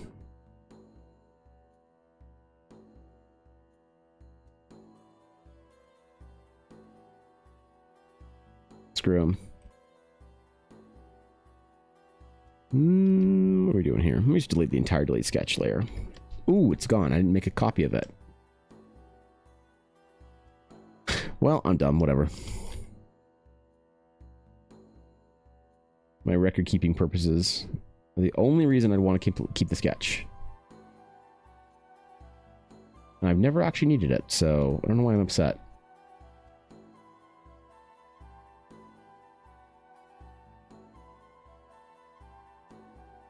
I like these temples, man. These are cool. These are fun. What a cool request from Aduria. The first Eldara sponsored piece. The Nyathar Temple. And an abstract one too, not from the list or anything.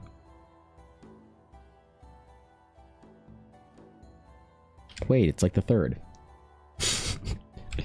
Wait, shit. I forgot about that. You know, hold on.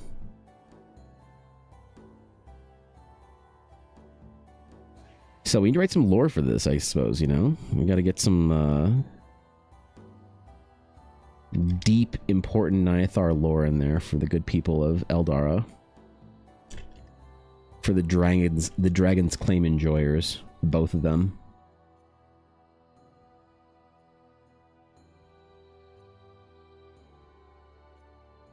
I had to explain the Dragon's Claim to somebody at GameCon. Because they were like, oh, what's this sticker? And I was like, oh, it's the Dragon's Claim sticker. It's like, you know, Adventures Guild, whatever. And I'm trying to explain it to them. And they're like, I don't understand. Is this a thing in your game or a thing for your Twitch stream? And I was like, well, it's both. It's, never mind. They didn't understand that, like, it was a thing for the Twitch stream community and the D&D world. Had to be like one or the other, you know? Blew their mind, man. All right.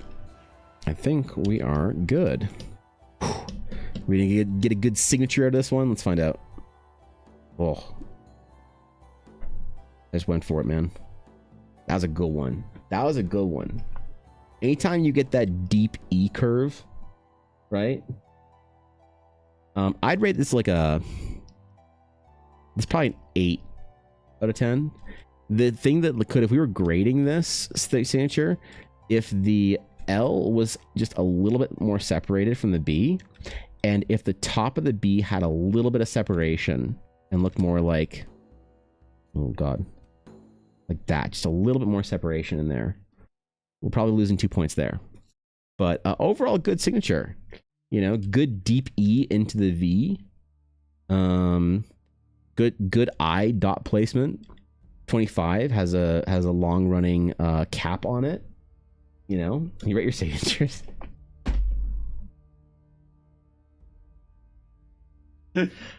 Wait, artists don't do this? Wait, hold on. Is this not a thing? Wait, you say real artists don't do this shit? Oh damn. Yeah. Oh shit. Is this not a? Thanks, Sabine. entirely different biome than my last piece. You think I'd have some consistency, right? Literally, first time I've ever seen this done. I don't think I've ever seen any artist is fucking unhinged to do this. Yep. Yeah, good signature, Evan. Great job, man. All right, team. Good art. Let's deliver it to the client. Let's deliver it to the client, shall we? So, remember, never, ever, ever do this. This is the way you will lose your art. Never, ever crop a piece out like this to save it. Always work on a full canvas and save the full canvas. And if you do need to crop, save the full canvas as a PNG and then save the image as a cropped version of it. Never crop like this. You will lose your art. You'll forget to check the delete cropped pixels thing. You'll accidentally save it and close it, and you'll lose your work. Ooh, what the fuck? That's not what I want to do. Save in commissions 2025. Oh, Aduria again. Okay, let's go there. Nithar Temple. Okay. And save. Oh my god, when did... Oh, okay, it just happened. Okay, at the end. Ooh. I was worried that the cropping screwed it up. Alright, we're good. Damn it, the cropping did screw it up. There we go. I bet your phone wallpaper? You have a rotating selection of your environments in Vesper phone? Are you serious? There's no fucking way you have a rotating phone screen of my environments and Vesper. There's no shot. You're not, no. Don't gaslight me. Wait, what check are we supposed to never hit? The thing that said, the check mark that says delete cropped pixels on Photoshop. Never click that. Ever. Alright. We have to go to coffee and deliver this to the client. Come on. We're on coffee. We are going to post. Wait. Your page? Okay. Here we go. Image.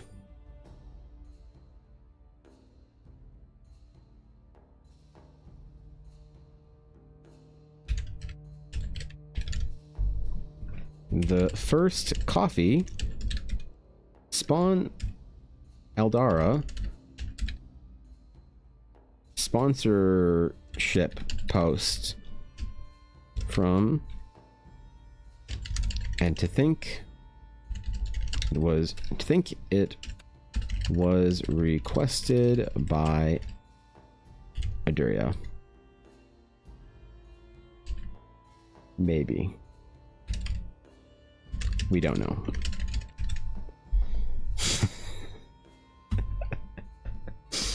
There we go. All right, Duria. There it is. We message you on coffee where I do it properly. Payments and orders. Eudoria. Message. Attach. Here is your temple. Thank you very much for the request. Send. All right. Mark as completed.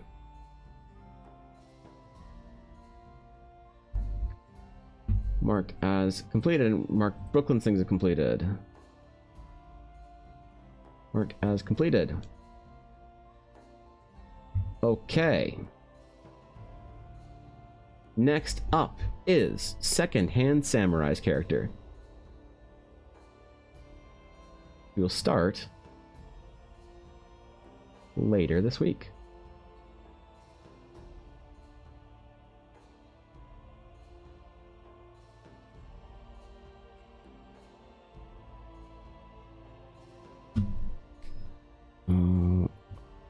Right. It was requested by not Aduria. Yes, exactly. Okay, hold on. Check stream topics. Am I gonna be disappointed?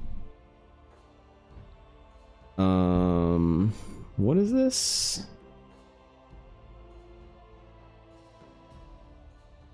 Fucking full art, double-sided Kefka. Jesus, that's fucking sick. There's a QR code. Are you kidding me? You're hilarious. You're actually hilarious. I can't with you, Samir. I can't. To be honored with a single art on the phone background screen is one thing. But to be honored with multiple pieces on a rotate, dude. Holy shit. Good God. I don't deserve it.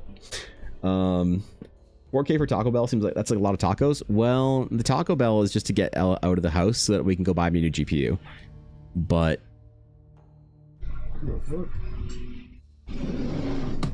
there we go. What did Samurai want? I don't know. I don't know. Are these public? Can you see? Can you read the things? Is that a thing? All commissions not completed. Let's see. What did Samurai? Samurai wants a druid, right? You teach us. Jesus! The fuck, man? Why? My weekly fee for Ella's Taco Bell fund. This too much. Come on, man. The fuck? You can't just do that out of nowhere. This is not.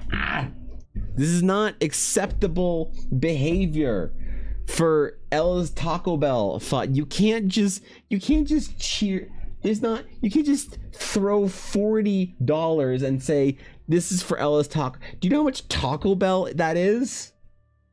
That's like 15 crunch wraps for. Actually, that's probably not true. Jesus Christ, fast food's so expensive. That's probably like one soft shelled taco and a Baja Blast.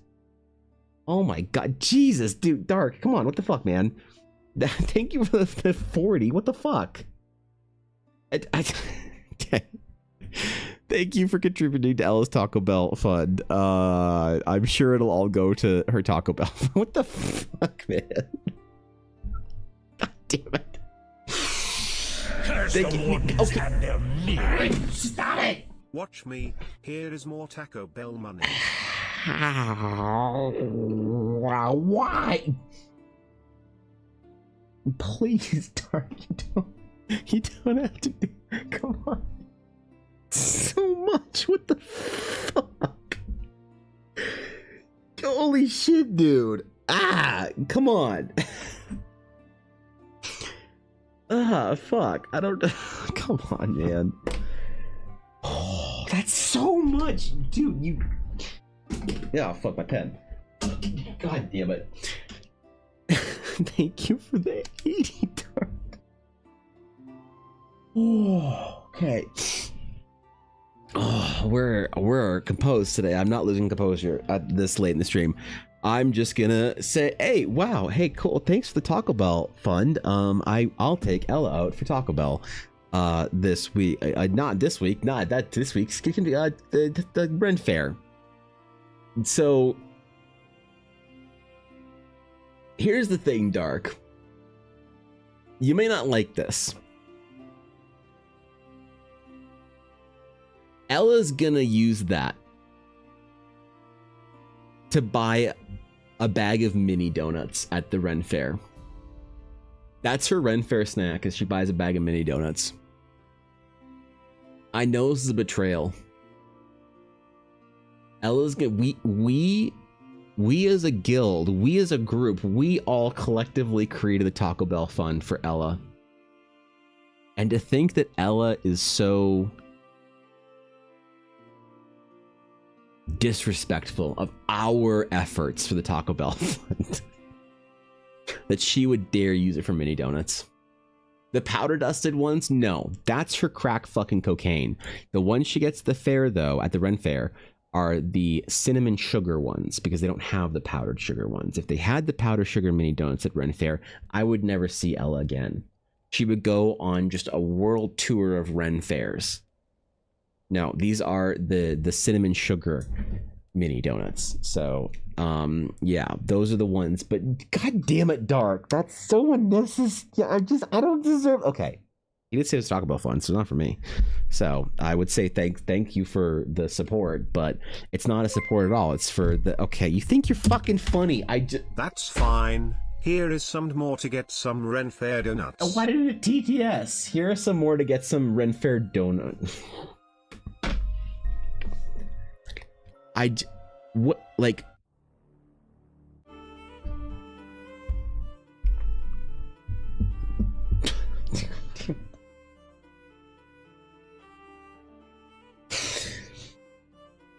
Oh my god.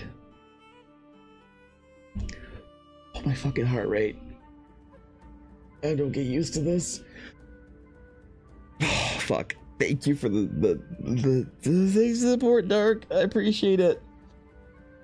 Oh my god. Okay. At that point, it's powdered. That's gas money to go get powdered donuts. No, we're not getting Ella powdered donuts. Okay. We're not going. No, because no. Okay. Ella.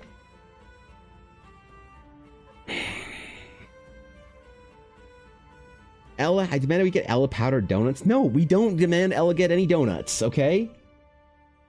Thank God she's not watching my stream because she's out getting her fucking nails done right now. I think today. I don't know.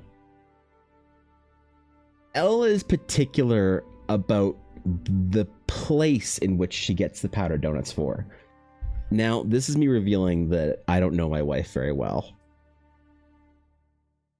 I don't know which grocery store the good powdered donuts are at, but I have made the mistake in the past of getting her the wrong grocery store's powdered donuts. I'll admit. I don't remember if it's Safeway, Save-On, or Superstore. But only one of these powdered donuts is acceptable. Now, if you've ever had a hangry wife and you've needed to collect for her powdered donuts and you've done it wrong, you know how detrimental this can be. God damn it. Oh, fuck. Thank you, Dark, for the support, man. That's wildly and ridiculously more than I could ever possibly have deserved for this scuff stream, but thank you. I appreciate it. I'm honored and humbled. So thank you, Dark. God damn it. God damn it. Oh, fuck. Okay. Focus. Okay, did I send the thing on coffee? Wait, I gotta make sure I do this. Did I do the thing? Did we all get our coffee? Did all of us who ordered and got coffee requests done today, did we all get them properly? I think we all did, all of us as a team, collective effort. I'm pretty sure. Yes, we did. Okay, cool. That's sent off. That's marked as complete. Brooklyn got her character request. Duria got his. The next up is Samurai, who is ordered Clean Harry, Druid Harry adult male. Samurai thinks he's so funny. Who told Samurai that he was funny? Okay.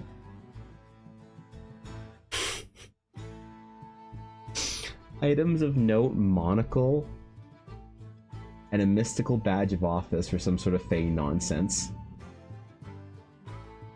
This is maybe the greatest character request description I've ever had.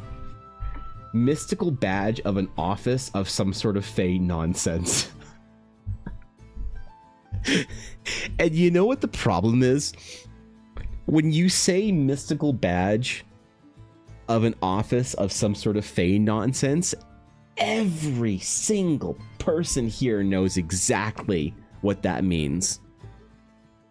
That is a very eBay description. That sounds like second. It does, right? Yep. A Woad-Wos Yeti. Okay, man. A Detective Yeti Fey Druid? Wait, what? Okay. Did he ask me a question at the end?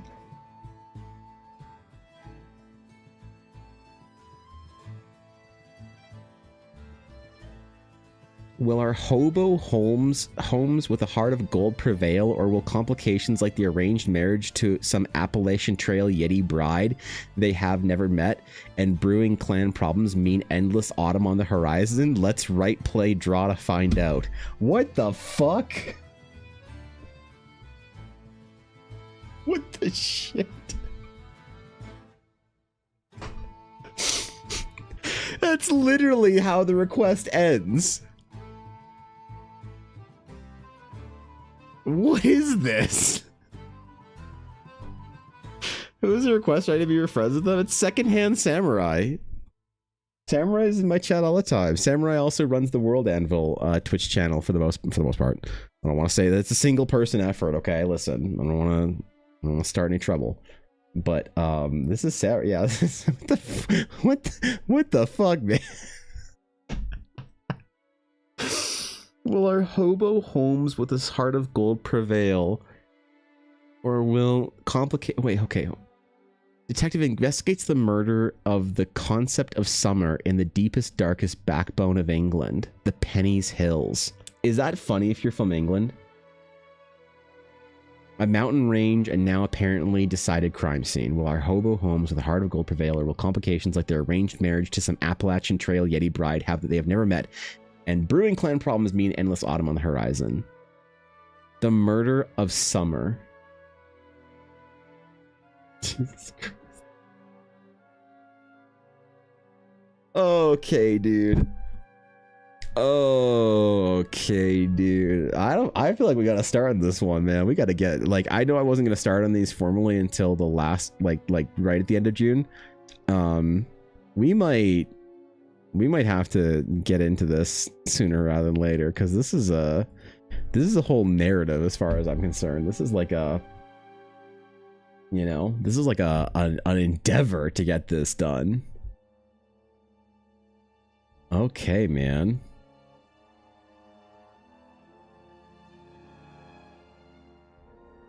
Wait, this is majestic.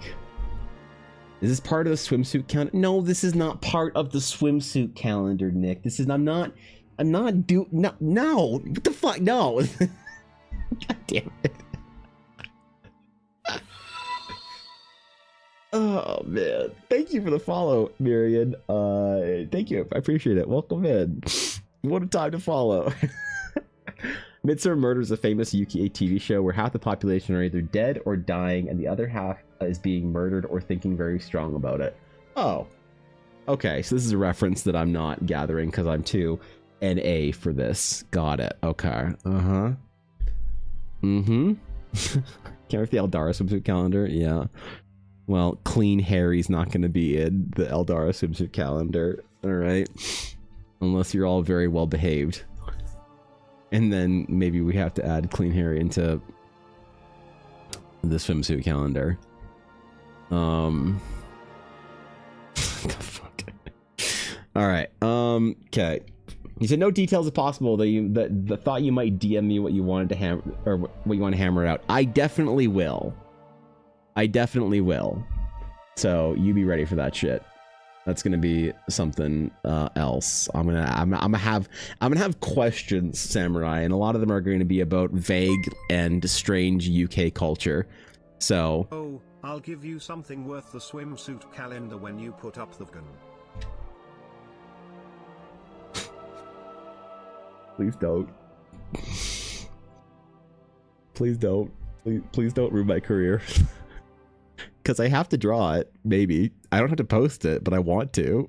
Please don't ruin my career. Like, what if I make that an added bonus? For like double the fee, you can force me to post whatever it is. Oh my god. Like, is it worth tanking my career for that? Like, you can force it turning into a Twitter post. And an Instagram reel. Oh my god. Wait, that's the end of me. That's the actual... Dude. What if it's lewds and not NSFW?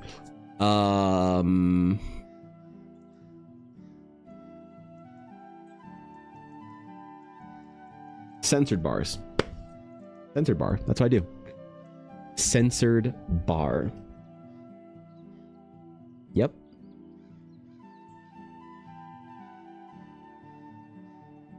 I'm so proud of us. We all figured this out.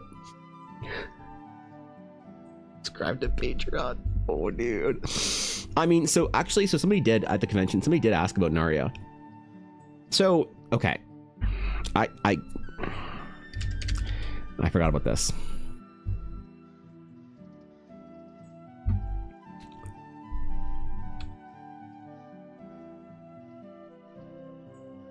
I have a GameCon story. This is a GameCon story that I forgot. I left it out. I had Prince of Narnia. And one guy came up and asked me, he said, "Hey, wow, characters are great." I said, "Thank you." He said, "Wow, she's amazing." I said, "Thank you." He said, "So do you do commissions?" I said, "I do. My commission list is a little bit long right now, so I'm not accepting any new projects." And he said, "Okay, great." That was the end of the conversation. We disengaged. He kept browsing. I let him browse. There's like a healthy time when you've come to a natural endpoint in your greeting and interaction with somebody, that they're just browsing and you go back to sketching, doing whatever, and they're like, "Okay, cool, thanks, see you later." When they're done, you're like, "Cool." Or they buy something and they're like, "Hey, can I grab this?" Cool. But he started up the interaction again. He said, "Hey, so this mermaid." I said, "Yeah." I was expecting, oh, is he gonna ask me for a commission of a merfolk? I said, "Is there other versions of this?"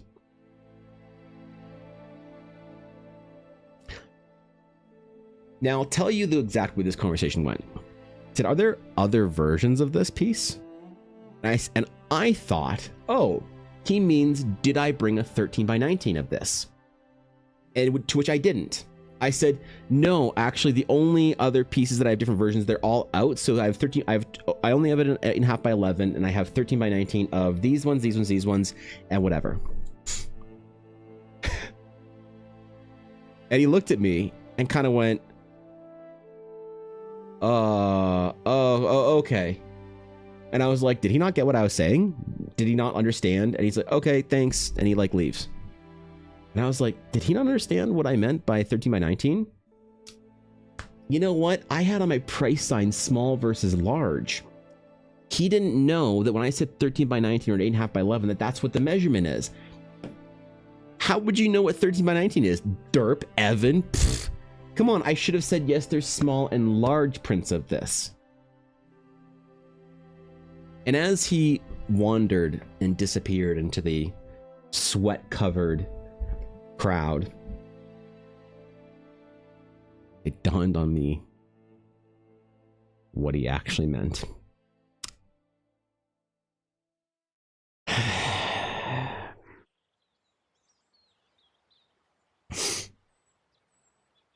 And it ruined my day. Small, medium, or large. That's exactly. He meant medium. That's what he meant, Nick. Yes, he asked if there was medium prints, and I didn't have any mediums. So he asked for small or medium. I small or large. I didn't know. He said medium. So, yeah, I did not sell. I wonder if I would have sold any large prints of Narnia. This one has done decently well in my print store for large prints. I think I'm out of first editions of Narnia on the print store at the very least, which is cool, you know. So there's that, I guess. That's for American portrayed in Japanese anime size. Okay, man. Plenty of money in that market. Maybe for prints, but not for commissions. So maybe you're right, but only for prints. So yeah. There's another GameCon story that I was going to talk about on stream, but I forgot it. It's like when you remember that you're going to get something at a store and then you forgot what it is when your wife calls you and say, "Hey, what am I picking up here?" You know? They will, yeah. What was the other story? Just, fuck.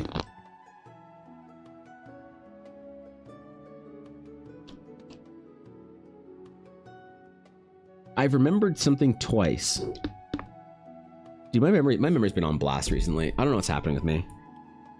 Ella was gonna pick up vitamins at Shoppers, and I couldn't remember what it was twice again. I keep forgetting shit, dude. My brain's just so fried and overloaded and just roasted and cooked for some reason. I gotta figure this out, man, because I've just been on it.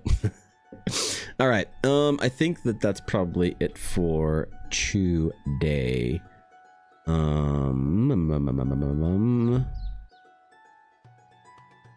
Ooh, you know what? We're all gonna get ready for the Summer Fitness Challenge. We're gonna raid Tank today.